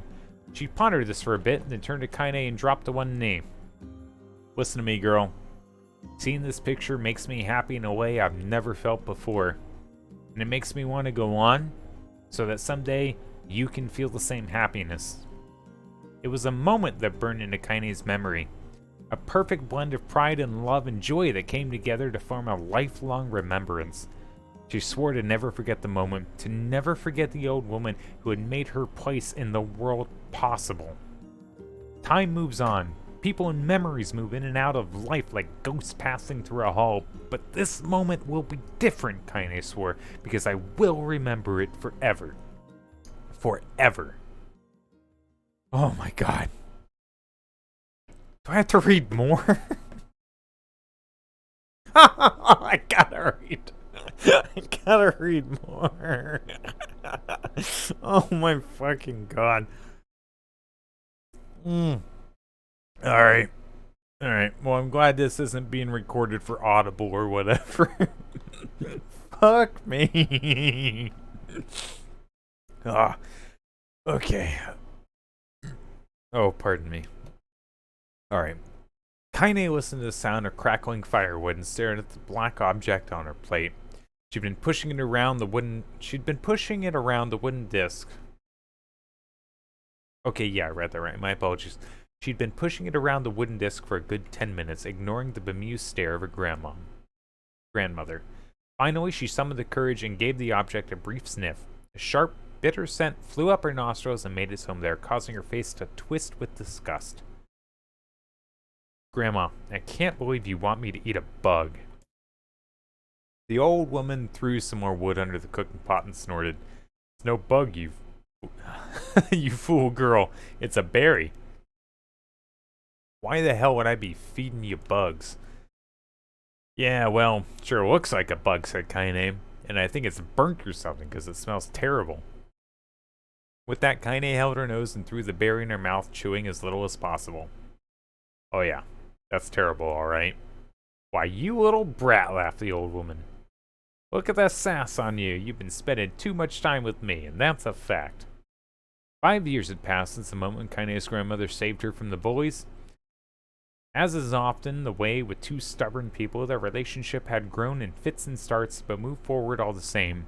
Meals that used to be somber affairs are now filled with laughter and hurled abuse in equal measure. Kaine could not remember a time when she had been happier. As the years went by, Kaine started to shoulder more and more of the daily responsibilities. Her grandmother's legs grew weaker by the day, and she could no longer do many of the chores she used to take for granted. And so this morning found Kaine lacing up her work boots with the breakfast of burned berry rolling through her belly. Why was that so hard to read? And so this morning found Kaine lacing up her work boots with a breakfast of burned belly rolling through her belly. Where are you going today? Asked Grandma suddenly. Kaine looked up surprised. The old woman rarely asked for specifics anymore. Well, I was going to check out the kelma trees and see if they were ripe. I thought we could make some jam or something. Oh, and I'm going to pick some flagstones, so I needed to take the wheelbarrow. Flagstones? What the hell for? Kaine stared at the grandmother, then held out an arm and swept it around their home. Constructed mostly of cloth, rope, and rubble, the old place sagged like a boxer in the final round. Grandma, a dying cat could chew through this house. I'm going to build a stone wall so we have some protection. The old woman laughed, exposing her toothless grin to the world. God damn, girl. If a bunch of thieves want to ransack this old place, let them come. We got nothing worth stealing anyway. I'm not worried about thieves. I'm worried about shades. People saw one west of the village yesterday. The old woman tilted her head and stared at her granddaughter. Oh shoot, I don't know why I have to do it today. We can worry about some other... Grandma, no. If I don't go to the kelma trees, we won't eat tonight, you know that. A confused expression passed across the old woman's face, and for a moment she was a small child lost at a carnival. Yes, she said after a bit. Yes, of course you're right. I'm sorry, Kaine. Lately it seems on my mind is... She didn't finish the thought, instead of walking over to a nightstand and gently taking the wreath of lunar tears from the drawer. The flower's petals had aged to a brilliant whiteness, and Kaine thought it was more beautiful now than the day she first received it. You're going to be a true woman soon, Grandma said as she placed the flowers in the girl's hair. That means less chatter about shades and building defensive walls and more talk about how beautiful you've become.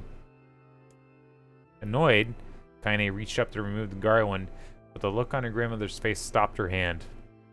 You're a beautiful thing, said the old woman. There ain't nothing like you in all the world. I'm very proud of you. Okay, Grandma, that's enough goddamn compliments for one day. Such a mouth on you, where did that come from? Gee, I wonder. I'll teach you to sass me, girl, yelled Grandma. Suddenly she reached forward and grabbed Kaine by the ears, pulling her around the room with a crazed grin on her face. Grandma, yelled Kaine in a quaking voice. Grandma, stop it, what the hell? The old woman stared at her, blinked, and slowly held her wrinkled hand out as if it was the first time she'd ever seen them. Oh, I don't know what happened there. I'm sorry, girl. Sometimes my mind just... Kaine thought the look on her grandmother's face was the most heartbreaking thing she had ever seen. Listen, she began. Maybe I should stay home after all. No. I won't have you stay here to keep an eye on an old codger like me. You go get your fruit and your wall and whatnot. I'll be fine. When you come back, I'll have a nice grasshopper dinner waiting for you. Kaine rolled her eyes and kissed her grandma on the forehead and made ready to depart, trying desperately to ignore the worry that was gnawing at the walls of her heart. Kaine could feel the old woman's eyes watching her as she moved down the path. Don't turn around, don't turn around, don't turn around, she told herself. But in the end, the temptation was too great. She spun on her heel for one final look and saw a small, bent woman standing in front of a ramshackle hut with a sad expression on her face. Gods, she looked so old now. Like the wind could reach down and just carry her away. Kaine worried about her grandmother all day, causing her work to suffer. The little fruit she could collect was tossed carelessly into the wheelbarrow, and she only found a couple of stones before losing interest in the project. Finally, as dusk approached, she decided to call it a day. Cursing herself for the lack of focus, Kaine pushed the near-empty wheelbarrow down the path. As she crested the final hill, she suddenly froze in place. The wheelbarrow fell from her fingers and collapsed on its side, sending a few pieces of wrinkled brown fruit down the back of the hill. Her gaze was transfixed by a thick black cloud that hovered just ahead. Tracing its path with a finger, Kaine suddenly felt her stomach knot in on itself. No. Oh gods, no. Her grandmother's house was ablaze, the flames licking up as if trying to touch the sky itself. Grandma! Grandma! Kaine ran then, faster than she had ever moved in her life. Once she tripped on a stone and went sprawling into the rocky ground, but she had leapt to her feet and continued running, unmindful of the blood that spilled from her wounded hands and knees. She got closer and closer. Kaine's mind began to race in time with her footfalls. It's too dark. It's too dark. Not just fire. Can't be fire. Too much smoke. Gotta save her. Gotta save her. She burst into the front yard and came to a sudden halt. Her worst suspicions confirmed. The smoke from the fire was mingling with the thick, inky blackness of an enormous shade. The massive creature supported itself on 3 twisted feet and achieved balance through a means of a large armored tail.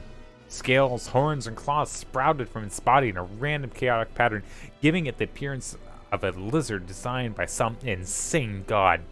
Seeing Kaine, it let out a roar and flicked its tail, sending small whirlwinds spinning around the yard.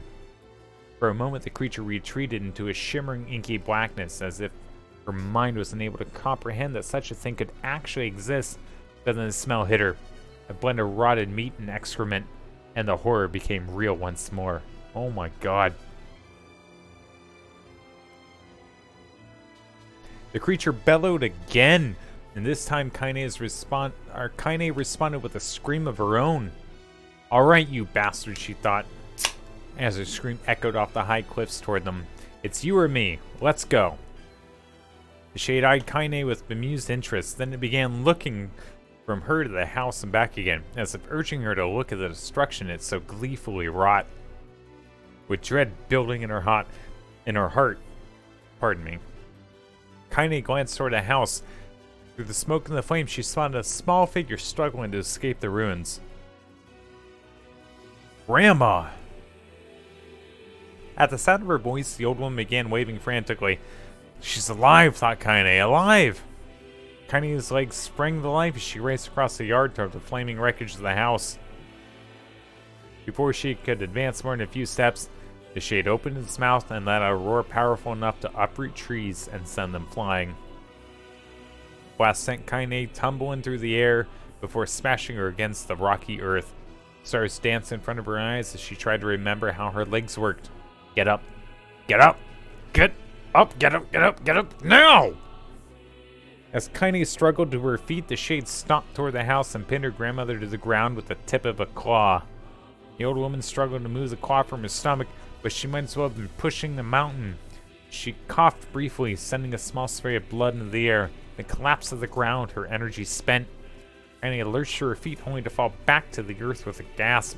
Her ankles were on fire. One or both of them were surely broken. Ignoring the pain and scream through her body, she began dragging herself across the ground, leaving a drunken trail of dust and blood in her wake. Grandma! Hold on. Just a little longer. Her grandmother's face was turning blue, her eyes rolling back until only the whites were exposed.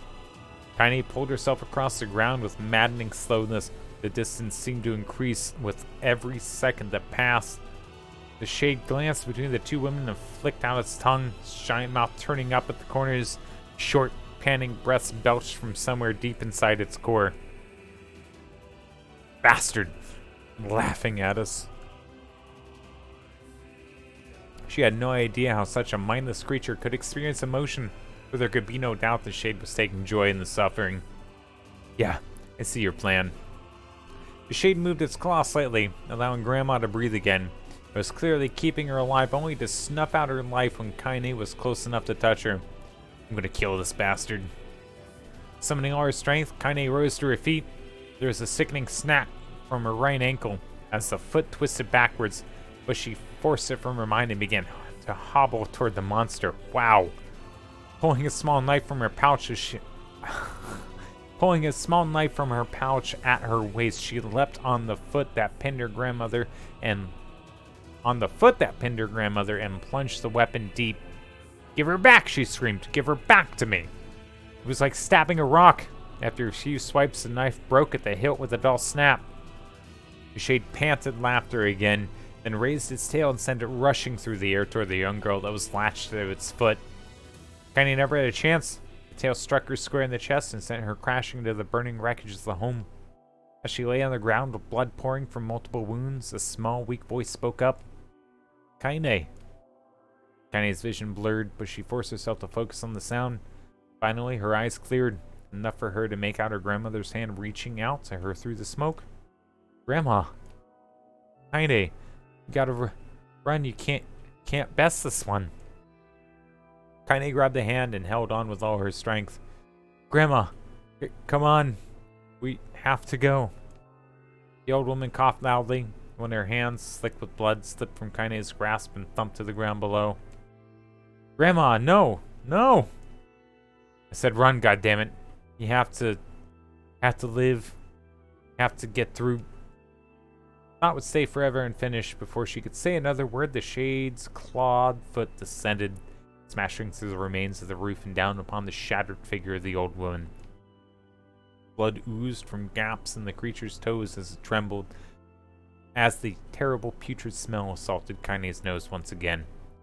She stared at the foot, dumbfounded, convinced that what she was seeing could not possibly be real. When the creature finally lifted its appendage, all that remained underneath was a twisted, unrecognizable mass of rubble and red. Her grandmother was gone. Kaine blinked, trying to feel the hands which had been in hers just a moment before. For a fleeting instant, she could remember the warmth of that embrace, the trembling of the fingers, but then the sensation drifted away on the breeze and was gone. Oh my fucking god. Revenge indeed. Man, this is even fucking hard to read aloud. Fucking hell. Memories flashed through Kaine's mind, one after the other, faster and faster until they became a meaningless jangle of noise. Kaine screamed then, a thunderous sound that echoed off the cliffs and seemed to roll away forever. The shade eased forward, black ichor poured from its mouth and dissolved into smoke on the ground below. The earth shook with every step as it crept toward its prey. Kaine's body slowly rose as if controlled by a mad puppet master. Her arms and legs were bent at impossible angles, her head lolled dangerously to the side, yet somehow she managed to stand. Staring at the shade, her eyes began to glow with a deep red fire. The creature, so confident just moments before, took a slow, hesitant step backwards, trying to discern if this broken human could possibly pose a threat. Kaine seized the moment, laughing like a madwoman. She leapt into the air and plunged the shattered hilt of her knife deep into the leg of the shade. Shade shook Kaine off like a fly, sending her crashing to the earth once again. Her chest rose and fell slowly, as if a great weight were resting on it. Moist sounds of pain echoed through her mind. Something warm and thick oozed from her ears. Is that blood? Think it is. Think I'm bleeding to death. No, can't I? Grandma told me to live. Deep inside Kaine's mind, something finally broke. The sound, the pain, the smoke and flames, all of it faded away until all that remained was a single incantation repeated over and over again. Kill it. Kill it. Kill it. Kill it, kill it, kill it, kill it, kill it, kill it, kill it, kill it, kill it, kill it, kill it, kill it, kill it, kill it, kill it, kill it, kill it, kill it now! As the sparks that was Kaine slowly began to flicker and die, she felt her desire to kill and her desire to live blend into one. The distance between heartbeats grew longer and longer and longer.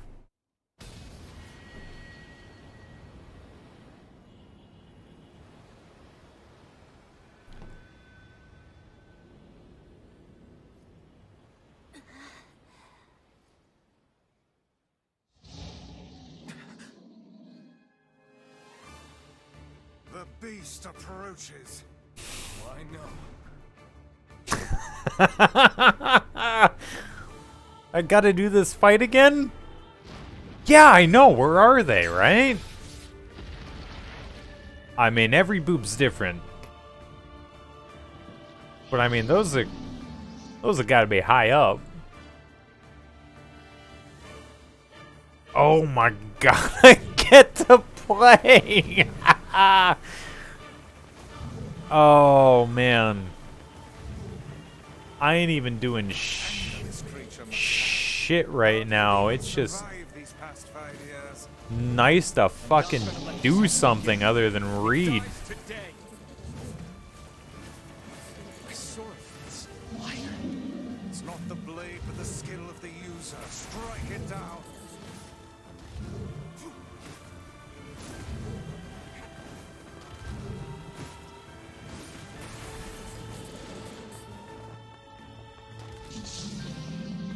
Oh shit, there is a thing there. Oh shit, mate. Yeah, sorry, I got an incredibly powerful weapon. Sucks to be you.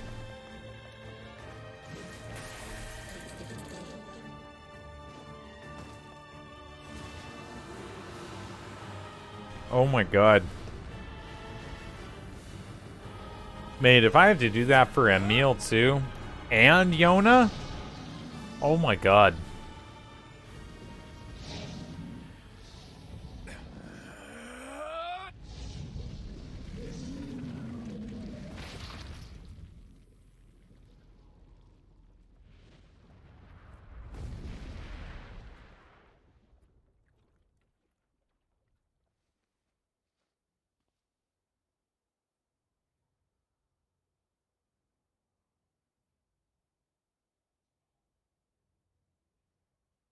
Hmm? Wait, what?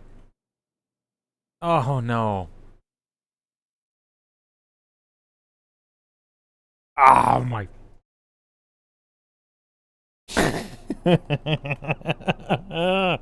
Okay, alright. Hold on. How many beers do I have left? I have the one I'm drinking, and then I got one after that. Okay, alright. I can get through this. I can get through this. No. Well, maybe, actually. There wasn't a whole lot of descriptor on the shade. So in the event that led up to that, Kaine gave no... Pardon me, I had to grossly burp there. Kaine gave no indication that she had any involvement with that one. I thought it had like a bunch of tentacles. Did I missee that? I'll have to go back and look. It did have 3 legs and 1 tail, you're absolutely right, and I do remember that.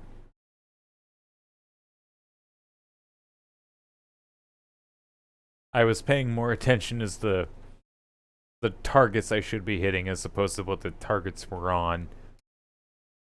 So I do apologize about that. Yeah.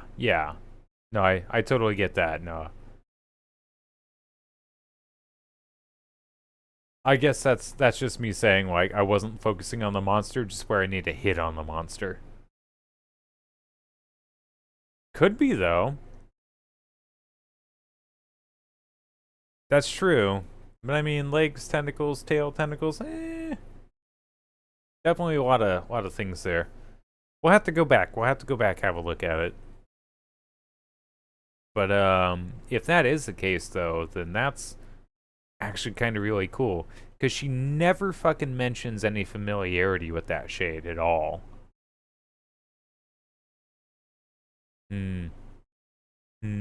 Interesting. Well, in any case, I have more reading to do. Gently, weakly, softly, the shade, sure that its tormentor was dead, turned and stomped off toward the horizon, stopping along the way to bellow one final roar. Couldn't kill it. Shamed beyond imagining, Kaine tried to turn her head to the side, but only succeeded in coughing up a huge gout of blood. It was getting difficult to see, and only after a moment of fierce concentration did she realize that her left eye was gone. What? Laughing to herself, she turned her remaining eye to the ruins of her home and noticed a raging stump of arm resting a few feet away. Yeah, that's mine, she thought with a mad giggle. This is gonna make clapping a real bitch. Ha! Cried a sudden voice from the depth of her mind. Finally gonna die, are ya? Well, you had it coming. Go to hell, Demo, she thought at the unseen assailant. Go to hell before I pluck out your eyes and feed them to a dog. The voice of her childhood terror evaporated into smoke, only to be replaced by another more recent voice. Hold still, said the apothecary, materializing from the ruins like a ghost. I want to draw you. That way you can live forever. No. Stop. Don't want to live forever. Want to die right here. I see, he said quietly. Well, if that's what you want. The specter shopkeeper fluttered in and out of existence for a moment, then produced a piece of paper and sketched quickly. After a few seconds, he turned the page to Kaine and smiled. Since you rejected my offer, I decided to draw someone else. It was a picture of her grandmother, real as life. Kaine opened her mouth to thank the man, but stopped as the picture began to blacken in the middle. Before she could say anything, dozens of multi-legged insects began to swarm across the image, tearing at it with sharpened pincers. I read that a bit fast, I apologize. Stop! No, don't hurt that picture! Kaine reached out with her remaining arm and waved futilely at the air. To her surprise, the insects fell off the picture and to the ground below, where they vanished into tiny black tendrils of smoke. Relieved, Kaine turned her good eye back to the picture, only to open her mouth in a silent scream. The sketch now showed her grandmother she truly was, a smashed, unrecognizable lump of nothing. The apothecary smiled and broke into a jolly dance. See that? He cried as he danced a jig. It's perfect now. He looks just like you. Ha-cha-cha-cha. I look like that? Oh God. Oh God, I'm gonna die. I'm gonna die. Drowning in despair, Kaine let her head back into the mud and smoke of her ruined house and waited for the end to come. But just before she let everything go, an unfamiliar voice began whispering in her ear. Ain't you got a wish? Ain't you got a wish, sunshine? The voice was vulgar and fierce at the same time, as if instantly it somehow found a way to take form. Kaine wanted to scream as the voice crawled under her skin, but her lungs refused to work. Oh, as if insanity. My apologies. You know, a wish, like a prayer or something? Why don't you get on your knees and start praying to heaven? Please, invisible man in the sky, save me, save me. Ha ha ha ha ha. Kaine finally resorted to shouting at the voice with her mind. I don't make wishes, they don't come true for me. I'm a curse, a freak. I should be left to die. The other voice boomed in her ears. Ha ha ha ha ha. Oh God, you are the best. Kaine glanced down and saw black, shiny substance oozing from her legs. Tried to brush it away, but her remaining arm would no longer respond. The substance slowly crept around her feet and began moving up toward the rest of her body. Is this death? Is this what it's like?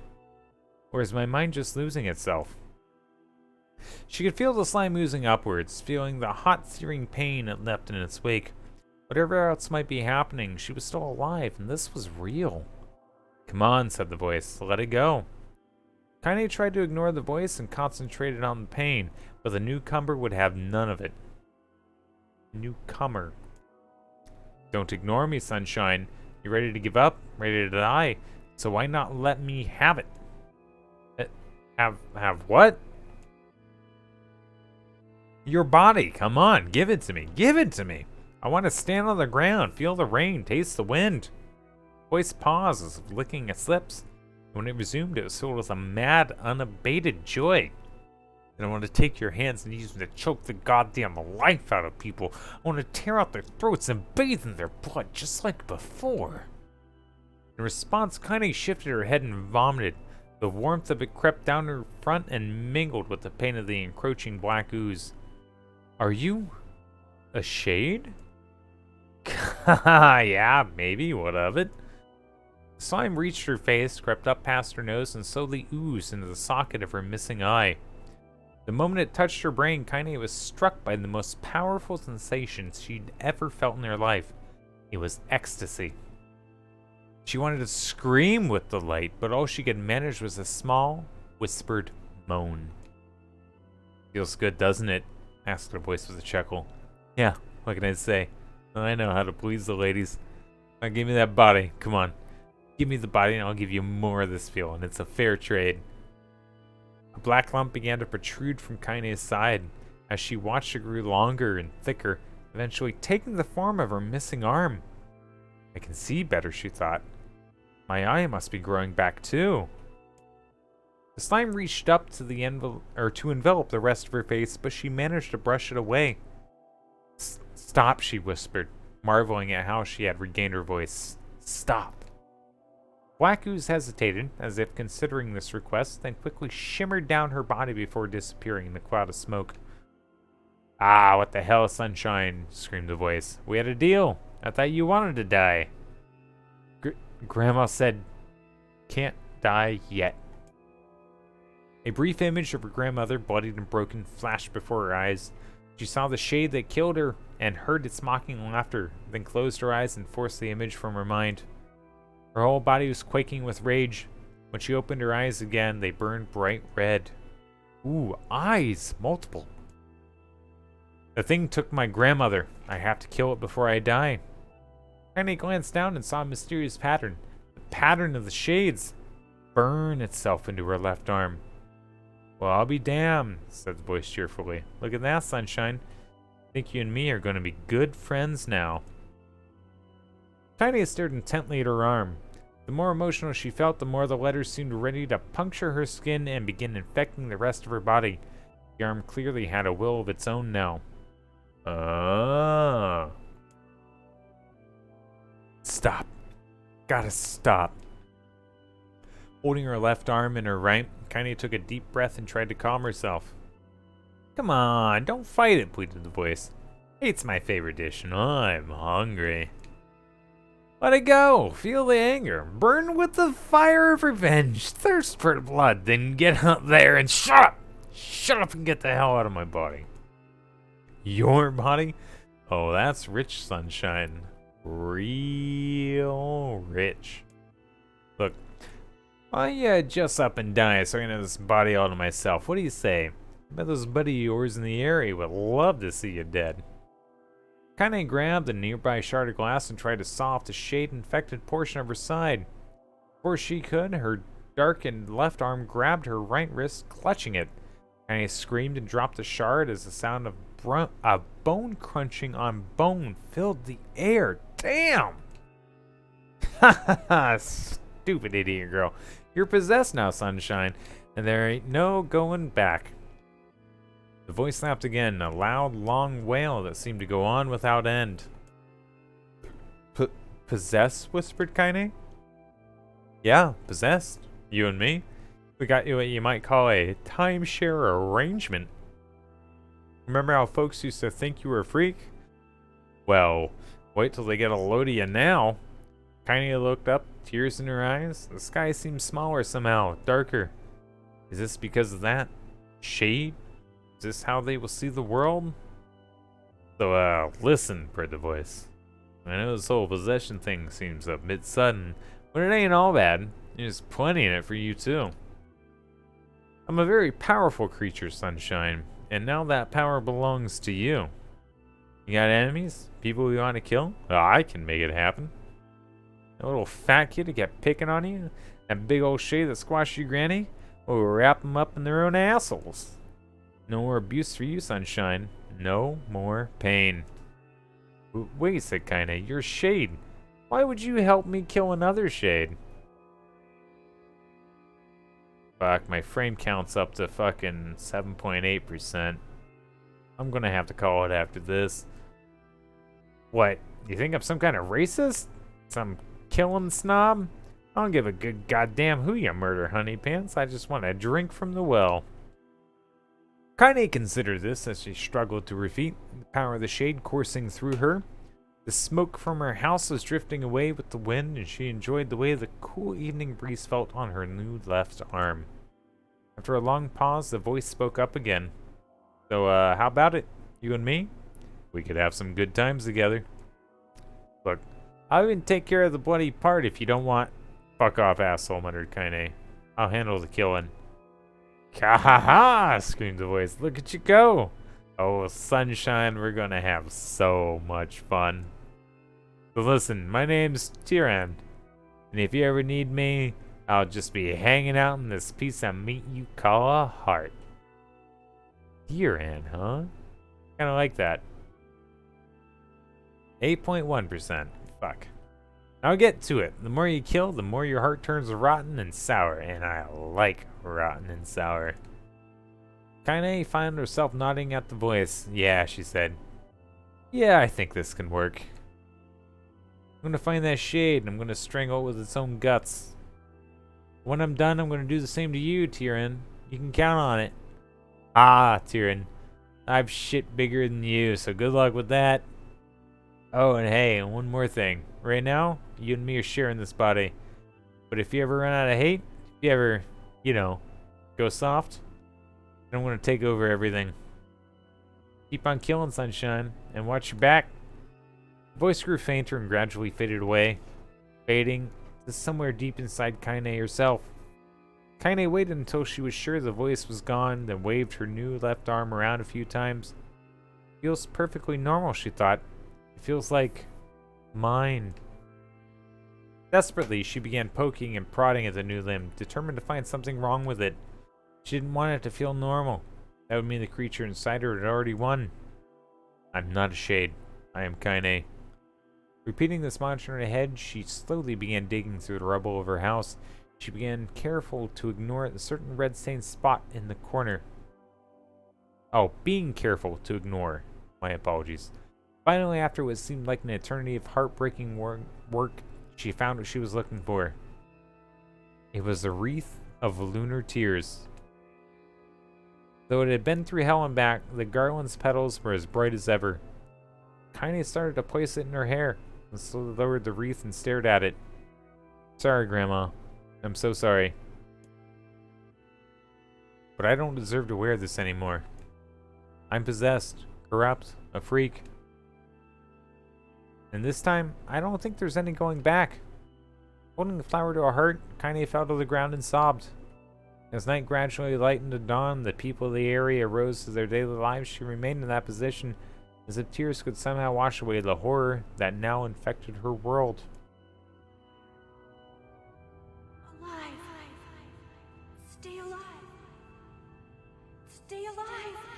Grandma. Kaine, you gotta live. You gotta come back to us.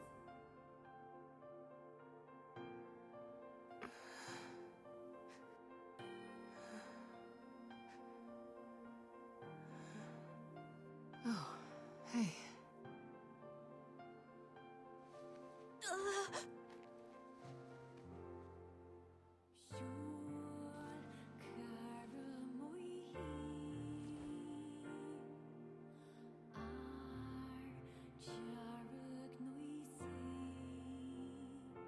Emil, you were the one calling me, weren't you?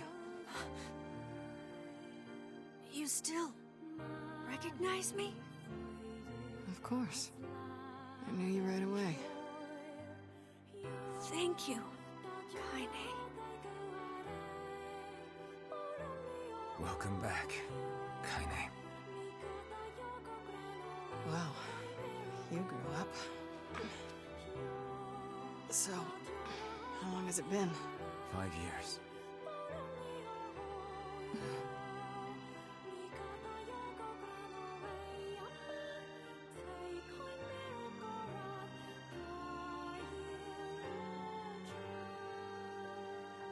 Shit. That's a long time.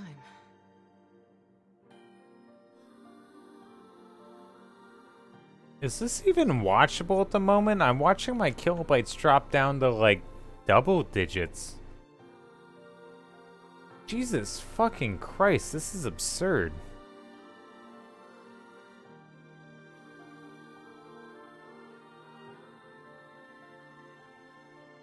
I just saw 0 kilobytes a second twice.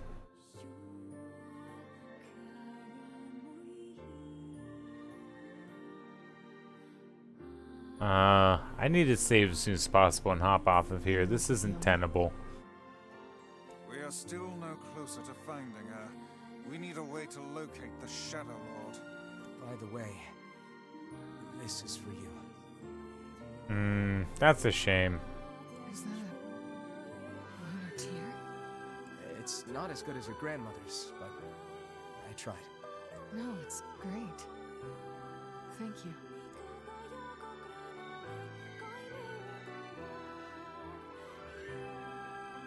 Alright. Kaine waking from her long, petrified sleep. Emil's unflagging kindness. Did you at least hear everything okay? Our reunion was a happy one, and we let it wash over us like rain. That is, until Devila and Popola had to go and ruin it all.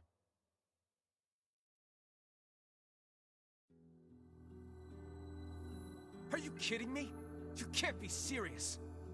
Please, try to understand. People are tired and scared, and... I'm sorry. I'm sorry you have to bear the brunt of that. This is crap, and you know it! It's okay. We can sleep outside. No one's sleeping outside. Alright. You and Kaine saved this village, and now they want to run you out? People are afraid of us. And really, I understand. I mean, look at me. As long as you're still with us, I can deal with it. Right, Kaine? I'm used to sleeping outside. But... We'll see you later. Sorry about this.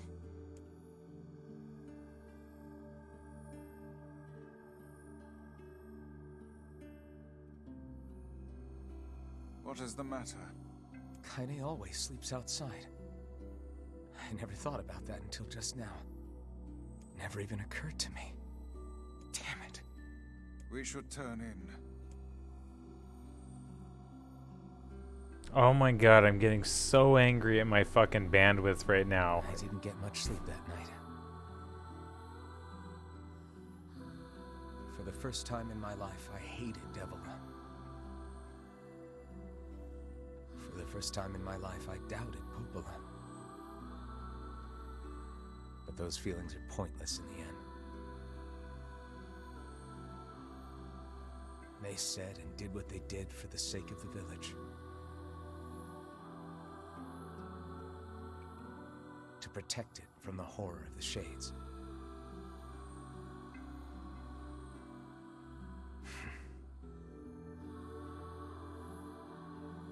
Really, how can I blame Devila and Popola?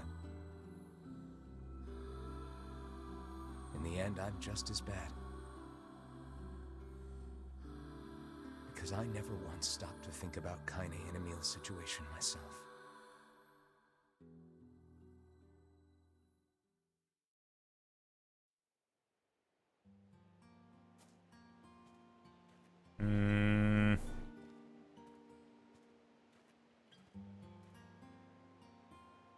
I should apologize to Kaine and Emil. But what good would that even do?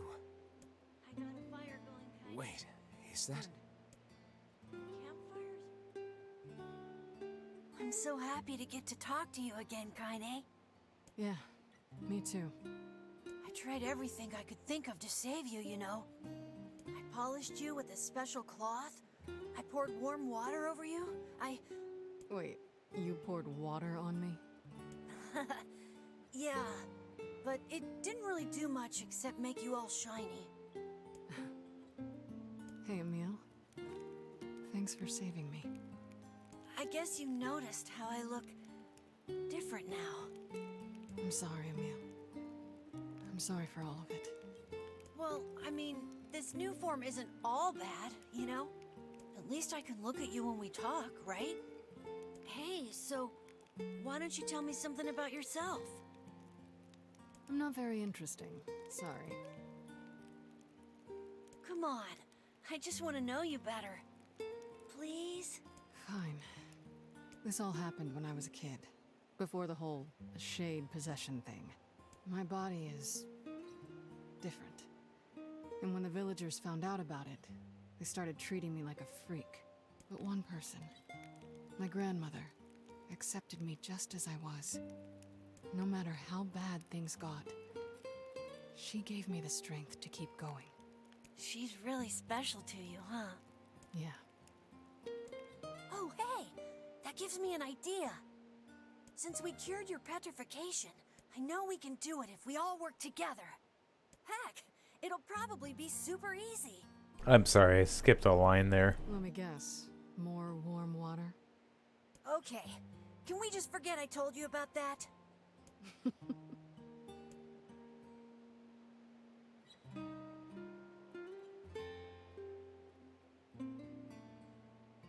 Still holding the vile axe, though.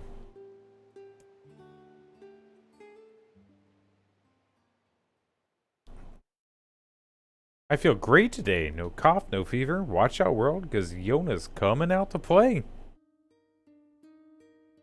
Sleep well? Sure.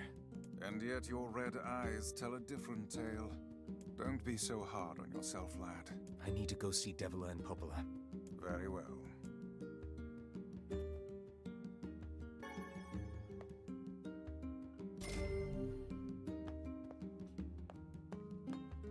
What is that? What might that be?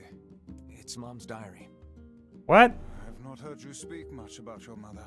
Okay, I need to use the bathroom. I'm gonna hope that the internet kind of stabilizes, but I kind of doubt it. I'll be back in a minute, though. I apologize.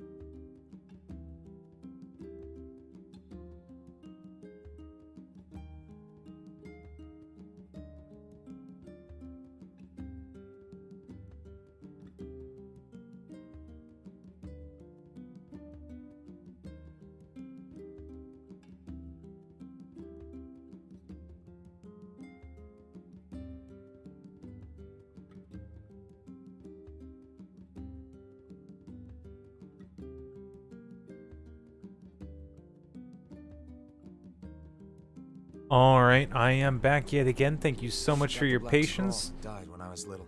The internet has not stabilized like it hasn't for the past hour. My apologies for bringing it up. It's all right. I can barely remember her face anymore. This is the only thing I have left of her. Reading it helps remind me of when we were still a family. I see. But the final entries get a little strange. In what way? Well, here, take a look.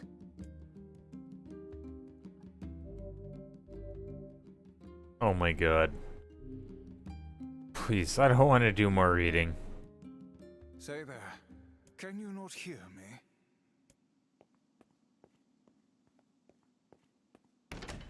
Oh, I just... Why are you standing about like a slack-jawed ninny? Sorry. Felt like I was dreaming or something.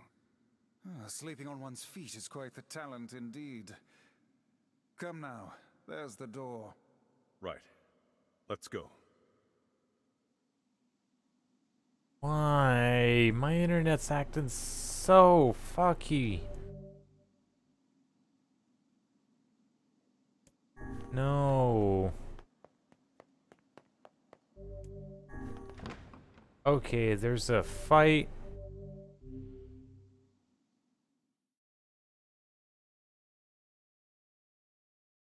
Alright, I don't know. My word.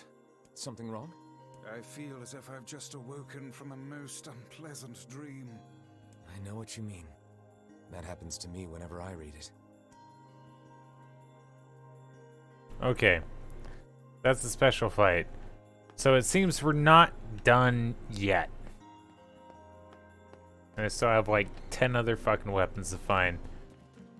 But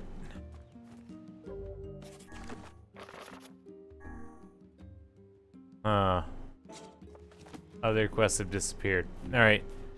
Gotta save. Internet's obviously not stabilizing. I do apologize about that. I have like one idea of what it is. It could be my brother's VR headset just hogging all bandwidth as it sees fit. And we might need to find a way to limit that. But you know, I'll have to do some experimenting maybe tomorrow. We'll see. Got a lot of shit going on. You're upset with me, Soxy? I'm sorry, what? No, how? Why?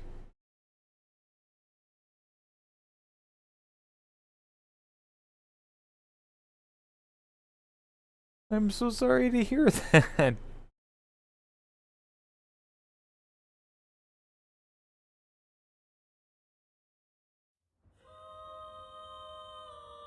Well, would you mind messaging me directly on Discord?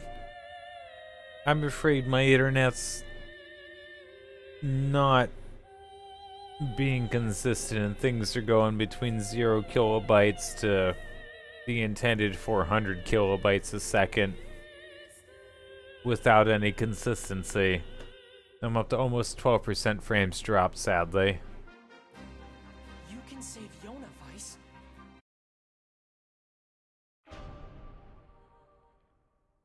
I'm sorry, Soxy. Okay, cool. I'll talk to you on there.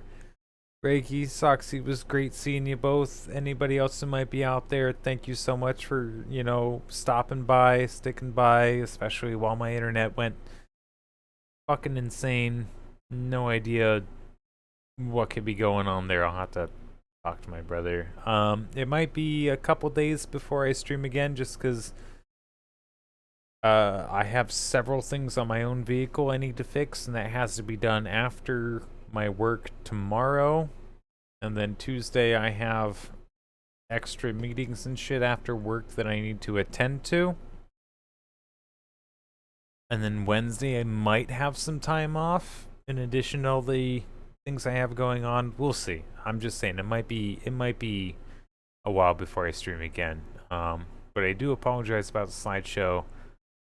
I will discuss things with my brother, see if we can do a little bit of troubleshooting, at least just to rule out that it's not his VR headset.